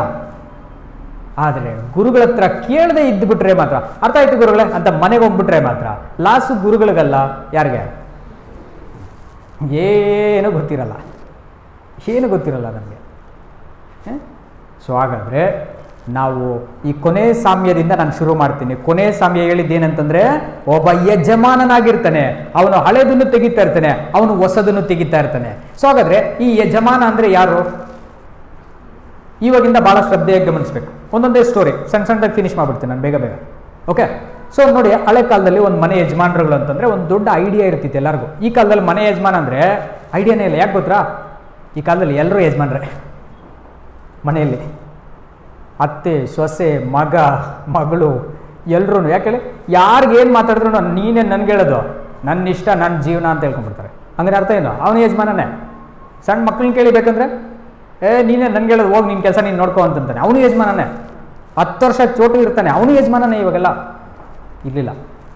ನಾನು ಸಣ್ಣ ಮಗು ಇರುವಾಗ, ನನಗೇನು 500 ವರ್ಷ ಏಜ್ ಆಗಿಲ್ಲ ರೀ, ನನಗೂ ಜಸ್ಟ್ ಇನ್ನೂ ಸ್ವಲ್ಪನೇ ವರ್ಷ. ಆದರೂ ನಾನು ಸಣ್ಣವನಿರುವಾಗ ನಮ್ಮ ಅಜ್ಜಿ ತಾತ ಇರೋರು, ಅವ್ರ ಹತ್ರ ಒಂದು ಬಿಗಿದ ಕೈ ಇಟ್ಕೊಂಡಿರೋರು, ಒಂದು ಬಾಕ್ಸ್ ಇಟ್ಟಿರೋರು. ನಾವು ಏನನ್ನ ಒಂದು ಟೀ ಕುಡಿಯೋಕ್ಕೆ ಗ್ಲಾಸ್ ಮುಟ್ಬೇಕಂತಂದ್ರು ಅವ್ರ ಪರ್ಮಿಷನ್ ತೊಗೊಬೇಕಿತ್ತು ಟೀ ಕುಡಿಯೋದಕ್ಕೆ. ಅದು ಗ್ಲಾಸ್ ಏನು ಚಿನ್ನದ ಇಟ್ಕೊಂಡಿರ್ತಿರ್ಲಿಲ್ಲ. ಆ ಕಾಲದಲ್ಲೆಲ್ಲ ಅಲ್ಯೂಮಿನಿಯಮ್ದು ಇಟ್ಕೊಂಡವರು, ಅದನ್ನು ಸಿಲ್ವರ್ ಅಂತ ಕರೆದ್ಬಿಡೋರು. ನಾವೆಲ್ಲ ಬೆಳ್ಳಿದು ಅಂತ ಅನ್ಕೊಬೇಕು. ಅದನ್ನು ಏನನ್ನೋರು? ಸಿಲ್ವರ್ ಗ್ಲಾಸ್ ಅನ್ನು. ಅದನ್ನು ಅವರು ಬಾಕ್ಲಾಕ್ ಇಟ್ಬಿಟ್ಟಿರೋರು, ಲಾಕ್ ಮಾಡಿಬಿಟ್ಟು. ನಾವು ಅಂದ್ಕೊಂತಿದ್ದು ಕೋಪ ಬಂದ್ಬಿಟ್ಟು ಜಜ್ಜಿದ್ರೆ ಪುಡಿ ಆಗ್ತದೆ, ಯಾವನ ಪಾಕಿನ ಪಪ್ಪು ಕೂಡ ಕೊಡಲ್ಲ. ಇದನ್ನ ಎತ್ಕೊಂಡೋಗಿ ಬೀರುವಲ್ಲಿ ಹಾಕಿ ಲಾಕ್ ಮಾಡ್ತಾಯಿದ್ದೀವಿ. ಯಜಮಾನಿಕೆ, ಜವಾಬ್ದಾರಿ. ಆ 5 ರೂಪಾಯಿ ಗ್ಲಾಸ್ನ ಕೊಂಡ್ಕೊಳ್ಳೋದ್ರ ಕಷ್ಟ ಅವ್ರಿಗೆ ಗೊತ್ತಿರ್ತಿತ್ತು. ಅದಕ್ಕೆ ಮನೆ ಯಜಮಾನನು ಎಲ್ಲವನ್ನ ಈ ಥರ ಜೋಪಾನವಾಗಿ ಎತ್ತಿಡ್ತಿದ್ರು ನಮ್ಮ ಚಿಕ್ಕ ವಯಸ್ಸಿನಲ್ಲಿ. ಏನು ಮುಟ್ಟಕ್ಕೆ ಹೋದ್ರು ಗದರ್ತಿದ್ರು, ಏನು ಮುಟ್ಟಕ್ಕೆ ಹೋದ್ರು ಬೈತಿದ್ರು. ಹಂಗೆ ಮುಟ್ಬೇಡ ಅದನ್ನ, ಕೈ ತೊಳ್ಕೊಂಡು ಮುಟ್ಟೋ ಅನ್ನೋದು, ಕಾಲು ತೊಳ್ಕೊಂಡು ಒಳಗಡೆ ಬಾರೋ ಅನ್ನೋರು. ಇನ್ನು ಈ ಆಹಾರ ಪದಾರ್ಥಗಳಿದಾವೆ ನೋಡಿ, ಅವುಗಳ ವಿಷಯದಲ್ಲಿ ಸ್ವಾಮಿ ಮಾತಾಡೋದು ಆ್ಯಕ್ಚುಲಿ. ಸೊ ಅವುಗಳನ್ನಂತೂ ಇನ್ನೂ ತುಂಬ ಜಾಗರೂಕತೆಯಿಂದ ತೆಗಿಬೇಕು. ಈ ಆಹಾರಗಳನ್ನೆಲ್ಲ ಉಗ್ರಾಣಗಳಲ್ಲಿಟ್ಟು ಹೆಂಗೆ ಮುಚ್ಚಿಡ್ತಿದ್ರು ಗೊತ್ತಾ? ನೀವು ಯಾರನ್ನ ಚೆನ್ನಾಗಿ ನೆನಪಿರೋರು ಹೇಳಿ, ತುಂಬ ಹಳಬರು, ಈ ರಾಗಿನೋ ಅಥವಾ ಬೇರೆ ಏನೋ ಒಂದು ಜೋಳನೋ ಏನೋ ಒಂದು ಬೆಳೆದಿದ್ದನ್ನು ಎಲ್ಲಿ ಮುಚ್ಚಿಡ್ತಿದ್ರು ಮೊದಲು ಮನೆಗಳಲ್ಲಿ? ಕಣಜ, ಹಗೆವು. ನೋಡಿ ಅಣ್ಣವ್ರಿಗೆ ಈಗ ಬಂತು ವಾಯ್ಸು, ಯಾಕಂದರೆ ನಿಮ್ಮ ಕಾಲದ ವಿಷಯಗಳಿದು. ವಾಡೆ ಅಂದರೆ ಮೇಲೆ ಹೆಂಗಿರ್ತಿತ್ತು ಎಲ್ಲರ, ಅದನ್ನೇ ಒಳಗಡೆ ಇಟ್ಬಿಟ್ರೆ ಭೂಮಿ ಒಳಗಡೆ ಹಗೆವ ಅಂತೀವಿ, ಮೇಲೆ ಇಟ್ಬಿಟ್ರೆ ವಾಡೆ ಅಂತೀವಿ. ಅಥವಾ ಹೊಲಗಳಲ್ಲಿ ಸಮ್ಟೈಮ್ಸ್ ಮುಚ್ಚಿಡೋರು, ಯಾಕೆ ಗೊತ್ತಾ? ಮನೆಗಳಿಗೆ ಕಳ್ಳರು ಬಂದು ಕನ್ನ ಹಾಕ್ಬಿಟ್ರೆ ಮನೇಲಿರೋದೆಲ್ಲ ಲೂಟಿ ಮಾಡ್ಕೊಂಡು ಹೊರಟಾಗ್ತಾರೆ. ಅದಕ್ಕೆ ಏನು ಮಾಡೋರು, ಹೊಲದಲ್ಲೇ ಒಂದು ಕಣಜ ಮಾಡಿ ಅದರೊಳಗಡೆ ಒಂದು ಹಗೆವ ಮಾಡಿ ಇಟ್ಬಿಡೋರು ಹೊಲದಲ್ಲಿ. ಈ ಕಾಲದಲ್ಲಿ ನೀವು ಎಲ್ಲನ್ನ ಮನೆಗೆ ಸೈಟ್ ತೊಗೊಂಡ್ಬಿಟ್ಟು ಪಾಯ ಆಗಿತ್ತಾ ಇರಿ ನೀವು, ಫೌಂಡೇಶನ್ ಅಲ್ಲೇನೋ ಸಿಗ್ತದೆ ಡಡಲ್ ಅಂತ, ಏನೋ ಚಿನ್ನ ಸಿಕ್ಬಿಡ್ತಪ್ಪ ಅಂತ ನೋಡಿದ್ರೆ ಒಳಗಡೆ ಬರೀ ಬೂದಿ ಇರ್ತದೆ. ಯಾಕೆ ಹೇಳಿ? ಯಾವಾಗೋ ಇಟ್ಟಿರೋ ರಾಗಿ ಎಲ್ಲಿರ್ತದೆ? ಅದು ಎಲ್ಲ ಪುಡಿಯಾಗಿ ಹೊಟ್ಟೋಗಿರ್ತದೆ, ಏನೂ ಇರಲ್ಲ. ಈ ಥರ ಮನೆ ಯಜಮಾನನು ರೇಷನನ್ನು, ಆಹಾರ ಧಾನ್ಯಗಳನ್ನು, ಊಟ ಸಾಮಗ್ರಿಗಳನ್ನು ಈ ರೀತಿಯಲ್ಲಿ ಬಚ್ಚಿಡ್ತಿದ್ರು. ಬಚ್ಚಿಟ್ಬಿಟ್ಟು ಇವರು ಮನೆ ಒಳಗಡೆ ಯಾವಾಗ ಸೊಸೆ ಇರಲ್ವೋ, ಯಾವಾಗ ಮಗನೂ ಇರಲ್ವೋ ಆವಾಗ ಒಂದು 10 kg ತಂದಿಟ್ಬಿಡೋರು ಮನೇಲಿ. ಯಾಕೆ ಹೇಳಿ? ಸೊಸೆಗೆ ಮದುವೆ ಆಗೋ ಅಷ್ಟೊತ್ತಿಗೆ ಅಂದಾಜು ಏನು ವಯಸ್ಸಿರೋದು ಆ ಕಾಲದಲ್ಲಿ? 12, 13, 15. ಪಾಪ ಅವಳಿಗೆ ಏನು ಗೊತ್ತಿರ್ತದೆ ಚಾಕ್ಲೇಟ್ ತಿನ್ನೋ ವಯಸ್ಸು. ಅವಳನ್ನ ಎತ್ಕೊಂಡು ಬಂದ್ಬಿಟ್ಟು ಅಡುಗೆ ಮಾಡೋ ಅಂತ ಬಿಟ್ಟರೆ ಏನು ಮಾಡ್ತಾಳಲ್ಲ, ಒಂದು 10 ಜನಕ್ಕೆ ಅನ್ನ ಮಾಡಮ್ಮ ಅಂತಂದರೆ ಇರೋದೆಲ್ಲ ತೊಗೊಂಡೋಗಿ ಅಕ್ಕಿ ಸುರಿದು ಬಿಡ್ತಾಳೆ. 10 ಜನ ಇದ್ದಾರೆ ಎಷ್ಟು ಮಾಡಬೇಕು ಅಂತೇಳಿ 5 kg ಸುರಿದ್ಲು ಅಂತಂದರೆ ಹೋಯ್ತಲ್ಲ. ಅದಕ್ಕೆ ಅತ್ತೆಗಳು ಏನು ಮಾಡಿಬಿಡೋರು, ಅಷ್ಟೆಲ್ಲ ಅಕ್ಕಿ ಕೊಡೋದು ಬೇಡ ಅಂತ ಹೇಳ್ಬಿಟ್ಟು ಒಂದು ಬಾಕ್ಸಲ್ಲಿ ಇವರೇ ತೆಗೆದಿಟ್ಬಿಟ್ಟು ಇದನ್ನ ಹಾಕಿ ಅನ್ನ ಮಾಡೋದು. ಯಾಕಂದ್ರೆ ಅವ್ರಿಗೆ ಗೊತ್ತು 10 ಜನಕ್ಕೆ ಇಷ್ಟೇ ಆಗುತ್ತೆ, ಅವ್ರಿಗೆ ಗೊತ್ತು ಚೆನ್ನಾಗಿ ಇಷ್ಟೇ ಆಗಿಲ್ಲ, ಲಾಸ್ಟಲ್ಲಿ ಉಳಿದಿಲ್ವಾ ಪರವಾಗಿಲ್ಲ, ನೀರು ಕುಡಿದ್ಬಿಟ್ಟು ಮಲ್ಕೋ ಅಂತ ಹೇಳೋದು. ಸಮ್ಟೈಮ್ಸ್ ಅತ್ತೆಗಳು ಅದನ್ನೇ ಮಾಡೋರು. ಯಾಕಂದರೆ ನಮ್ಮ ಅಜ್ಜಿ ನಮ್ಮ ತಾಯಿಗೆ ಇದನ್ನೇ ಮಾಡೋರು. ನಾನು ನೋಡ್ತಿದ್ದೆ ಎಷ್ಟೋ ಸಾರಿ ನಮ್ಮ ತಾಯಿ ಉಪವಾಸ ಮಲಗ್ತಿದ್ರು. ಸೊ ಅವಾಗ ಯಾಕಮ್ಮ ನಿಮಗಿಲ್ಲ ಅಂತಂದರೆ, ಇಲ್ಲ ನಿಮ್ಮ ಅಜ್ಜಿ ಕೊಟ್ಟಿದ್ದು ಅಷ್ಟೇ ಅಕ್ಕಿ ಏನು ಮಾಡೋದು ಅಂತ. ನಮ್ಮ ಅಜ್ಜಿದು ತಪ್ಪು ಇಲ್ಲ, ಆಕೆದು ಜವಾಬ್ದಾರಿ. ನಮ್ಮ ತಾಯಿದು ತಪ್ಪಿಲ್ಲ ಪಾಪ, ಆಕೆನೋ ಮಾಡಿಬಿಟ್ಟು ಎಲ್ರಿಗೂ ಬಡಿಸ್ಬಿಡೋರು. ಇದೇ ಥರ ಎಲ್ಲ ತಾಯಿಗಳು ಇರ್ತಿದ್ರು ಆ ಕಾಲದಲ್ಲಿ, ಎಲ್ಲ ತಾಯಿಗಳು ಇರ್ತಿದ್ರು. ಮೇ ಬಿ ಕೆಲವರು ನೀವು ಇಲ್ಲಿರುವಂಥ ಸ್ತ್ರೀಗಳು ನೀವು ಕೂಡ ಅನುಭವಿಸಿರ್ತೀರ, ನನಗೆ ಗೊತ್ತಿಲ್ಲ. ಬಟ್ ಗ್ರಾಮೀಣ ಪ್ರದೇಶಗಳಲ್ಲಿ ತಪ್ಪದೇ ಅನುಭವಿಸ್ತಿದ್ರು. ಏನು ಒಂದು ಸಣ್ಣ ಜೀರಿಗೆ ಕೊಡಬೇಕು ಅಂತಂದರೆ ಯೋಚನೆ ಮಾಡಿ ತೂಕ ಹಾಕಿ ಕೊಡೋರು, ಇಷ್ಟೇ ಅಂತ ಕೊಡೋರು. ಎಲೆ ಅಡಿಕೆ ಹಾಕೋದಕ್ಕೂ ಕೊಡೋರು. ಒಂದು ವಾರದಲ್ಲಿ ಒಂದು ಕಟ್ಟು ಎಲೆಗಳಂತ ತೊಗೊಂಬರೋರು, ಒಂದು ದಿನಕ್ಕೊಂದು ಎಲೆ 2 ಅಡಿಕೆ ಸೇರಿಸ್ಬಿಟ್ಟು ಹಿಂಗೆ ಕೊಟ್ಟಿರೋರು. ಇದೆಲ್ಲ ನಾನು ಪ್ರಾಕ್ಟಿಕಲ್ ನಡೆದಿರೋ ವಿಷಯಗಳು ಹೇಳ್ತಾ ಇದ್ದೀನಿ. ಅಂದರೆ ಒಬ್ಬ ಮನೆ ಯಜಮಾನನ ಜವಾಬ್ದಾರಿ ಇದು. ಈ ಥರ ಇಟ್ಕೊಂಡಿರೋರು. ಹಳೇದನ್ನೆಲ್ಲ ಇಟ್ಕೊಂಡು ಈಗ ಹೊಸದನ್ನೇನೋ ತೆಗಿಬೇಕಂತ ಜೀಸಸ್ ಹೇಳ್ತಾರೆ ಯಜಮಾನ. ಆ ಹೊಸದು ಏನದು? ಇದು ನಮ್ಮ ದೇಶಕ್ಕೆ ಅಷ್ಟು ಈಸಿಯಾಗಿ ಅರ್ಥ ಆಗಲ್ಲ. ಇಸ್ರೇಲ್ ದೇಶಕ್ಕೆ ಹೋದ್ರೇನೆ ನೀವು ಯಾಜಕಕಾಂಡ 26:11 ನೀವು ತೆಗೆದು ಓದ್ಕೊಳ್ಳಿ ನಿಮ್ಮ ಪುಸ್ತಕಗಳಲ್ಲಿ. ಬುಕ್ ಆಫ್ ಲೆವಿಟಿಕಸ್ 26:11 ಏನು, what is that old thing that is hidden and what is the new thing also to be brought out. So ಹಳೇದಂದ್ರೆ ಏನು, ಹೊಸದಂದ್ರೆ ಏನು ಅಂತ ಹೇಳ್ಬಿಟ್ಟು ಅಲ್ಲಿ ನೋಡ್ತೀವಿ. ಈ ಹಳೆ ರೇಷನ್ ಮನೇಲಿ ಇಟ್ಕೊಂಡು ಇದ್ಬಿಟ್ಟು ಹೊಸದು ಇನ್ನೊಂದು ಸಾರಿ ಬೆಳೆ ಬಂತು. ಈ ವರ್ಷ ಒಂದು 10 ಮೂಟೆ ರಾಗಿ ಇದಾವೆ ಮುಚ್ಚಿಟ್ಟಿದ್ದೀವಿ, ಈಗ ಇನ್ನೊಂದು 20 ಮೂಟೆ ರಾಗಿ ಆಯಿತು. ಈ 20 ಮೂಟೆ ರಾಗಿನೂ ತಗೊಂಡೋಗಿ ತುಂಬಿಸ್ಬೇಕು. ಆವಾಗ ಹಳೆಯದು ರಾಗಿಯನ್ನು ಆಚೆಗೆ ತೆಗಿತಾ ಇದ್ರು. ಆ ರಾಗಿ ತುಂಬ ಅಪರೂಪ, ಅದು ಒಳ್ಳೆ ಕ್ವಾಲಿಟಿ ಇರ್ತಿತ್ತು ಆ ರಾಗಿ. ಸೊ ಈ ರೀತಿಯಲ್ಲಿ ಏನು ಮಾಡ್ತಾಯಿದ್ರು ಆ ಕಾಲದಲ್ಲಿ ಯಜಮಾನರುಗಳು, ಮುಚ್ಚಿಟ್ಟಿದ್ದನ್ನು ಯಾವಾಗ ತೆಗಿಯೋರು ಅಂದರೆ ಮತ್ತೆ ಬೆಳೆ ಬರೋ ತನಕ ಇಟ್ಕೊಂಡಿರ್ತಿದ್ರು. ಆ ಹೊಸ ಬೆಳೆ ಬಂದಂಗೆಲ್ಲ ಹಳೆದನ್ನು ತೆಗೆದುಬಿಡ್ತಾಯಿದ್ರು. ಹಂಗಾದರೆ ಯೇಸು ಕ್ರಿಸ್ತರು ಹೇಳಿರುವ ಮನೆ ಯಜಮಾನರು ನಾವುಗಳಂತ ಆಗ್ಬಿಟ್ರೆ, ನಾವು ಶಿಷ್ಯರಂತ ಆಗ್ಬಿಟ್ರೆ, ಅಥವಾ ಏನ್ರಿ ದೇವರ ರಾಜ್ಯದ ಬಗ್ಗೆ ಕಲ್ತವರು ಅಂತ ಆಗ್ಬಿಟ್ರೆ, ಸತ್ಯವೇದವನ್ನು ಅರ್ಥ ಮಾಡ್ಕೊಂಡವರು ಅಂತ ಆಗ್ಬಿಟ್ರೆ, ಒಂದು ಯಜಮಾನನ ರೀತಿಯಲ್ಲಿ ಹಳೆದು ತೆಗಿಬೇಕು, ಹೊಸದು ತೆಗಿಬೇಕು. ಹಂಗಾರೆ ಏನದು ಹೊಸದು ಹಳೆದು ನಾವು ತೆಗಿಬೇಕಿರುವಂಥದ್ದು ಏನ್ರಿ? ನೀವು ಉತ್ತರ ಹೇಳಿಲ್ಲ ಅಂದರೆ ಮಾತ್ರ ಸಂಜೆ 5 ಗಂಟೆ ತನಕ ಹೋಗ್ತೀನಿ ನಾನು. ನನಗೆ ಆ್ಯಕ್ಚುಲಿ ಗಂಟಲು ನಿನ್ನೆಯಿಂದ ಥ್ರೋಟ್ ಇನ್ಫೆಕ್ಷನ್ ಇದೆ, ಭಾಳ ಮಾತಾಡೋಕ್ಕೆ ಆಗ್ತಾ ಇರಲಿಲ್ಲ, ನಾನು ಇಲ್ಲಿ ಬರೋಕ್ಕೆ ಆಗ್ತಾನೆ ಇರಲಿಲ್ಲ. ಆದರೆ ನಿಮ್ಮೆಲ್ಲರ ಒಂದು ಸತ್ಯವೇದದ ಮೇಲೆ ಇರೋ ಪ್ರೀತಿಗೋಸ್ಕರ ನಮ್ಮ ಸಭಾಪಾಲಕರು ಹೇಳಿದ್ರಿಂದ ನನಗೆ ಸಿಕ್ನೆಸ್ ಇದ್ದರೂ ಕೂಡ ನಾನು ಬಂದಿದ್ದೀನಿ. ಸೊ ನೀವೆಲ್ಲರೂ ಒಂದಿಲ್ಲ ಅಂತ ಇಟ್ಕೊಳ್ಳಿ, ನನ್ನ ಗಂಟ್ಲು ಇನ್ನೂ ಸಿಕ್ಕಾದರೂ ಪರವಾಗಿಲ್ಲ, ನಾನು 5 ಗಂಟೆ ತನಕ ಮುಂದುವರಿಸ್ಬಿಡ್ತೀನಿ. ನೀವೇನೋ ಒಂದು ರಿಪ್ಲೈ ಕೊಡಲೇಬೇಕು ನನಗೆ. ಹ್ಞೂ 2ರಲ್ಲಿ ಯಾವುದೋ ಒಂದು ಮಾಡಿ ಪರವಾಗಿಲ್ಲ. ಅರ್ಥ ಆಯಿತು ಅನ್ನಿ, ಅರ್ಥ ಆಗಿಲ್ಲ ಅನ್ನಿ. ಓಕೆ, ಸೊ ನಮಗೆ ಹಳೇದು ಹೊಸದು ಏನು ಅಂತ ಹೇಳ್ಬಿಟ್ಟು ಏನು ಮಾಡೋಣ, ವಚನದಲ್ಲಿ ನಾವು ಓದೋಣ. ಒಂದು ವಾಕ್ಯ ಓದೋಣ. 1 ತಿಮೋತಿ 1ನೇ ಅಧ್ಯಾಯ 8, 9 2 ವಚನಗಳು. 1 Timothy first chapter 8 and 9 2 verses.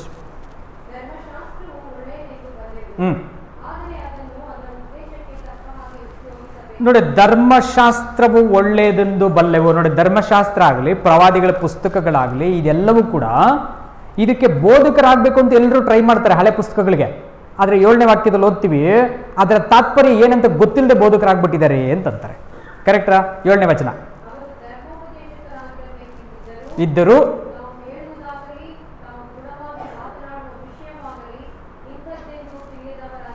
ನೋಡಿ, ಇಂಥದ್ದು ಅಂತ ಯಾರಿಗೂ ಗೊತ್ತಿಲ್ಲ. ಸುಮ್ಮನೆ ಉಪದೇಶ ಮಾಡೋಕೆ ಹೋಗ್ತಾರೆ, ಸುಮ್ಮನೆ ಬೋಧನೆ ಮಾಡೋಕೆ ಹೋಗ್ತಾರೆ, ಸುಮ್ಮನೆ ನನಗೂ ವಾಕ್ಯ ಗೊತ್ತು ಅಂತ ಮಾತಾಡೋಕೆ ಹೋಗ್ತಾರೆ. ನಾವು ಯಾರಿಗನ್ನ ನೋಡ್ರಿ, ಕೆಲಸ ಮಾಡಿ, ಇವತ್ತು ಗಣೇಶ ಫೆಸ್ಟಿವಲ್ ಅಲ್ವಾ, ಗಣೇಶ ಟೆಂಪಲ್ಗೆ ಹೋಗ್ಬಿಟ್ಟು ಅಲ್ಲಿ ಅರ್ಚಕರಿಗೆ ಅರ್ಚನೆ ಮಾಡಿಬಿಟ್ಟು ದಯವಿಟ್ಟು ಸ್ವಲ್ಪ ಬೇಗ ಕೊಡಿ, ಶಿವ ಟೆಂಪಲ್ಗೆ ಹೋಗಬೇಕು ಅನ್ನಿ. ಶಿವ ಹತ್ರ ಹೋಗ್ಬಾರ್ದು ಅಂತ ಹೇಳ್ತಾರ? ಹೇಳಲ್ಲ, ಕಳಿಸ್ತಾರೆ. ಓಕೆ, ಶಿವ ಟೆಂಪಲ್ಗೆ ಹೋಗಿ ಇಮಿಡಿಯೇಟು ಹೋಗ್ಬಿಟ್ಟು ಸಮಯ ಅರ್ಜೆಂಟಾಗಿ ಕೊಡಿ, ಅರ್ಚನೆ ಮಾಡಿ, ನಾನು ಇಲ್ಲಿಂದ ಈಶ್ವರನ ಟೆಂಪಲ್ಗೆ ಹೋಗ್ಬೇಕು ಅಂತೇಳಿ. ಅವರು ಈಶ್ವರ ಹತ್ರ ಹೋಗ್ಬಾರ್ದು, ಆಲ್ರೆಡಿ ಇಬ್ಬರು ದೇವ್ರಿಗೆ ಆಗೋಯ್ತು ಅಂತಂತಾರ? ಅನ್ನಲ್ಲ, ಅಲ್ಲಿ ಮುಗಿಸ್ಕೊಳ್ಳಿ. ಹಿಂಗೆ ನೀವು ಡೈಲಿ ಸಾಯಂಕಾಲ ತನಕ ರಾತ್ರಿ ತನಕ ಎಷ್ಟು ದೇವಸ್ಥಾನಗಳಿಗೆ ಹೋಗ್ತಾರೆ. ಈ ಪೂಜಾರಿಗೆ ಹೇಳ್ಬಿಟ್ಟು ನೆಕ್ಸ್ಟ್ ಪೂಜಾರಿ ಹತ್ರ ಹೋಗಿ, ಅವರೆಲ್ಲ ಏನಂತಾರೆ? ಹೋಗಿ ಹೋಗಿ ಅಂತಾರೆ, ಯಾರು ಹೋಗ್ಬೇಡನಲ್ಲ. ಸೇಮ್ ಕೆಲಸ ಈಗ ಏನು ಮಾಡಿ, ನಮ್ಮ ಕ್ರಿಶ್ಚಿಯಾನಿಟಿಗೆ ಬನ್ನಿ, ಒಂದು ಚರ್ಚ್ಗೆ ಹೋಗಿ, ನೀವು ಅಲ್ಲಿ ಬೋಧಕರ ಹತ್ರ ಹೋಗಿ, ಬೋಧಕರ ದಯವಿಟ್ಟು ಪ್ರಾರ್ಥನೆ ಸ್ವಲ್ಪ ಬೇಗ ಮುಗಿಸ್ಬಿಡಿ, ನಾನು ಆ ಚರ್ಚ್ಗೆ ಕೂಡ ಹೋಗ್ಬೇಕು ಅಂತಂದು ಏನಂತಾರೆ? ಏನಂತಾರೆ? ಯಾಕೆ? ಅಲ್ಲಿ ಬೇರೆ ಬೇರೆ ದೇವ್ರುಗಳಿರೋರೇ ಕಳ್ಸ್ಕೊಡ್ತಾರೆ, ಇಲ್ಲಿ ಒಬ್ಬರೇ ದೇವ್ರಿರೋರು ಯಾಕೆ ಕಳ್ಸಲ್ಲ ನಾವು? ಅಲ್ಲಿರೋದು ಬೇರೆ ಬೇರೆ ದೇವ್ರುಗಳ, ಬೇರೆ ಬೇರೆ ದೇವ್ರುಗಳಿರೋರೇ ಕಳ್ಸ್ಕೊಡ್ತಾರೆ. ಹೋಗ್ರಿ ಹೋಗ್ರಿ ಹೋಗ್ರಿ, ಬೇಗ ಹೋಗ್ರಿ, ಪೂಜೆ ನಿಂತೋಗ್ತದೆ ಅಂತ ಹೇಳ್ಬಿಡ್ತಾರ, ಅರ್ಚನೆ ಆಗೋಗ್ತೈತೆ ಹೋಗ್ರಿ ಅಂತಂತಾರೆ. ಹಂಗಾರೆ ನಾವಿಲ್ಲಿ ಒಬ್ಬರೇ ದೇವ್ರಿರೋರು. ನೋಡಿ, ಯಾಕಂತಂದ್ರೆ ನಮಗೆ ಅರ್ಥ ಆಗದೆ, ನಾವು ಮಾತಾಡ್ತಾ ಇರೋದು ಏನು ಅಂತನೂ ಅರ್ಥ ಆಗದೆ, ನಾವು ಹೇಳ್ತಾ ಇರೋದು ಏನು ಅಂತನೂ ಅರ್ಥ ಆಗದಂಗೆ, ನಾವು ಕೇಳ್ತಾ ಇರೋದನ್ನೆಲ್ಲ ನಮ್ಮ ಕಪಿ ಮುಷ್ಟಿಯಲ್ಲಿ ಇಟ್ಕೊಳ್ಬೇಕು ಅಂತ ಹೇಳ್ಬಿಟ್ಟು ನಾವೇನು ಮಾಡ್ತೀವಿ ಅಂದರೆ, ಯಾರಿಗೂ ಬಿಡುಗಡೆ ಆಗಬಾರ್ದು ಆ ಥರ ಹೆದರಿಸಿ, ಭಯಪಡಿಸಿ, ಅರ್ಥವಾಗದೇ ಇರೋ ವಿಷಯಗಳನ್ನ ಹೇಳಿಸ್ಬಿಟ್ಟು, ನೀವು ಬಿಟ್ಟೋದ್ರೆ ಹಿಂಗಾಗ್ಬಿಡ್ತದೆ, ನೀವು ಅಲ್ಲೋದ್ರೆ ಹಿಂಗಾಗ್ಬಿಡ್ತದೆ, ಇಲ್ಲೋದ್ರೆ ಹಿಂಗಾಗ್ಬಿಡ್ತದೆ, ಅವ್ರು ಸುಳ್ಳು, ಇವ್ರು ಮೋಸ, ಇವ್ರು ವಂಚನೆ, ಹಂಗೆ ಹಿಂಗೆ ಅಂತೆಲ್ಲ ಹೇಳ್ಬಿಟ್ಟು ನಾವೇ ಕಂಟ್ರೋಲ್ ಇಟ್ಕೊಂಡ್ಬಿಟ್ಟು. ಅದಕ್ಕೆ ಅಲ್ಲಿ ಹೇಳ್ತಾರೆ ಪೌಲರು, ಅವರು ಮಾತಾಡೋ ವಿಷಯ ಆಗಲಿ ಗೊತ್ತಿಲ್ಲ, ಅವ್ರು ಏನು ಓದ್ತಾ ಇದ್ದಾರೋ ಗೊತ್ತಿಲ್ಲ, ಅವ್ರು ಏನು ಬೋಧಿಸ್ತಾ ಇದ್ದಾರೋ ಗೊತ್ತಿಲ್ಲ ಅವರಿಗೆ. ಆ ಹಳೆ ಶಾಸ್ತ್ರಗಳಂತ ಏನಿದೆ ಅದನ್ನು ಇಟ್ಕೊಂಡು ಅದರೊಳಗಿಂದ ಹೊಸದನ್ನು ಏನು ಮಾಡಬೇಕು? ಆಚೆಗೆ ತೆಗಿಬೇಕು. ಅದು ಹೆಂಗೆ ಹೊಸದು ತೆಗಿಯೋಕ್ಕಾಗ್ತದೆ? ಈಗ ಸ್ವಾಮಿ ಬಗ್ಗೆ ಆಶ್ಚರ್ಯಪಟ್ರಲ್ರ, ಏನು ತೆಗೆದ್ರು ಸ್ವಾಮಿ? ಯೋಹಾನ ಸುವಾರ್ತೆ 7:15-16 ಓದೋಣ. John the gospel 7th chapter 15 and 16 ಓದಿದ್ರೆ ಸ್ವಾಮಿ ಏನು ತೆಗೆದ್ರು ಹಳೇದು, ಏನು ತೆಗೆದ್ರು ಹೊಸದು, ಎರಡು ಗೊತ್ತಾಗ್ತದೆ ನಮಗೆ.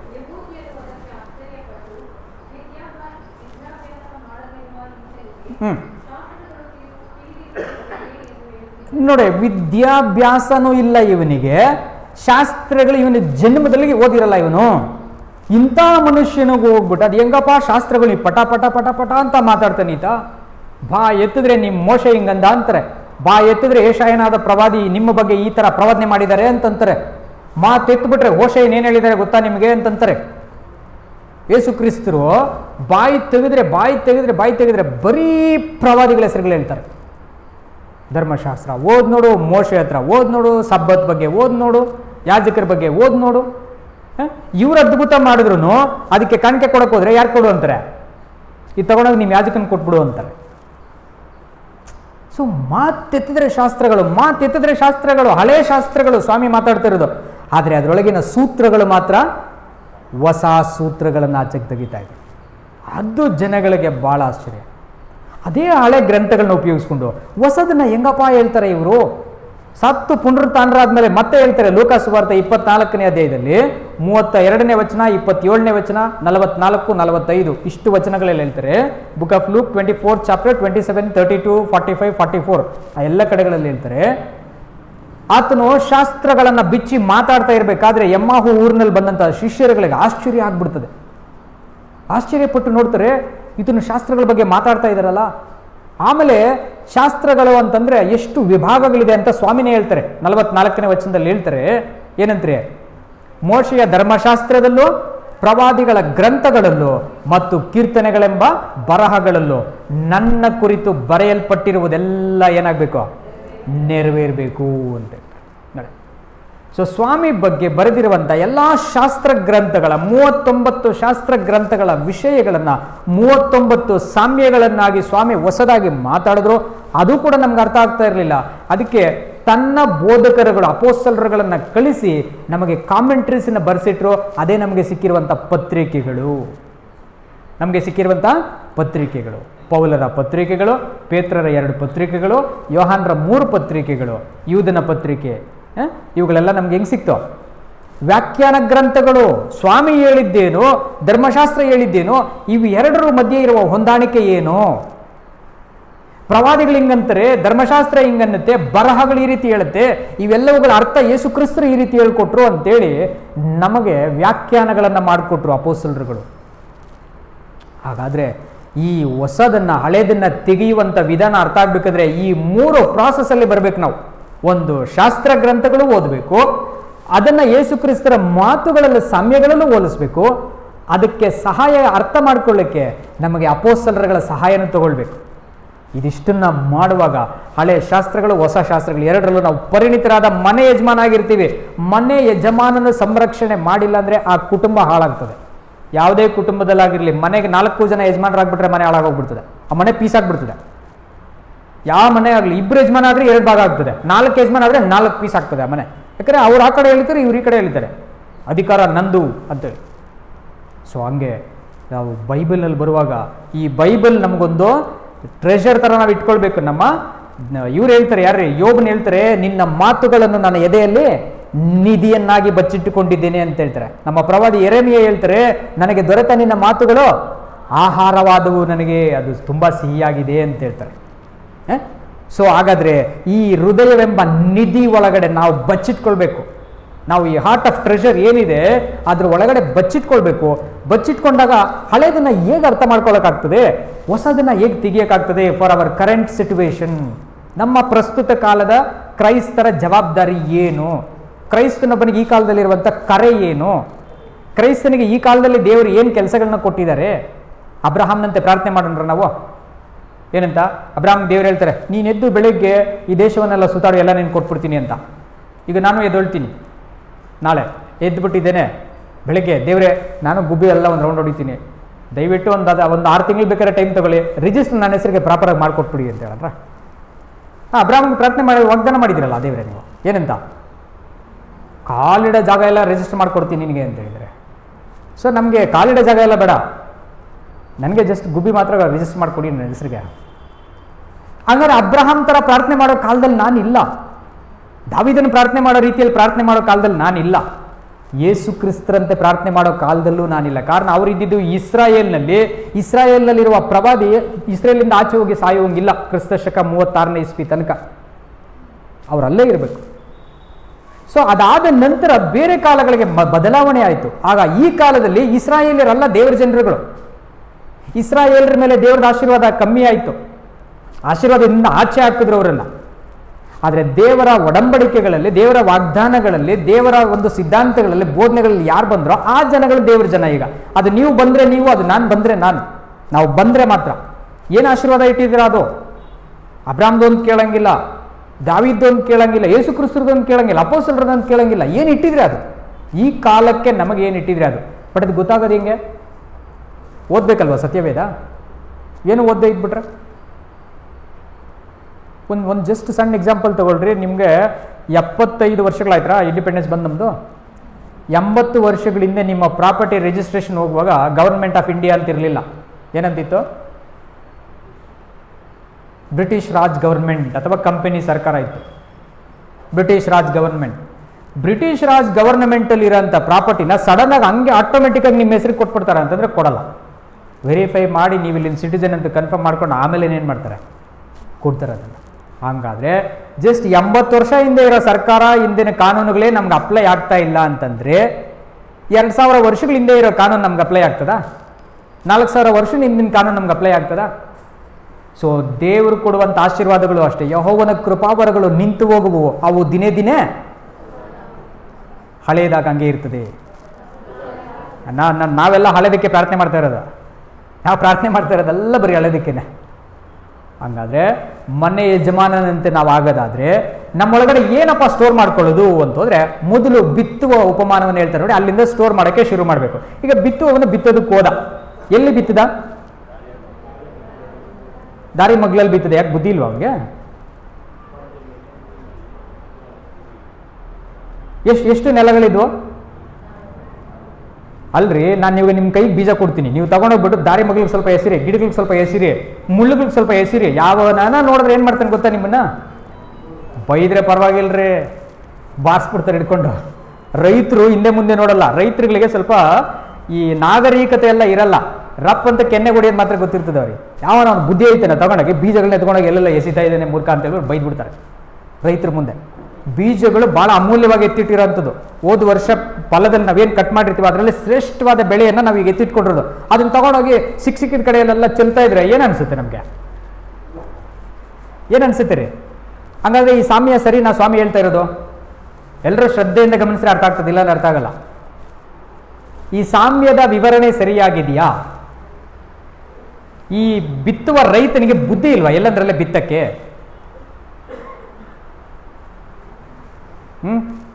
ನಿಮಗೇನನ್ನ ಈ ಪ್ರಶ್ನೆ ಬಂದಿಲ್ವಾ ನಿಮ್ಗೆ ಯಾವತ್ತು? ನನಗೆ ಬಂದಿದೆ. ಕಾರಣ ನಮ್ಮಪ್ಪ ರೈತ, ನಮಗೂ ಹೊಲ ಇತ್ತು, ನಾವು ರಾಗಿಗಳನ್ನ ಹಾಕ್ತಿದ್ವಿ, ಅಲಸಂದೆ ಹಾಕ್ತಿದ್ವಿ, ಅವರೇ ಹಾಕ್ತಿದ್ವಿ, ಉರುಳಿ ಹಾಕ್ತಿದ್ವಿ. ಇಷ್ಟ ಬಂದ ಕಡೆಯಲ್ಲೆಲ್ಲ ನಾವು ಯಾರೋ ಬಿತ್ತುತ್ತಾ ಇರಲಿಲ್ಲ. ಬಿತ್ತನೆ ಮಾಡೋಕೆ ಮುಂಚೆ ನಾವು ಹೊಲನ 3 ಸಾರಿ ಉಳ್ತಾ ಇದ್ವಿ. 3 ಸಾರಿ ಹೊಲ ಒತ್ತು ಅದು ಸಂಪೂರ್ಣ ಸ್ಮೂತಾಗಿ ನಾವು ಬೀಜಗಳನ್ನ ಚೆಲ್ಲಿದ ಕೂಡಲೇ ಒಳಗಡೆ ಹೋಗ್ಬೇಕು. ಆ ಥರ ಮಾಡಿದ ಮೇಲೆ, ಅದು ನಾವಿದ್ದ ಕಾಲದಲ್ಲಿ, ನಾವು ಮಕ್ಕಳಾಗಿದ್ದಾಗ. ಈಗ ಇನ್ನೂ ತುಂಬ ಅಡ್ವಾನ್ಸ್ ಆಗಿದ್ದಾರೆ, ತುಂಬ ಅಡ್ವಾನ್ಸ್ ಆಗಿದ್ದಾರೆ. ಹಂಗಾದ್ರೆ ಅಷ್ಟು ಜಾಗ್ರತೆಯಿಂದ ಬೀಜ ಬಿತ್ತಪ್ಪ ಅಂತಂದ್ರೆ ರೈತನಿಗೆ ಕೊಟ್ರೆ ಇವ್ನು ತಗೊಂಡೋಗಿ ದಾರಿಗೆ ಸ್ವಲ್ಪ, ಮುಳ್ಳಿಗೆ ಸ್ವಲ್ಪ, ಕಲ್ಲಿಗೆ ಸ್ವಲ್ಪ ಎಸ್ಬಿಟ್ಟು ಬಂದ್ಬಿಟ್ರೆ ರೈತಂದ ತಪ್ಪು, ನೆಲದ ತಪ್ಪು? ರೈತಂದಲ್ಲ ತಪ್ಪು. ಮತ್ತೆ ಇಲ್ಲಿ ಬೀಜ ಬಿತ್ತುವವನು ಯಾರು? ನಾನು ವಾಕ್ಯ ಓದಿಸ್ತಾ ಇಲ್ಲ, ನೀವು ಹಂಗೆ ಬರಲಿ ನನ್ನ ಜೊತೆ ಅಂತ. ವಾಕ್ಯ ಬಿತ್ತುವವನು ಅಂದರೆ ಮನುಷ್ಯ ಕುಮಾರನು. ಅಲ್ಲೇ ಇದೆ, ಎಲ್ಲ ಓದ್ಕೊಳ್ಳಿ ನೀವು. 13ನೇ ಅಧ್ಯಾಯ 3ನೇ ವಚನದಿಂದ ಶುರುವಾಗ್ತದೆ. ಓಕೆ, 3 ರಿಂದ 9 ತನಕ ಇರ್ತದೆ. ಮ್ಯಾಥ್ಯೂ 13 ಚಾಪ್ಟರ್ 3 to 9 ವರ್ಸಸ್ ಅಲ್ಲೂ ಇದು ಇರ್ತದೆ ನಿಮಗೆ. ಇದ್ರದ್ದು ಇಂಟರ್ಪ್ರಿಟೇಷನ್ 18th ವರ್ಸಿಂದ 24 ತನಕ ಇರ್ತದೆ. ಅರ್ಥ ಆಯ್ತಲ್ವಾ? ಸೊ ಆಗ ಮನುಷ್ಯ ಕುಮಾರನಿಗೆ ತಿಳುವಳಿಕೆ ಇಲ್ವಾ? ಯಾಕೆ ಆತ ಕಲ್ಲು ನೆಲದಲ್ಲಿ ಬಿತ್ತುತ್ತಾ ಇದ್ದಾನೆ? ಯಾಕೆ ಆತ ಮುಳ್ಳಲ್ಲಿ ಬಿತ್ತುತ್ತಾ ಇದ್ದಾನೆ? ಜಾಗ್ರತೆ ಇಲ್ವಾ ಆತನಿಗೆ? ಏನ್ರಿ ನೀವೇನು ಸುಮ್ಮನೆ ಇರ್ತೀರಾ? ಯೇಸು ಸ್ವಾಮಿ ಎಲ್ಲನ ಬಿತ್ಕೊಂಡು ಹೋಗ್ಲಿ ಅಂತ? ಬಟ್ ಏನ್ರಿ ಆನ್ಸರ್ ಏನ್ರಿ ಇದಕ್ಕೆ?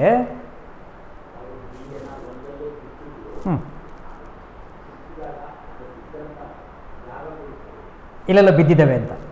ಸೊ ನಮ್ಮ ದೇಶದ ವ್ಯವಸಾಯ ಪದ್ಧತಿಗೂ ಇಸ್ರಾಯೇಲ್ ದೇಶದ ವ್ಯವಸಾಯ ಪದ್ಧತಿಗೂ ವ್ಯತ್ಯಾಸ ಇದೆ ರೀ, ಅಷ್ಟೇ ಸಿಂಪಲ್. ನಾನು ತಲೆ ಚಚ್ಕೊಂಡ, ತುಂಬ ವರ್ಷಗಳು ಓದಿ ಅರ್ಥ ಮಾಡ್ಕೊಳಕ್ಕಾಗ್ದಂಗೆ ಎಷ್ಟು ಕೋಪ ಬರ್ತಿತ್ತು ಅಂತಂದರೆ ಅಷ್ಟು ಕೋಪ ಬರೋದು.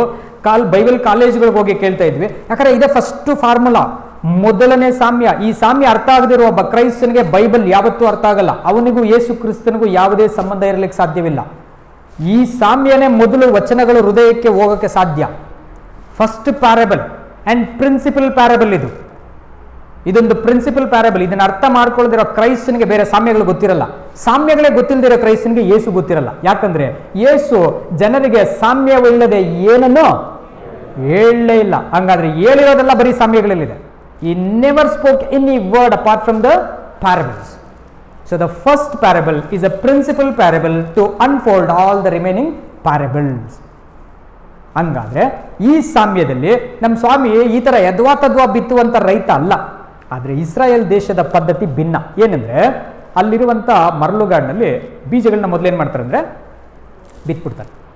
ಬಿತ್ತಿದ ಮೇಲೆ ಅಲ್ಲಿ ಉಳ್ತಾರೆ ಹೋಗಿ. ಯಾಕಂದರೆ ಮಣ್ಣು ಆಲ್ರೆಡಿ ಅಲ್ಲಿ ಹೆಂಗಿರುತ್ತೆ, ನುಣ್ಣಗಿರುತ್ತೆ, ಸ್ಮೂತಾಗಿರುತ್ತೆ. ಅದಕ್ಕೆ ಬಿತ್ತಿದ ಮೇಲೆ ಅಲ್ಲಿ ಏನು ಮಾಡ್ತಾರೆ ಅಂದರೆ ಉಳ್ತಾರೆ. ಉಳುವಾಗ ಏನಾಗ್ತದೆ, ಬೀಜಗಳು ಆಲ್ರೆಡಿ ಹಿಂಗೆ ಚೆಲ್ಲಿರ್ತವೆ. ಉಳುವಾಗ ಏನಾಗುತ್ತೆ ರೀ, ಒಳಗಡೆ ಸೇರ್ಕೊಳ್ತದೆ ಅಷ್ಟೇ. ಆವಾಗ ಅದು ಕರೆಕ್ಟ್ ಆಗ್ತದೆ. ಆದರೆ ಅದೇ ಜಾಗದಲ್ಲಿ ತುಂಬ ಒಳಗಡೆ ಕಲ್ಲುಗಳಿರೋದನ್ನು ಅವರು ಗಮನಿಸೋಕ್ಕಾಗಲ್ಲ. ಇಲ್ಲೋ ನನ್ನ ಕಡೆಯಲ್ಲಿ ಸ್ವಲ್ಪ ಮಣ್ಣು ತೆಳ್ಳಗಿರ್ತದೆ. ಯಾಕಂದರೆ ಒಂದು ಸಾರಿ ನೀಟಾಗಿ ಉತ್ತುಬಿಟ್ಟಿದ್ದಿದ್ರೆ ಕೆಳಗಡೆ ಏನಿರೋದು, ಕಲ್ಲಿರೋದು ಗೊತ್ತಾಗೋದು. ಇಲ್ಲ ಮಾಡಿರಲ್ಲ. ಇಲ್ಲಿ ಪ್ಲೇನ್ ಲ್ಯಾಂಡ್ ಮೇಲೆ ತೊಗೊಂಡೋಗಿ ಚೆಲ್ಬಿಡ್ತಾರೆ ಬೀಜಗಳು. ಇಸ್ರಾಯೇಲ್ ಮತ್ತು ಪ್ಯಾಲೆಸ್ಟೀನಾ, ಜೋರ್ಡಾನು, ಈಜಿಪ್ಟು, ಲಿಬಿಯಾ ಇಲ್ಲೆಲ್ಲ ಇದೇ ರೀತಿಯಾದಂಥ ವ್ಯವಸಾಯ ಪದ್ಧತಿ ಆ ಕಾಲದಲ್ಲಿ ಜಾರಿ ಇದ್ದಿದ್ದು. ಹಾಗಾದರೆ ಅದಕ್ಕೆ ನೋಡಿ ಅವ್ರಿಗೆ ಎಷ್ಟು ಕಷ್ಟ ಆಗ್ತದೆ ಅಂದರೆ, ರೋಡ್ ಉದ್ದಕ್ಕೆ ನೀರು ಹರಿಸ್ಕೊಂಡು ಹೋಗಿ ಸುಮ್ಮನೆ ಯಾವನ್ ಬುದ್ಧಿನ ಅದು ಬೇಡ ಅಂತೇಳಿ ಇಸ್ರೇಲ್ ಇವಾಗ ಏನು ಮಾಡ್ಕೊಂಡಿದ್ದಾರೆ, ಒಂದು ಪೈಪ್ ಹಾಕ್ಬಿಡ್ತಾರೆ, ಟ್ಯೂಬ್ ಹಾಕ್ಬಿಟ್ಟು ಗಿಡದ ಬೇರ್ಗೆ ನೀರು ಬಿಡ್ತಾರೆ. ಏನಂತಾರೆ ಇದನ್ನು? ಹನಿ ನೀರಾವರಿ. ಏನು ಬುದ್ಧಿವಂತರು ನೋಡ್ರಿ. ಇಸ್ರೇಲ್ ದೇಶ ಯಾವಾಗಲೂ ಭಿನ್ನವಾದ ವ್ಯವಸಾಯ ಮಾಡೋದವರು, ಎಲ್ಲದರಲ್ಲೂ. ವ್ಯವಸಾಯ ಒಂದೆಲ್ಲ ಬಿಡಿ, ಪ್ರಪಂಚಕ್ಕೆ ಅವರ ಮಾದರಿ ಎಲ್ಲ ವಿಷಯಗಳಲ್ಲಿ, ಎಲ್ಲ ವಿಷಯಗಳಲ್ಲಿ ಇಡೀ ಪ್ರಪಂಚಕ್ಕೆ. ಅಮೇರಿಕಾದಿಂದ ಹಿಡಿದು ಚೈನಾ ದೇಶ, ಜಪಾನ್ ದೇಶದವರೆಗೆ, ಸೂರ್ಯ ಹುಟ್ಟೋದು ಜಪಾನು, ಸೂರ್ಯ ಮುಳುಗೋದು ಅಮೇರಿಕಾದ ಅಲಾಸ್ಕಾ ಸಿಟಿ, ಎಲ್ಲಿ ತನಕ ಇವ್ರು ಮಾತ್ರ ಭಿನ್ನವಾಗಿರೋ ಜನಗಳು. ಸೊ ಇವರು ಪ್ಲೇನ್ ಆಗಿರೋ ನೆಲದ ಮೇಲೆ ಬೀಜಗಳು ಬಿತ್ತು, ಆಮೇಲೆ ಇವರು ಉಳ್ತಾರೆ, ಬೀಜಗಳನ್ನ ಮುಚ್ಕೊಳ್ಳುತ್ತೆ ಮಣ್ಣು. ಹಂಗಾದರೆ ಸ್ವಾಮಿ ನಮಗೂ ಅದನ್ನು ಹೇಳ್ಬಿಡ್ತಾ ಇದ್ರು. ಏನಂತಂದರೆ, ಒಲವೆಂದರೆ ಈ ಲೋಕ ಅಂತ ಹೇಳ್ಬಿಟ್ರು. ಬಿತ್ತುವವನು ಅಂದರೆ ಮನುಷ್ಯ ಕುಮಾರನು, ಆ ಬೀಜಗಳು ಅಂದರೆ ದೇವರ ವಾಕ್ಯಗಳು. ಹಂಗಾದ್ರೆ ಈ ಲೋಕದಲ್ಲಿ ಎಲ್ಲ ಕಡೆಗಳಲ್ಲಿ ಮೊದಲು ಉತ್ತು ಸ್ವಾಮಿ ಏನು ಮಾಡ್ತಾ ಇಲ್ಲ, ಬೀಜಗಳನ್ನ ಬಿತ್ತುತ್ತಾ ಇಲ್ಲ, ತೆಗೆದು ಎಸಿತಾ ಇದ್ದಾರೆ ಎಲ್ಲ ಕಡೆಗಳಲ್ಲಿ.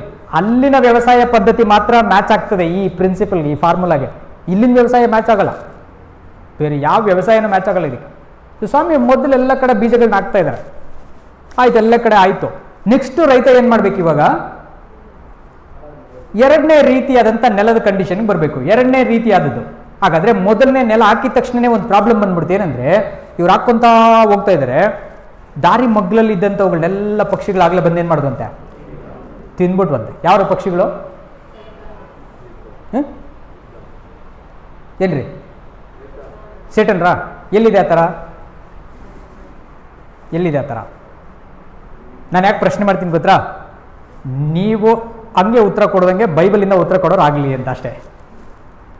ಓಕೆ, ಸೊ ಅಲ್ಲೇ ನೀವು 18ನೇ ವಚನದಲ್ಲೇ ಓದ್ಬೋದು. 13ನೇ ಅಧ್ಯಾಯದಲ್ಲಿ 18ನೇ ವಚನದಲ್ಲಿ ಇರ್ತದೆ, ಒಬ್ಬ ಮನುಷ್ಯನು ದೇವರ ವಾಕ್ಯವನ್ನ ಕೇಳಿ ತಿಳ್ಕೊಳ್ಳದೆ ಇರುವ ಪಕ್ಷದಲ್ಲಿ ಏನ್ ಮಾಡಲಿಲ್ಲ, ತಿಳ್ಕೊಳ್ಳಿಲ್ಲ ಅಂದ್ರೆ ಆ ಬೀಜವನ್ನ ಒಳಗಡೆ ಹಾಕ್ಕೊಂಡಿಲ್ಲ. ಅವನು ಒಳಗಡೆ ಯಾವಾಗ ಹಾಕ್ಕೊಂಡಿಲ್ವೋ ಆವಾಗ ಬಂದು ಆ ಸೈತಾನನ ಅವನ ಮನಸ್ಸಿನೊಳಗೆ ಬಿತ್ತಿದ ಬೀಜವನ್ನ ಏನ್ ಮಾಡ್ತಾನಂತೆ, ತಗೊಂಡು ಹೋಗ್ಬಿಡ್ತಾನೆ. ಸೈತಾನನ್ನ ಏನಕ್ಕೆ ಹೋಲಿಕೆ ಮಾಡಿದಾರೆ ಹಂಗಾದ್ರೆ? ಪಕ್ಷಿಗೆ. ಪ್ರಕಟಣೆ 19ನೇ ಅಧ್ಯಾಯದಲ್ಲೂ ಹೇಳ್ತಾರೆ, ಪಕ್ಷಿಗಳ ವಾಸಸ್ಥಾನ ಅಂತ ಇದೆ. ನಾನು ಆಮೇಲೆ ಹೇಳ್ಕೊಡ್ತೀನಿ, ಅದು ಇವಾಗ ಹೇಳಲ್ಲ. ಓಕೆ, ಸೊ ಹಾಗಾದ್ರೆ ಈ ಒಂದು ಸೈತಾನನೆಂಬ ಪಕ್ಷಿ ಬಂದು ನಮ್ಮ ಹೃದಯಗಳ ಒಳಗಡೆ ಬಿತ್ತಿರೋ ಬೀಜ ಅಪ್ಪಿತಪ್ಪಿ ನಾವು ಹೃದಯನ ಹುಟ್ಟುಬಿಟ್ಟು ಒಳಗೆ ಹಾಕೊಂಡ್ಬಿಟ್ರೆ, ನೀವು ಇಲ್ಲಿ ಕೇಳ್ತೀರಿ ಈಗ ವಚನನ, ಏನು ವಚನ ಇವತ್ತು ಹಿಂಗಿತ್ತಲ್ಲಪ್ಪ ಅಂತ ನನಗೆ ಯೋಚನೆ ಮಾಡ್ಕೊಂಡು ರಸ್ತೆಯಲ್ಲಿ ಹೋಗ್ತೀರಾ. ಮನೆಗೆ ಹೋಗೋ ಅಷ್ಟೊತ್ತಿಗೂ ಅಯ್ಯೋ ಈ ವಚನದ ಇಷ್ಟೇನಾ ಸತ್ಯ, ಇಂಥ ಸಂತೋಷ ಆಯ್ತಪ್ಪ ಅಂತ ನೀವು ಒಳಗಡೆ ಹಾಕೊಂಡ್ಬಿಟ್ರೆ ನಿಮ್ಮ ಹೃದಯಕ್ಕೆ ಬಿಡಲ್ಲ. ಅದಕ್ಕೆ ಸೇಟನ್ ಏನು ಮಾಡ್ತಾನೆ ಗೊತ್ತಾ, ಆಲಯದಿಂದ ನೀವು ಆಚೆ ಕಾಲಿಡೋಷ್ಟೊತ್ತಿಗೆ ಅಯ್ಯೋ ಮನೇಲಿ ಬೀಗ ಹಾಕಿದ್ನ ಇಲ್ಲಪ್ಪ ಅಂತ ಶುರು ಮಾಡ್ಕೊಂಡ್ಬಿಡ್ತಾನೆ. ಇನ್ನು ನೀವು ಆಚೆ ಕಾಲಿಟ್ಟಿರಲ್ಲ, ನಮಸ್ಕಾರ ಹೇಳಿರಲ್ಲ ಕರೆಕ್ಟಾಗಿ, ಬೀಗ ಹಾಕಿದ್ನ ನಾನು ಅಂತೇಳಿ ಶುರು ಮಾಡ್ಕೊಂಡ್ಬಿಡ್ತಾರೆ. ಪಟ್ಟಂತ ಸೇಟನ್ ತಂದಿರ್ತೇನೆ ಅದನ್ನು ನೋಡಿ. ಅಥವಾ ಅದು ಬಿಟ್ಬಿಡಿ, ನಾನು ಬೈಕ್ ಎಲ್ಲಿ ಬಿಟ್ಟೆ ಅಂತ ಹೇಳ್ಬಿಟ್ಟು ಇನ್ನು ಕೆಲವರು ಇರ್ತಾರೆ, ವಾಟ್ಸಪ್ ಆನ್ ಆಗಿದೆಯಾ ಇಲ್ವಾ ಅಂತ ನೋಡ್ತಾ ಇರ್ತಾರೆ, ಇಷ್ಟು ನೋಟಿಫಿಕೇಶನ್ಸ್ ಬಂದಿದೆಯೋ ಬಡ್ಕೊತ ಐತಲ್ಲ ಅಂತ ನೋಡ್ತಾ ಇರ್ತೀವಿ. ಎಷ್ಟಿದೆ ಡಿಸ್ಟ್ರಾಕ್ಷನ್ಸ್ ಅಂತಂದರೆ ಇವತ್ತು ಕಣ್ಣು ಬಿಡ್ಲಿ, ಕಣ್ಣು ಮುಚ್ಚಲಿ, ಕಿವಿ ಮುಚ್ಕೊಳ್ಳಿ, ಕಿವಿ ತೆಗೀಲಿ, ನಮಗೆ ಡಿಸ್ಟ್ರಾಕ್ಷನ್ ಸೇಟನ್ ಅಷ್ಟಿಟ್ಟಿದ್ದಾನೆ ನಮ್ಮ ಸುತ್ತಲೂ, ಅಷ್ಟಿಟ್ಟಿದ್ದೇನೆ. ಇಲ್ಲಿ ಏನೋ ಮೌನವಾಗಿ 4 ಜನರ ಮಧ್ಯೆ ಡೀಸೆಂಟಾಗಿ ಕುತ್ಕೊಂಡ್ಬಿಟ್ಟಿದ್ದೀವಿ ನಾವು ದೇವ್ರ ಮಕ್ಕಳ ಥರ. ಆದರೆ ಆಲಯ ಬಿಟ್ಟು ಆಚೆಗೆ ಹೋಗಿದ ತಕ್ಷಣ ನಾವು ಸೇಟನ್ಗೆ ಲವ್ ನಿನಗಿಂತ ಬುದ್ಧಿವಂತರು ಕಾಡ್ರ ನಾವು ಅಂತ ಹೇಳೋ ರೇಂಜ್ಗೆ ಹೊರಟೋಗ್ತೀವಿ ನಾವು. ಯಾರಿಗೆ? ಸೇಟನ್ಗೆ ಅಷ್ಟು ಹೇಳೋ ಥರ ರೇಂಜ್ಗೆ ಹೊರಟೋಗ್ತೀವಿ ನಾವು. ಬೇಕಂದರೆ ಅಷ್ಟು ಚಕ ಅನ್ನೋಷ್ಟರಲ್ಲಿ ನಾವು ಇವತ್ತು ಟೆಕ್ನಾಲಜಿ ಯೂಸ್ ಮಾಡ್ತೀವಿ. ಇಲ್ಲಿ ಕುತ್ಕೊಂಡೆ ಟೆಕ್ಸ್ಟ್ ಮಾಡ್ತೀವಿ, ಬೇಕಂದರೆ ಇಲ್ಲಿ ಕುತ್ಕೊಂಡೆ ಏನು ಬೇಕಾದ್ರೂ ಮಾಡ್ತಾ ಇರ್ತೀವಿ, ಆಚೆದೇನೋ ಚಿಂತೆ ಮಾಡ್ತಾ ಇರ್ತೀವಿ, ಬಿಸ್ನೆಸ್ ಡೀಲ್ ಮಾಡ್ತಾ ಇರ್ತೀವಿ, ಬೈಕೊಂತಾ ಇರ್ತೀವಿ, ಕ್ರಿಟಿಸೈಸು ಮಾಡ್ತಾ ಇರ್ತೀವಿ. ಏನು ಮಾಡ್ತಾ ಇರ್ತೀವಿ? ಕ್ರಿಟಿಸೈಸ್ ಅದು ಮಾಡ್ತಾ ಇರ್ತೀವಿ. ಅಲ್ಲ ರೀ, ಇದೆಲ್ಲ ಸೇಟನ್ ಬೀಜಗಳನ್ನ ಕದೀತಾ ಇದ್ದಾನೆ. ಜಾಗೃತಿಯಾಗಿದ್ದು ಒಳಗಡೆ ಹಾಕಬೇಕು ಬೀಜಗಳನ್ನ. ಅದು ಸ್ವಾಮಿ ಹೇಳಿ. ಕೇಳ್ತಾ ಇದೆಯಾ? ಬೀಜ ಒಳಗಡೆ ಹಾಕು, ಕೇಳಿ ತಿಳ್ಕೊಳ್ಳದ ಪಕ್ಷದಲ್ಲಿ 13:18 ಹೇಳ್ತದೆ, ಅನ್ಲೆಸ್ ಯು ಅಂಡರ್ಸ್ಟ್ಯಾಂಡ್ ಇಟ್. ನೀನು ಒಳಗಡೆ ತಗೊಂಡಿಲ್ಲ ಅಂದರೆ ಹೋಗ್ಬಿಡ್ತು. ಮತ್ತು ಯಾಕೆ ಕೆಲವ್ರಿಗೆ ತಗೊಳ್ಳೋದೇ ಇಲ್ಲ ಅಂದರೆ, ಲೂಕ್ 24:45 ನಾವು ಓದ್ತೀವಿ, Lord open their understanding in order to understand the scriptures ಅಂತ ಹೇಳ್ತಾರೆ. He opened their understanding. He opened, he enabled, he activated. ಅವರ ಒಂದು ಯೋಚನಾ ಸಾಮರ್ಥ್ಯವನ್ನು, ರೀಸನಿಂಗ್ ಫೇಕಲ್ಟಿಯನ್ನು ಸ್ಟಿಮ್ಯುಲೇಟ್ ಮಾಡಿದ್ರು ಜೀಸಸ್ ಡಿಸೈಪಲ್ಸ್ದು. ಶಿಷ್ಯರಿಗೆ ಹೇಳ್ತಾನೇ ಇದ್ರು ವಚನಗಳು, ಅರ್ಥನೇ ಆಗ್ತಾ ಇರಲಿಲ್ಲ. ಬೈದ್ರು 24ನೇ ವಚನದಲ್ಲಿ, ಲೂಕ 24:24 ಬೈತಾರೆ, ಅಯ್ಯೋ ಪ್ರವಾದಿಗಳು ಹೇಳುವಂಥದ್ದನ್ನ ನಂಬುವುದರಲ್ಲಿ ಮಂದ ಹೃದಯವುಳ್ಳವರ, ಇನ್ನು ಎಷ್ಟು ವರ್ಷ ಹೇಳ್ಕೊಡ್ಲಿ ನಾನು ನಿಮಗೆ, 3.5 years ಡಿಗ್ರಿ ಕೊಟ್ಟಿದ್ದೀನಲ್ಲ, ಯಾಕೆ ಇನ್ನೂ ಅರ್ಥ ಆಗ್ತಾ ಇಲ್ವಾ ನಿಮಗೆ ಅಂತ ಬೈಯುವಾಗ ಸ್ವಾಮಿ ಗೊತ್ತಾಯ್ತು, ನಾನು ಹೆಲ್ಪ್ ಮಾಡಿಲ್ಲ ಅಂದ್ರೆ ಇವ್ರಿಗೆ ಅರ್ಥ ಆಗೋದೇ ಇಲ್ಲ ಬಿಲ್ಕುಲ್ ಅಂತೇಳಿ 45ನೇ ವಚನದಲ್ಲಿ ಬಂದುವಾಗ ಹೇಳ್ತಾರೆ, ಈತನೋ ಅವರ ಕಣ್ಣುಗಳನ್ನು ತೆರೆದನು, ಕೂಡಲೇ ಅವ್ರಿಗೇನಾಯ್ತಂತೆ ವಚನಗಳು ಅರ್ಥ ಆಯ್ತಂತೆ. ಅವಾಗ ಹೇಳ್ತಾರೆ, ಅಯ್ಯೋ ಜೀಸಸ್ ಅಲ್ಲಿ ಮಾತಾಡ್ತಾ ಇದ್ದಾಗ ನಮ್ಮ ಎದೆಗಳಲ್ಲಿ ಉರಿತಾ ಇತ್ತಲ್ವಾ ಅಂತಂತಾರೆ. ಏನಾಗ್ತಾ ಇತ್ತು? ನಮ್ಮ ಎದೆಗಳಲ್ಲಿ ಉರಿತಾ ಇತ್ತು ಅಂತಂತಾರೆ. ಪೇತ್ರನ ಮೆಸೇಜ್ ಕೇಳಿದಂತ 3,000 ಯಹೂದ್ಯರು ಎದೆಗಳಲ್ಲಿ ಅಲುಗು ನೆಟ್ಟಂತಾಗ್ಬಿಟ್ಟು, ಸಹೋದರರೇ ನಾವು ಏನ್ ಮಾಡಬೇಕು ಅಂತಂತಾರೆ. ಹಾಗಾದ್ರೆ ವಚನ ಕೇಳುವಾಗ, ವಾಕ್ಯ ಓದುವಾಗ, ವಿವರಿಸುವಾಗ ನಮ್ಮ ಎದೆಗಳಲ್ಲಿ ಏನಾಗ್ಬೇಕ್ರಿ? ಚುಚ್ಚಿದಂಗೆ ಆಗ್ಬೇಕು, ಉರಿಬೇಕು ಅಲ್ಲಿ. ಇಲ್ಲ ಅಂದ್ರೆ ಒಳಗಡೆ ಇರೋಂಥ ಕಲ್ಲುಗಳು ಅಡ್ಡ ಬರ್ತದೆ. ಮೇಲೆ ಹಾಕ್ಬಿಡ್ತೀವಿ, ಮೇಲೆ ಪಕ್ಷಿಯಿಂದ ಎಸ್ಕೇಪ್ ಆಯ್ತು, ಬೀಜ ಒಳಗಡೆ ಹೋಗ್ತದೆ. ಒಳಗಡೆ ಏನಿದೆ? ಕಲ್ಲು, ಬಂಡೆ ಇದೆ, ಹೊಡೆಯೋಕ್ಕಾಗಲ್ಲ. ಏನ್ ಗೊತ್ತಾ ಬಂಡೆ? ಇಲ್ಲಿ ಕುತ್ಕೊಂಡ್ಬಿಟ್ಟು ನನ್ನೇ ನೋಡ್ತಾ ಇರ್ತೇವೆ ಕಣ್ಣುಗಳು. ಮನೆಯಲ್ಲಿ ಮನೆಯಲ್ಲಿ ಅದೇನೇನೋ ಕೆಲಸಗಳು ಹೇಳ್ಬಂದು ನಾವು ಮಾಡ್ತಾವ ಇಲ್ವೋ ಅಂತ ಹಿಂಗೆ ಇರ್ತದೆ ಚಿಂತೆಗಳು. ಅಡುಗೆ ಮಾಡಿ ಇಟ್ಟಿದ್ದೆ, ಅದನ್ನು ಫ್ರಿಜ್ಜಲ್ಲಿ ಇಟ್ಟರೋ ಇಲ್ವೋ, ಅಳ್ಸೋಗ್ಬಿಟ್ರೆ ಏನು ಗತಿ ಸಾಯಂಕಾಲಕ್ಕೆ ಅಂತ ಹೇಳ್ತೀನಿ. ನಾನು ಪ್ರಾಕ್ಟಿಕಲ್ ಹೇಳ್ತಾ ಇದ್ದೀನಿ ರೀ, ಪ್ರಾಕ್ಟಿಕಲಾಗಿ ಹೇಳ್ತಾ ಇದ್ದೀನಿ. ಅಥವಾ ಮಕ್ಕಳಿಗೋ ಅಥವಾ ಯಜಮಾನ್ರಿಗೋ ಅಥವಾ ಹೆಂಡತಿಗೋ ಏನೋ ಜವಾಬ್ದಾರಿನ ಒಪ್ಪಿಸ್ಕೊಂಡಿರ್ತೀವಲ್ಲ, ಅವ್ರು ಮಾಡಲ್ಲ ಅನ್ನೋದು ನಮ್ಮ ತಲೆಯಲ್ಲಿ ಕುತ್ಕೊಂಡ್ಬಿಡ್ತದೆ ನೆಗೆಟಿವ್ ಥಾಟು. ಅವ್ರು ಮಾಡೋದೇ ಇಲ್ಲ, ಹೆಂಗೋ ನಾನು ಸಾಯಂಕಾಲ ಬೈದ್ರೇನೆ ಮಾಡೋದು ಅಂತೇಳ್ಬಿಟ್ಟು ಹಿಂಗೆ ಅದೇ ಇರ್ತದೆ ತಲೆಯಲ್ಲಿ, ಚೇಂಜ್ ಆಗೋದೇ ಇಲ್ಲ. ಸೊ ಒಳಗಡೆ ಬಂಡೆ ಅದು, ಏನು ಮಾಡಿದ್ರೂ ಹೋಗಲ್ಲ. ಅದಕ್ಕೇನೆ ಏನ್ರಿ, ನನ್ನ ವಾಕ್ಯವು ಬಂಡೆಯನ್ನು ಒಡೆದು ಬಿಡುವ ಚಮಟಿಕೆಗೆ ಸಮಾನ ಅಂತಂತಾರೆ ಯೆರೆಮೀಯನ ಹತ್ರ ದೇವರು 23ನೇ ಅಧ್ಯಾಯ 28ನೇ ವಚನದಲ್ಲಿ ಹೇಳ್ತಾರೆ. ನನ್ನ ವಚನ ಎಂತ ಕಲ್ಲು ಬಂಡೆಯಾಗಿದ್ರೆ ಸರಿ, ಅದನ್ನೇನ್ ಮಾಡ್ಬೇಕು? ಒಡಿಬೇಕು, ಒಡಿಬೇಕು, ಚಮಟಿಕೆ ತರ ಹೃದಯನ ಒಡೆದು ಒಳಗಡೆ ಹಾಕ್ಬೇಕು. ಸೊ ಆವಾಗ ಅದು ಒಳಗಡೆ ಹೋಗ್ತದೆ. ಸರಿ, ಒಳಗಡೆ ಹೋಗ್ಬಿಡ್ತು, ಬಂಡೆನೆಲ್ಲ ಒಡೆದ್ಬಿಟ್ಟು ಪುಡಿ ಪುಡಿ ಮಾಡಿದ್ವಿ ಅಂತ ಇಟ್ಕೊಳ್ಳೋಣ. ಯಾಕಂದ್ರೆ ನಾನು ಚಮಟಿಕೆನ ಸ್ವಲ್ಪ ಯೂಸ್ ಮಾಡ್ತಾ ಇದ್ದೀನಿ ಅನ್ಸುತ್ತೆ, ಮೇ ಬಿ ಅಲ್ವರಾ? ಎಲ್ಲ ಸ್ವಲ್ಪ ಅಲರ್ಟ್ ಆಗಿರಂಗಿದ್ದೀರಾ? ಏನಿವೆ ಸ್ವಲ್ಪ ಹೋಗ್ತಾ ಇದೆ ಅಂತ ಇಟ್ಕೊಳ್ಳೋಣ. ಈಗ ಒಳಗಡೆ ಹೋಯ್ತು, ಪ್ರಾಬ್ಲಮ್ ಏನು ಗೊತ್ತಾ? ಅದ್ಮೇಲೆ ಬರೋದು ಪ್ರಾಬ್ಲಮ್. ಒಳಗಡೆ ಹೋಗ್ಬಿಡ್ತು, ಮಣ್ಣು ಬಿದ್ಬಿಡ್ತು, ಮೊಳಕೆನೂ ಆಗೋಯ್ತ್ರಿ, ಮೇಲೆ ಬರ್ತಾ ಇದೆ. ಈಗ ಅಲ್ಲಿ ಪ್ರಾಬ್ಲಮ್ ಏನದು? ಮುಳ್ಳುಗಳು ಎಲ್ಲ ಕಡೆಯಿಂದ ಮುಳ್ಳುಗಳು ಬಂದ ಗಿಡನಾಗಿ ಪ್ರೆಸ್ ಮಾಡಿಬಿಡ್ತದೆ, ಕ್ರಶ್ ಮಾಡಿಬಿಡ್ತದೆ, ಅದು ಬೆಳೆಯೋಕೆ ಆಗ್ತದೆ. ಈ ಮುಳ್ಳುಗಳಂದ್ರೆ ಏನಂತೆ? ಪ್ರಪಂಚದ ಚಿಂತೆಗಳು, ಐಶ್ವರ್ಯದಿಂದುಂಟಾಗುವ ಮೋಸ. ಪ್ರಪಂಚದ ಚಿಂತೆಗಳು, ಐಶ್ವರ್ಯದಿಂದುಂಟಾಗುವ ಮೋಸ. ಇಲ್ಲಿ ನಾವು ಕೂತಿರ್ತೀವಿ, ನಮ್ಗೆ ಬರ್ತಾ ಇರೋ ಸಂಗೀತ ಏನು ಸಂಗೀತನಪ್ಪ ಅಂತ ಅನಿಸ್ತಾ ಇರ್ತದೆ.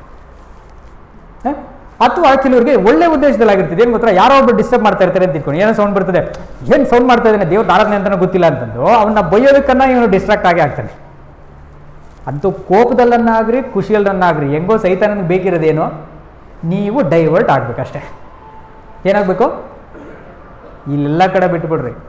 ನಮ್ಮ ಪೌಲ್ರು ಹೇಳ್ತಾರೆ, ಈ ಮುಳ್ಳುಗಳು, ಅತಿ ಮುಖ್ಯವಾಗಿರೋ ಮುಳ್ಳುಗಳು ಯಾವುದು ಅಂತಂದ್ರೆ 1 ತಿಮೋತಿ 6:10 ಹೇಳ್ತಾರೆ, 10:11 ಹಣದಾಸೆಯು ಸಕಲ ವಿಧವಾದ ಕೆಟ್ಟತನಕ್ಕೆ ಮೂಲವಾಗಿದೆ. ಈ ಹಣದಾಸೆಗಳನ್ನ ಸಂಪಾದನೆ ಮಾಡ್ಬೇಕಂತ ಅದರಲ್ಲಿ ಬೀಳುವವರು ನಾನಾ ವಿಧವಾದ ಆಶೆಗಳಿಂದ ತಮ್ಮನ್ನ ತಿವಿಸ್ಕೊಳ್ತಾರೆ ಅಂತ ಹೇಳ್ತಾರೆ. ಸೊ ಹಂಗಾದ್ರೆ ನಮಗೆ ಚುಚ್ಚುವಂತ, ನಮಗೆ ತಿವಿಯುವಂತ ಮುಳ್ಳುಗಳನ್ನ ನಾವೇ ಮಾಡ್ಕೊಳ್ಳೋದು, ಒಂದೊಂದೇ ಆಸೆಗಳು.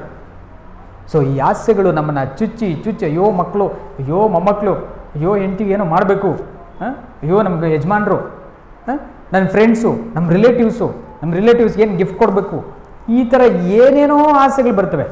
ಒಂದು 50 ವರ್ಷ ಹಿಂದೆ ನೋಡ್ರಿ, ಇಂಡಿಯಾದಲ್ಲಿ 10 ಜನ ಬರ್ತ್ಡೇ ಸೆಲೆಬ್ರೇಟ್ ಮಾಡ್ತಿದ್ರು ಇಲ್ಲ ನನಗೆ ಗೊತ್ತಿಲ್ಲ. ಬಟ್ ಇವತ್ತು ನೋಡಿ 10 ಜನ ಕೂಡ ಸಿಗಲ್ಲ ಬರ್ತ್ಡೇ ಸೆಲೆಬ್ರೇಟ್ ಮಾಡದೇ ಇರೋರು. ಹಿಂಗೆ ಉಲ್ಟಾ ಆಗಿದೆ ನೋಡಿ. ಏನ್ರಿ, ಒಂದು ಬರ್ತ್ಡೇ ಸೆಲೆಬ್ರೇಷನ್ನು, ಒಂದು ಡೆತ್ ಡೇ ಸೆಲೆಬ್ರೇಷನ್ ಕೂಡ ಬರ್ತ್ಡೇ ರೇಂಜ್ಗೆ ಇವಾಗ ತುಂಬ ಇದಾಗಿ ಮಾಡ್ತಾರೆ, ಗ್ರ್ಯಾಂಡಾಗಿ. ಅದು ಸೆಕೆಂಡ್ರಿ ಅಂತ ಇಟ್ಕೊಳ್ಳಿ.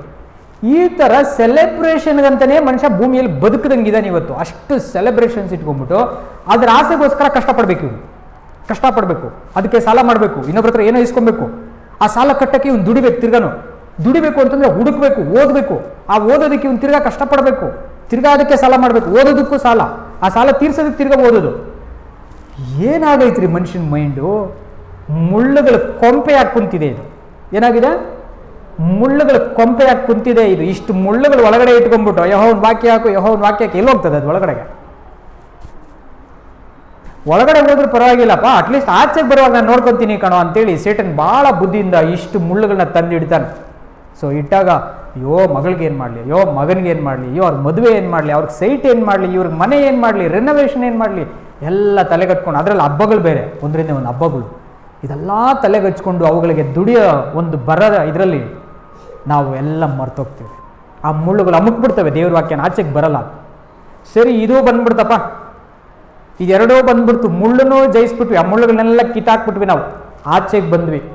ಆವಾಗ ಇನ್ನೊಂದು ಪ್ರಾಬ್ಲಮ್ ಏನು ಗೊತ್ತಾ, ಲೂಕ 8:14-15 ಮಾತ್ರ ಇರ್ತದೆ. ಅದು ತನ್ನ ಉತ್ತಮವಾದ ಹೃದಯದಲ್ಲಿ ಇಟ್ಕೊಂಡು ತಾಳ್ಮೆಯಿಂದ ಇದ್ರೆ ಮಾತ್ರ ಫಲ ಕೊಡ್ತಾರಂತೆ ಅವನು. ಏನು? ಯಾಕಂದರೆ ರೈತನಿಗೆ ಹಾಕಿದ ತಕ್ಷಣ ಯಾವ ಗಿಡನೂ ಹುಟ್ಟುಬಿಡಲ್ಲ. ಡಣ್ಣಂತ ಹುಟ್ಟೋದು ಈ ಭೂಲೋಕದಲ್ಲಿ ಇಲ್ಲ. ಮೇ ಬಿ ಬೇರೆ ಪ್ಲಾನೆಟ್ಸಲ್ಲಿ ಇರ್ಬೋದೇನೋ ನನಗೆ ಗೊತ್ತಿಲ್ಲ, ಬಟ್ ನಮ್ಮ ಪ್ಲಾನೆಟಲ್ಲಿ ಹಂಗೆ ಹುಟ್ಟಲ್ಲ.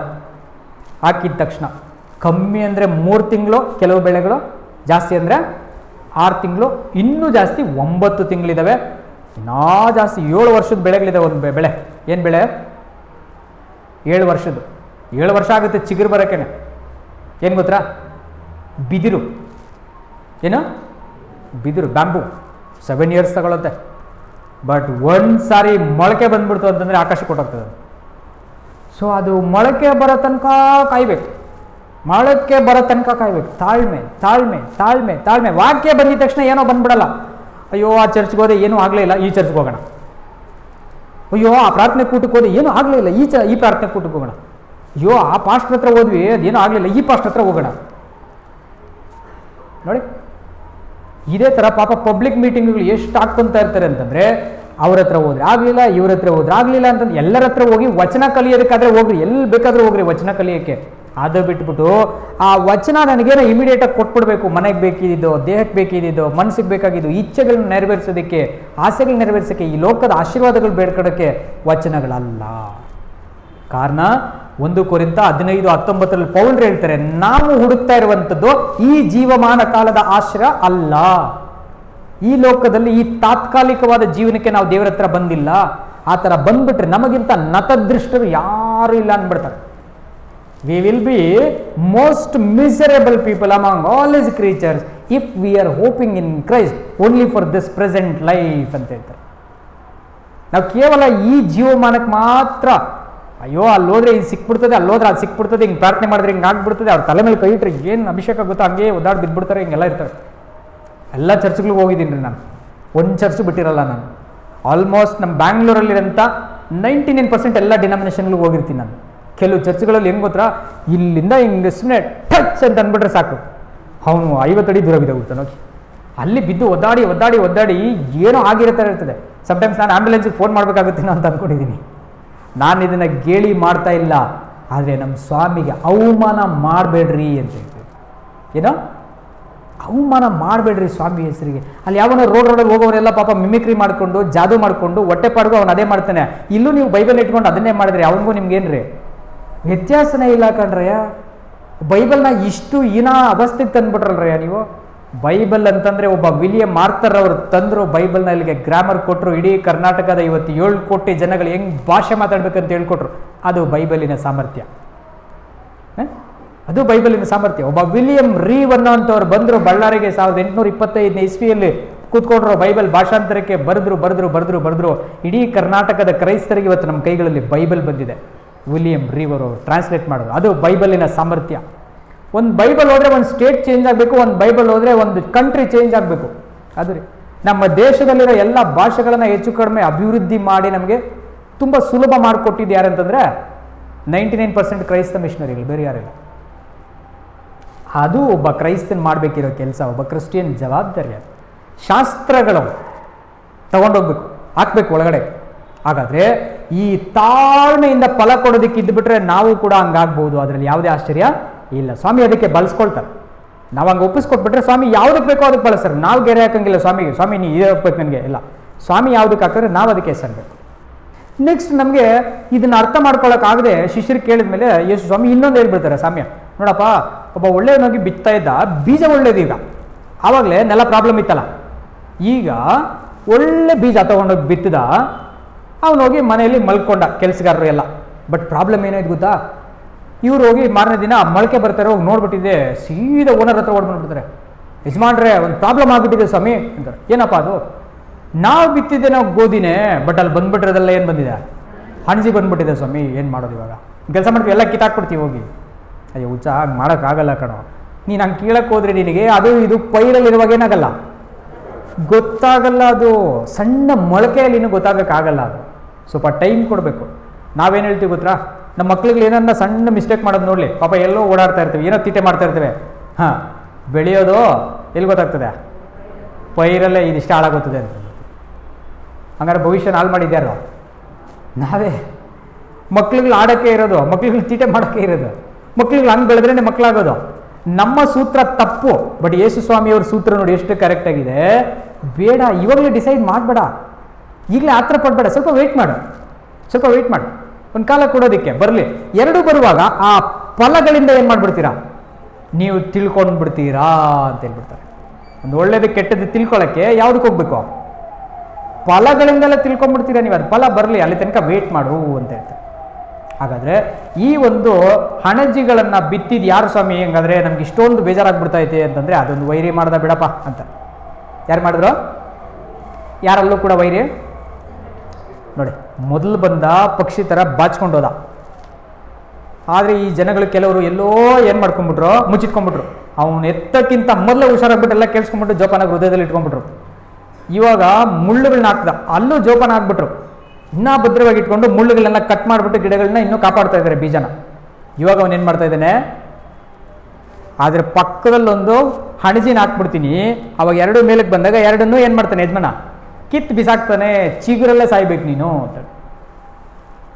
ಆವಾಗ ಸ್ವಾಮಿ ಏನು ಮಾಡ್ತಾರೆ? ಇಲ್ಲ ಇಲ್ಲ ಬೇಡ, ಸ್ವಲ್ಪ ದಿನ ಬಿಡು. ನಾವು ಅಷ್ಟೇ, ಶಿಷ್ಯರಿಗೂ ಅಷ್ಟೇ ನೋಡಿ. 3.5 ವರ್ಷ ಸ್ವಾಮಿ ಹೇಳ್ಕೊಟ್ರು, ಬೀಜಗಳು ಹಾಕಿದ್ರು, ಅವರೊಳಗಡೆನೂ ಪೈರು ಬಂದಿದ್ದು ಕೂಡಲೇ ಅವ್ರನ್ನ ಡಿಸೈಡ್ ಮಾಡೋಕ್ಕಾಗಿಲ್ಲ ಅವ್ರು ದೇವ್ರ ರಾಜ್ಯಕ್ಕೆ ಇರ್ತಾರ ಇಲ್ವಾ ಅಂತ. ಆದರೆ ಸ್ವಾಮಿ ನಿಧಾನವಾಗಿ ಹೇಳ್ಕೊಂಡು ಬರ್ತಾರೆ, ನನ್ನ ಹತ್ರ ನೀವು 12 ಜನ ಶಿಷ್ಯರಿದ್ದೀರಲ್ಲ, ನೀವೆಲ್ಲರೂ ಶುದ್ಧ ಅಲ್ಲ, ಇದರಲ್ಲಿ ಒಬ್ಬ ಕಳೆ ಇದ್ದಾನೆ ಅಂತ ಹೇಳ್ಬಿಡ್ತಾರೆ. There is a son of perdition. ಇಂಥ ಕಳೆಗಳು ಬಂದ್ಬಿಡ್ತದೆ. ಸೊ ಆ ಹಣಜಿಗಳು ಅಂತಂದರೆ ಬರೀ ಕಳೆಗಲ್ಲ, ಅದು ಸೈತಾನನ ರಾಜ್ಯದವರು. ದೇವರ ವಾಕ್ಯವೆಂಬ ಬೀಜಗಳು ಅಂದರೆ ಬರೀ ವಾಕ್ಯ ಮಾತ್ರ ಅಲ್ಲ, ದೇವರ ರಾಜ್ಯದ ಮಕ್ಕಳು, children of the Kingdom. So ಯಾವ ಮಕ್ಕಳು ಒಳಗಡೆ ವಾಕ್ಯ ಹೋಗಿದೆಯೋ ಆ ಮಕ್ಕಳು ಕೂಡ ಏನಾಗಿದ್ದಾರೆ? ಬೀಜಗಳು. ಹಾಗಾದ್ರೆ ಇವತ್ತು ಇಲ್ಲಿ ಮಕ್ಕಳು, ಇಷ್ಟು ಮಕ್ಕಳು ಕೂತ್ಕೊಂಡಿದ್ದಾವೆ, ಈ ಒಂದೊಂದು ಮಕ್ಕಳಲ್ಲೂ ದೇವರ ವಾಕ್ಯ ಹೋಗ್ಬಿಟ್ರೆ ಈ ಎಲ್ಲ ಮಕ್ಕಳು ನಾಳೆ ಏನಾಗಬೇಕು? ನೀವೇ ಹೇಳ್ಬೇಕು. ನೀವೇನಾಗ್ತೀರಾ? ನಿಮ್ಮ ಡೆಸ್ಟಿನಿ ನೀವೇ ಹೇಳ್ಕೊಬೇಕು. ಮತ್ತಾಯ 13:38 ಓದ್ಬಿಟ್ಟನ್ನ ಹೇಳಿ ಹೋಗ್ಲಿ.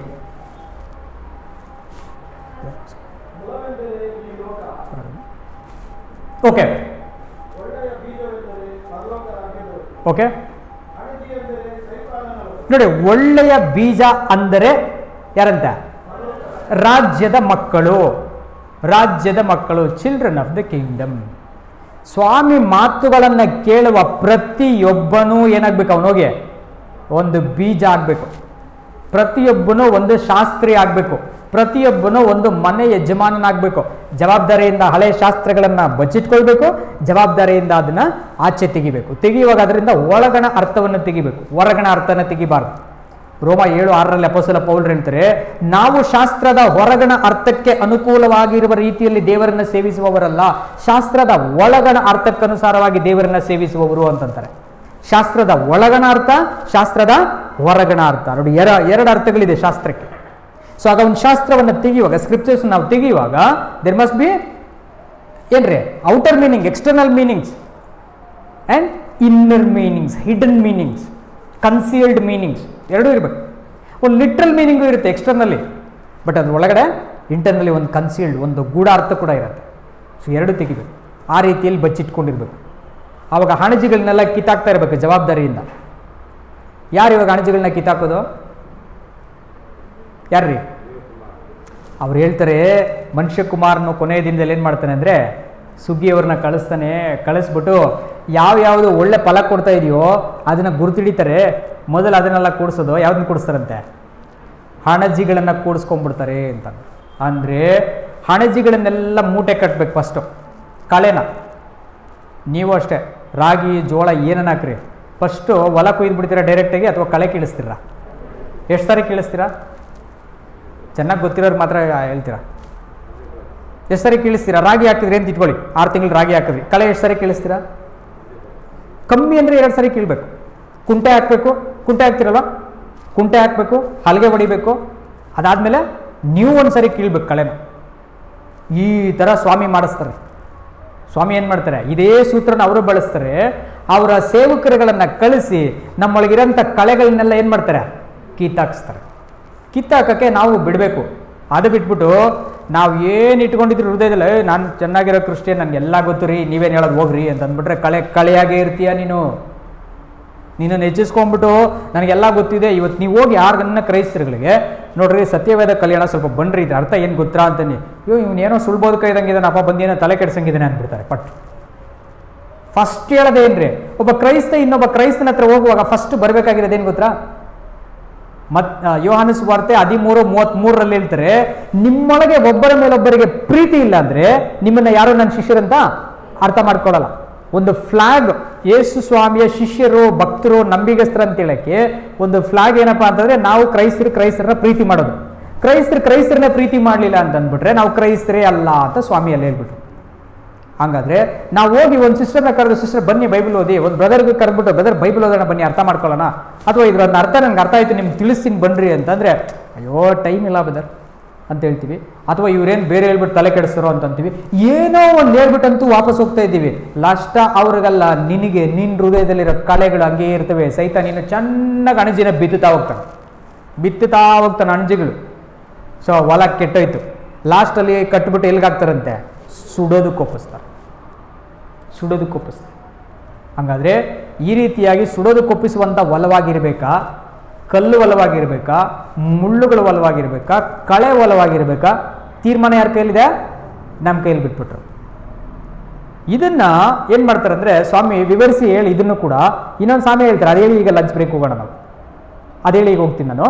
ಸೊ ಆ ಸಾಮಿ ಏನು ಮೂರನೇದು ಏನ್ರಿ, ಇನ್ನು ಸ್ವಲ್ಪ ಕೇಳಿಸಿಲ್ರಿ, ಕರೆಕ್ಟ್ರಾ? ಇದಾದ್ಮೇಲೆ ನೆಕ್ಸ್ಟ್ ಇಮಿಡಿಯೇಟ್ ಕರೆಕ್ಟ್ರಾ? 31ನೇ ವಚನನ್ರಾ? ಓಕೆ. ಸೊ 31ನೇ ವಚನದಲ್ಲಿ ಒಂದೇನಂತೆ, ಸಾಸಿವೆ ಕಾಳು. ಒಂದೇ ವಚನ ಇರೋದು. ಒಂದು ಸಾಸಿವೆ ಕಾಳು ತೊಗೊಂಡೋದ್ರೆ ಅಂತ ಊತಿಟ್ರಂತೆ, ಅದೇನಾಯ್ತಂತೆ, ಮರ ಆಯ್ತಂತೆ. ಆ ಮರ ದೊಡ್ಡದಾಗೋಯ್ತಂತೆ. ಅದರಲ್ಲಿ ಪಕ್ಷಿಗಳೆಲ್ಲ ಬಂದು ವಾಸ ಮಾಡಿಬಿಟ್ವಂತೆ. ಇದು ದೇವ್ರ ರಾಜ್ಯ ಅಂದ್ಬಿಟ್ರು. ಹೆಂಗಿದೆ ಅರ್ಥ ಮಾಡ್ಕೊಳ್ಳೋದು? ಹೆಂಗ್ರಿ ಅರ್ಥ ಮಾಡ್ಕೊಳ್ಳೋದಿಲ್ಲ? ಇದು ಯಾವತ್ತೂ ಅರ್ಥ ಮಾಡ್ಕೊಳ್ಳೋಕೆ ಟ್ರೈ ಮಾಡಿಲ್ವ ನಾವು? ಹೇಳಿ ಸಿಸ್ಟ್ರೆ. ಆ ಮರ ಅಂತೀರಾ, ಆ ಕೊಂಬೆಗಳೇನು? ದೇವರ ವಾಕ್ಯಗಳು. ಅದರಲ್ಲಿ ಬಂದಿರೋ ಪಕ್ಷಿಗಳು ಹೌದ್ರಾ? ಕರೆಕ್ಟ್ರಾ? ಇವಾಗಲೇ ನೋಡಿದ್ವಿ, ಪಕ್ಷಿ ಏನಕ್ಕೆ ಬಂತು? ಬೀಜಗಳನ್ನ ತಿನ್ನಾಕ್ಬಿಡೋಕೆ ಬಂತು. ಅಂಥ ಪಕ್ಷಿ ಈ ಬ್ರಾಂಚ್ ಒಳಗೆ ಬಂದಿದೆ ಅಂದರೆ ಹಂಗಾರೆ ಇಲ್ಲಿರೋ ಫಲನ ಏನು ಮಾಡೋಕ್ಕೆ ಬಂದಿದೆ? ಅದು ತಿಂದಾಕೋದಕ್ಕೆ ಬಂದಿದೆ. ಕರೆಕ್ಟ್ ಅಲ್ರಾ? ಹಂಗಾರೆ ಯಾರಿರ್ಬೋದು ಪಕ್ಷಿಗಳು? ನೋಡಿ, ಹಂಗಾದರೆ ಸ್ವಲ್ಪ ಡೌಟ್ ಬಂತು. ನಾನು ಸಿಂಪಲ್ ಕ್ಲಾರಿಫಿಕೇಶನ್ ಕೊಡ್ತೀನಿ ನಿಮಗೆ. ನನ್ನ ಅಂಡರ್ಸ್ಟ್ಯಾಂಡಿಂಗ್ ನೋಡ್ರಿ ನಿಮಗೆ ಮ್ಯಾಚ್ ಆಗುತ್ತಾ ಇಲ್ವಾ ಅಂತ. ಓಕೆ. ಸೊ ಆ ಬೀಜ ಅಂದರೆ ದೇವ್ರ ವಾಕ್ಯ ಅಂತೇಳಿ ಹಾಕಿದ್ರು. ಹಾಕುವಾಗ ಆ ಮರ ಏನಾಯಿತು? ದೊಡ್ಡ ಮರ ಆಯಿತು. ಮರನ ಕಂಪ್ಯಾರಿಸನ್ಗೆ ನಿಮಗೆ ಈಸಿಯಾಗಿ ಒಂದು ಎಕ್ಸಾಂಪಲ್ ಗೊತ್ತಿದ್ರೆ ನೆನೆಸ್ಕೊಳ್ರಿ. ನೀವು ದಾನಿಯೇಲ್ 4ನೇ ಅಧ್ಯಾಯದಲ್ಲಿ ಒಂದು ಮರ ನೋಡ್ತೀರಾ. ನೆಬೂಕದ್ನೆಚ್ಚರ್ ಕನ್ಸಲ್ಲಿ ಅದನ್ನು ನೋಡಿರ್ತಾನೆ. ಆ ಮರನ ಕಟ್ ಮಾಡ್ರಿ ಅದು ತುಂಬ ಕೊಬ್ಬು ಬಂದ್ಬಿಡ್ತದಕ್ಕೆ ಅಂತ ಹೇಳ್ತಾರೆ. ಅದು ದೊಡ್ಡದಾಗಿ ಬೆಳೆದಿತ್ತೆ ಅಂತೆ. ಆಕಾಶದ ಎಲ್ಲ ಪಕ್ಷಿಗಳು ಅದರಲ್ಲಿ ವಾಸ ಮಾಡ್ತಿದ್ವಂತೆ. ಬ್ಯಾಬಿಲೋನ್ ಕಿಂಗ್ ಅವರು, ಕಿಂಗ್ ಆಫ್ ಕನ್ಫ್ಯೂಷನ್. ಬ್ಯಾಬಿಲೋನ್ ಏನ್ರಿ? ಕನ್ಫ್ಯೂಷನ್. ಸೊ ಇವನು ಯಾರಿಗೆ king? King of confuse kingdom. So confused ಕಿಂಗ್ಡಮ್ಗೆ ಕಿಂಗ್ ಆಗಿರೋಂಥ ಇವನಿಗೆ ಇದು ಏನಂತಲೇ ಅರ್ಥ ಆಗ್ತಾ ಇಲ್ಲ. ಅದನ್ನು ಬಿಡಿಸಿ ಹೇಳೋಕ್ಕೆ ತಿರ್ಗಾ ಭಕ್ತರು ಬಂದು ಬಿಡಿಸಿ ಹೇಳ್ತಾರೆ. ಅವಾಗ ಆ ಮರ ಅಂದರೆ ನೀನೇ ಕಣಯ್ಯ ಅಂತಾರೆ ದಾನಿಯೇಲ. ಆ ಮರ ಅಂದರೆ ಯಾರು? ಅದು ನೀನು ಈ ಸಕಲ ಜನಾಂಗಗಳನ್ನು ನೀನು ಕಂಟ್ರೋಲಲ್ಲಿ ಇಟ್ಕೊಂಡಿದ್ದೆ. ಪಕ್ಷಿಗಳು ಎಲ್ಲ ಜನಾಂಗಗಳಿಗೂ ನೀನು ಕಂಟ್ರೋಲಲ್ಲಿ ಇಟ್ಕೊಂಡಿದ್ದೆ. ಅಥಾರಿಟಿ ನಿನ್ನ ಮೇಲೆ ಇತ್ತು. ಆದರೆ ನೀನು ಸ್ವಲ್ಪ ಅಹಂಕಾರ ಬಂತು, ಅದಕ್ಕೆ ನಿನ್ನನ್ನು ಕಟ್ ಮಾಡ್ತಾ ಇದ್ದೀವಿ. ಅದೇ ರೀತಿಯಲ್ಲಿ ಇಲ್ಲೂ ಕೂಡ ವಾಕ್ಯನ ಹಾಕಿದ್ರು. ಶಿಷ್ಯರು ಬರಬೇಕಿತ್ತು, ಶಿಷ್ಯರು ಬಂದಿಲ್ಲ ರೀ. ಒಂದು ತಪ್ಪಾದ ಗುಂಪು ಬೆಳೆದು ಬಿಡ್ತು. ತಪ್ಪು ಅಂತಂದ್ರೆ ಏನೋ ತುಂಬಾ ಕೆಟ್ಟದಂತ ಅರ್ಥ ಅಲ್ಲ. ಅಧಿಕಾರ ಯಾವ ತರ ನೆಬೂಕದ್ನೆಚ್ಚರನಿಗೆ ಅಧಿಕಾರ ಬೇಕಾಗಿತ್ತು, ರಾಜ್ಯ ಬೇಕಾಗಿತ್ತು ಅಂತ ಒಂದು ಗುಂಪು ಬೆಳೀತು. ಆ ಗುಂಪೆ ಕಥೋಲಿಕ ವ್ಯವಸ್ಥೆ, ದ ಸಿಸ್ಟಮ್ ಆಫ್ ಕ್ಯಾಥೋಲಿಕಿಸಮ್ ಸ್ಟಾರ್ಟ್ ಆಯ್ತು. ಸೊ ಒಂದು ಧರ್ಮವಾಗಿ ಬೆಳೆದ್ಬಿಡ್ತು, ಒಂದು ವ್ಯವಸ್ಥೆಯಾಗಿ ಬೆಳೆದ್ಬಿಡ್ತಿದ್ದು. ಬೆಳೆದ್ಬಿಟ್ಟು ಅದು ಮರ ಆಗಿ ಹೋಗಿ ಸುಮ್ಮನೆ ಇರಲಿಲ್ಲ. ಅದ್ರಲ್ಲಿ ಏನಾಗ್ಬಿಟ್ಟಂತೆ ಬ್ರಾಂಚಸ್ ಆದವು. ಫಸ್ಟ್ ಬ್ರಾಂಚು 1517 ಇಸ್ವಿ ಯಾರು? Martin Luther. ಪ್ರಾಟೆಸ್ಟೆಂಟ್ ಅಂತ ತಗೊಂಡ್ಬಂದ್ರು. ಪ್ರಾಟೆಸ್ಟೆಂಟಿಸಮ್ ಅಂತ ಬಂದಮೇಲೆ ಕೆಲವರಿಗೆ ಮಾರ್ಟಿನ್ ಲೂಥರ್ ಹೇಳಿದಂಗೆ ಕೇಳ್ತಾ ಇಲ್ಲ, ನೀವು ಸ್ವಲ್ಪ ತಪ್ಪಾಗಿ ಹೋಗ್ತಿದ್ರ, ನಾವು ಲೂಥರನ್ಸೇ ಕರೆಕ್ಟ್ ಅಂತಂದು ಒಂದು ಸಣ್ಣದ ಆಚೆ ಲೂಥರನ್ಸ್, ಅದರೊಳಗಿಂದ ಒಂದು ಸ್ವಲ್ಪ ಆಚೆಗೆ ಬ್ಯಾಪ್ಟಿಸ್ಟ್, ಅದರೊಳಗಿಂದ ಇನ್ನೊಂದು ಬ್ರಾಂಚು ಆನಾ ಬ್ಯಾಪ್ಟಿಸ್ಟ್, ಅದರೊಳಗಿಂದ ಒಂದು ಸ್ವಲ್ಪ ಆಚೆಗೆ ವೆಸ್ಲಿಯನ್ಸ್, ಅಡ್ವೆಂಟಿಸ್ಟ್. ಈ ಥರ ಬ್ರಾಂಚ್ಗಳು ಶುರುವಾಯಿತು ನೋಡ್ರಿ. ಸೊ ಕ್ರೈಸ್ತತ್ವ ಬ್ರಾಂಚ್ಗಳಾಗೋಯಿತು. ಕ್ರಿಸ್ಟಿಯಾನಿಟಿ ಅನ್ನೋಂಥ ಒಂದು ಮರದಲ್ಲಿ ಕ್ರೈಸ್ತತ್ವ ಅನ್ನೋ ಬ್ರಾಂಚ್ಗಳು ತುಂಬ ಡಿನಾಮಿನೇಷನ್ಸ್, 43,000 ಕೊಂಬೆಗಳಾಗ್ಬಿಟ್ಟು, ಈ ಕೊಂಬೆಗಳಲ್ಲೆಲ್ಲ ಈಗ ಯಾರು ಬಂದ್ಬಿಟ್ರಂತೆ? ಪಕ್ಷಿಗಳು ಬಂದ್ಬಿಟ್ವಂತೆ ನೋಡ್ರಿ. ಸ್ಟಾರ್ಟಿಂಗ್ ಇಂಟ್ರೊಡಕ್ಷನ್ ಅಲ್ಲಿ ನಾನು ಹೇಳಿದ್ದೆ ಏನಂದ್ರೆ, ಒಂದು ಚರ್ಚ್ ಇನ್ನೊಂದು ಚರ್ಚ್ ಜೊತೆ ಸೇರಲ್ಲ, ಒಂದು ಪಾಸ್ಟರ್ಗಳು ಇನ್ನೊಂದು ಪಾಸ್ಟರ್ಗಳ ಜೊತೆ ನಾವು ಸೇರದೆ ಇವತ್ತು ಆಗೋಗಿದ್ದೀವಿ. ನಾವು ಕೂಡ ಯಾಕೆ ಈ ಥರ ಆಗಿದ್ದೀವಿ? ಅಲ್ಲಿಗೆ ನಾವು ಬಿಡಲ್ಲ, ನಮ್ಮ ಹತ್ರಕ್ಕೆ ಅವ್ರು ಬಿಡಲ್ಲ, ಅವ್ರು ಹೇಳೋ ಬೋಧನೆಗೆ ನಾವು ಒಪ್ಕೊಳ್ಳಲ್ಲ, ನಾವು ಹೇಳೋ ಬೋಧನೆಗೆ ಅವ್ರು ಒಪ್ಕೊಳ್ಳಲ್ಲ. ಹಿಂಗೆ ಯಾಕೆ ನಾವು ಆಗಿದ್ದೀವಿ ಅಂತಂದ್ರೆ, ಎಲ್ಲ ಕಡೆಗಳಲ್ಲಿ ಎಲ್ಲ ಕೊಂಬೆಗಳಲ್ಲಿ ಯಾರು ಕೂತಿದ್ದಾರೆ ನಮ್ಮನ್ನು ಕನ್ಫ್ಯೂಸ್ ಮಾಡೋಕ್ಕೆ? ಸೈತಾನನ ಪಕ್ಷಿಗಳು.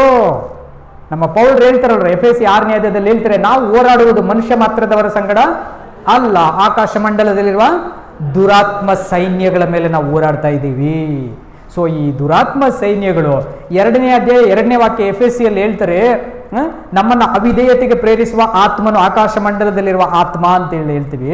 ಸೊ ಅಂತ ಅವಿಧೇಯಕ್ಕೆ ನಡೆಸುವಂಥ ಸೈತಾನನೆಂಬ ಆತ್ಮದೊಂದಿಗೆ ಅವಿಧೇಯರಾಗಿ ಬಿದ್ದೋಗಿರೋಂಥ ದೂತರುಗಳು ಎಲ್ಲರೂ ಸೇರಿಕೊಂಡು ಒಂದು ಏಜೆನ್ಸಿಗಳಾಗಿ ನಮ್ಮನ್ನ ಎಷ್ಟು ಕೆಟ್ಟ ನೆಲವಾಗಿ ಬದಲಾಯಿಸ್ತಾರೆ ಅಂತಂದ್ರೆ, ನಾವು ಬಿತ್ತುವಾಗ ಕೇಳಿಸ್ಕೊಳ್ಳೋಕ್ಕೆ ಕಿವಿನ ಕ್ಲೋಸ್ ಮಾಡ್ತಾನೆ, ಒಳಗಡೆ ಈಸ್ಕೊಳ್ಳೋಕ್ಕೆ ಹೃದಯನ ಮೊಂಡು ಮಾಡ್ತಾನೆ, ಅದ್ರ ಒಳಗಡೆ ಫಲ ಕೊಡೋದಕ್ಕೆ ನಮ್ಮನ್ನ ಏನ್ರಿ ಆಚೆ ಕಡೆ ಮುಳ್ಳುಗಳಿಂದ ಪ್ರೆಸ್ ಮಾಡ್ತಾನೆ. ಅದೂ ಬಿಟ್ಟು ಆಚೆಗೆ ಬಂದಿದ್ದೀವಿ ಅಂತಂದ್ರೆ ನಮಗೆ ಟೈಮ್ ಪ್ರೊಲಾಂಗ್ ಆದಾಗ ನಮಗೆ ಡಿಸ್ಕರೇಜ್ ಮಾಡಿಬಿಟ್ಟು, ಅಯ್ಯೋ ಓದ್ ತಿಂಗಳೇನೋ ಪಾಠಕ್ಕಿಲ್ಲದೆ ಈ ತಿಂಗಳು ಯಾಕೆ ಬಿಡ್ರಿ ಬದಲಾಗೋಣ, ಬಿಟ್ಬಿಡ್ತೀವಿ, ಮರ್ತೋಗ್ತೀವಿ. ನಾವು ಅಂತೂ ಫಲ ಕೊಡ್ದಂಗೆ ಆಗ್ತೀವಿ. ಅಲ್ಲಿಗೂ ಸ್ವಲ್ಪ ಗಿಡ ಹಂಗೇ ಇದ್ದುಬಿಟ್ರೆ ಹಣಜಿನ ಬಿತ್ಬಿಟ್ಟು ಕನ್ಫ್ಯೂಸ್ ಮಾಡ್ತಾನೆ, ನಾವ ನಿಜವಾದ ಗೋಧಿ ಅವರ ಅಂತ ಕನ್ಫ್ಯೂಸ್ ಮಾಡ್ಬಿಡ್ತಾರೆ. ಸೊ ಇಲ್ಲಿ ನಿಜವಾದ ಕ್ರಿಸ್ಟಿಯನ್ ಯಾರಪ್ಪ ಅಂತ ಆಗ್ಬಿಡ್ತದೆ. ಈಗ ನಾನು ಕೂಡ ಒಂದು ಪೂಜೆ ಮಾಡ್ತಿದ್ದಂಥ ಕುಟುಂಬದಲ್ಲಿ ಹುಟ್ಟಿದವನು, ನಮ್ಮ ತಂದೆ ಕೂಡ ಒಂದು ಪೂಜಾರಿ ಮಾಡ್ತಾ ಇದ್ದಂಥವ್ರು. ಸೊ ಅಂಥ ಕುಟುಂಬದಿಂದ ನಾನು ಬರುವಾಗ ನನಗೆ ಭಗವದ್ಗೀತೆಯನ್ನು ವೇದಗಳನ್ನು ಕೊಡ್ತಾ ಇದ್ರು ಕೈಗೆ, ಅದನ್ನ ಓದ್ಕೊಳ್ತಾ ಇದ್ದೆ. ಓದ್ಕೊಂಡ್ರೆ ಪ್ರಶ್ನೆ ಮಾಡಿದೆ, ಅವ್ರು ಹೇಳ್ತಾ ಇರಲಿಲ್ಲ. ನೋಡಿ ಇಲ್ಲಿ ವಾಲಿ ಸುಗ್ರೀವ ಇವರಿಬ್ಬರ ಬಗ್ಗೆ ನಂಗೆ ಸ್ವಲ್ಪ ಡೌಟ್ ಬಂತು. ಇವರಿಬ್ಬರದ್ದು ಇಸ್ಪಿ ಯಾವ ಇಸ್ಪಿ ಹುಟ್ಟಿದ್ದು ಅಂತ ಕೇಳಿದ್ರೆ ಹೇಳ್ತಿರಲಿಲ್ಲ. ಕೋಪ ಬಂದ್ಬಿಟ್ಟು ಇವ್ರನ್ನೇ ಪ್ರಶ್ನೆ ಮಾಡ್ತೀಯಾ ಅಂತ ತೆಗೆದು ಹೊಡೆದ್ಬಿಡೋರು. ಅವಾಗ ಪ್ರಶ್ನೆ ಮಾಡಿದ್ರೆ ಉತ್ತರನೇ ಹೇಳ್ತಿಲ್ಲ. ಈ ಥರ ನಮಗೆ ಈ ಒಂದು ಮನಸ್ಸಲ್ಲಿ ಇಟ್ಕೊಳ್ಳೋದಕ್ಕೇನ್ರಿ ಬಿಡೋದೇ ಇಲ್ಲ. ಇವನು ಏನೋ ಒಂದೊಂದನ್ನು ಹಾಕಿ ಹಾಕಿ ಹಾಕಿ ಹಾಕಿ ನಮ್ಮನ್ನ ಕನ್ಫ್ಯೂಸ್ ಮಾಡಿ, ನಮ್ಮೊಳಗಡೆ ಮುಳ್ಳುಗಳನ್ನು ಕ್ರಿಯೇಟ್ ಮಾಡಿ, ನಮಗೆ ಕಲ್ಲು ಬಂಡೆನ ಮಾಡಿ ಮನಸ್ಸನ್ನ ಅಂತೂ ಫಲ ಇಲ್ಲದೆ ಮಾಡಿಬಿಡ್ತಾನೆ ನಮ್ಮನ್ನ. ಸೊ ಹಾಗಾದರೆ ಹಿಂಗಾಗಬಾರ್ದು ಅನ್ನಾಗಿದ್ರೆ ನಾವು ಒಳಗಡೆ ಬಂಡೆಗಳನ್ನು ತೆಗೆದುಹಾಕಬೇಕು, ಮೇಲುಗಡೆ ಮುಳ್ಳುಗಳನ್ನು ತೆಗೆದುಹಾಕ್ಬೇಕು. ನಮ್ಮ ಜೀವನದಲ್ಲಿ ತಾಳ್ಮೆಯಿಂದ ವೆಯ್ಟ್ ಮಾಡಬೇಕು. ಮತ್ತು ಕೊನೆಯಲ್ಲಿ ನಾವು ಆ ಫಲ ಕೊಡೋದ್ರಲ್ಲಿ ನಾವು ಹಣಜಿ ಆಗಿದ್ದೀವ ಗೋಧಿ ಆಗಿದ್ದೀವ, ಹಣಜಿ ಆಗಿದ್ದೀವ ಗೋಧಿ ಆಗಿದ್ದೀವ ಅಂತ ಸಾಯ ತನಕ ಪರೀಕ್ಷೆ ಮಾಡ್ತಾ ಇರಬೇಕು. ಎಲ್ಲಿವರೆಗೂ? ಕೊನೆ ಉಸಿರಿರೋ ತನಕ. ಯಾವಾಗ ಬೇಕಾದ್ರೂ ಹಣಜಿಯಾಗಿ ಕನ್ವರ್ಟ್ ಆಗ್ಬೋದು ನಾವು.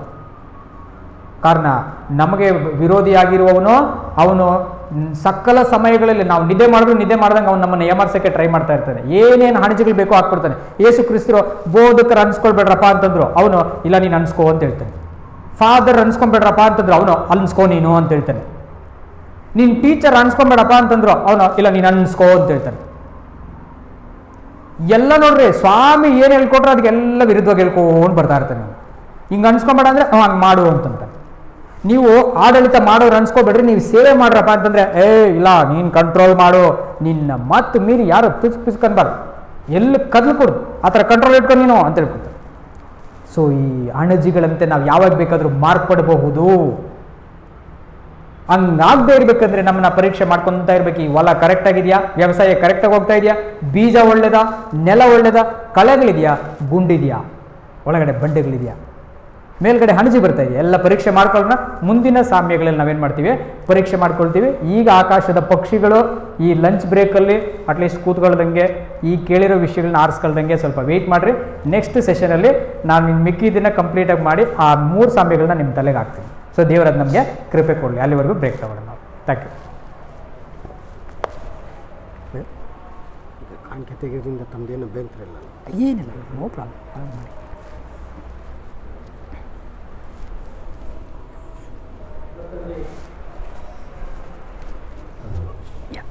ಪ್ರೇರೆ ನಾನು ನಂಬ್ತೇನೆ, ದೇವರು ನಮ್ಮ ಸ್ತೋತ್ರ, ದೇವರ ಅಮೂಲ್ಯವಾದಂತಹ ಸತ್ಯವಾಕ್ಯವನ್ನು ನಮಗೆ ಪ್ರಕಟಪಡಿಸಿದ್ದಾರೆ. ದೇವರಿಗೆ ಸ್ತೋತ್ರವಾಗಲಿ. ಈಗ ನಾವು 92ನೇ ಸಂಕೀರ್ತನೆಯನ್ನು ಹಾಡ್ಕೊಳ್ಳೋಣ. ಕರುಣಾಕರ ದೇವ ಸತ್ಯಾತ್ಮನ ವರದ ಸದ್ಗುಣ ಭಾವ ನಮ್ಮ ಹಾಡಿನ ಚೀಟಿಯಲ್ಲಿ 74ನೆಯ ಸಂಕೀರ್ತನೆ. ಈ ಒಂದು ಸಂಕೀರ್ತನೆಯನ್ನು ಹಾಡುವಾಗ ಯಾರು ಸ್ವ ಇಚ್ಛೆಯಿಂದ ಕಾಣಿಕೆಗಳನ್ನು ಕೊಡ್ತಿರೋ ಕರ್ತನ ಸೇವೆಗೋಸ್ಕರವಾಗಿ ಕರ್ತನ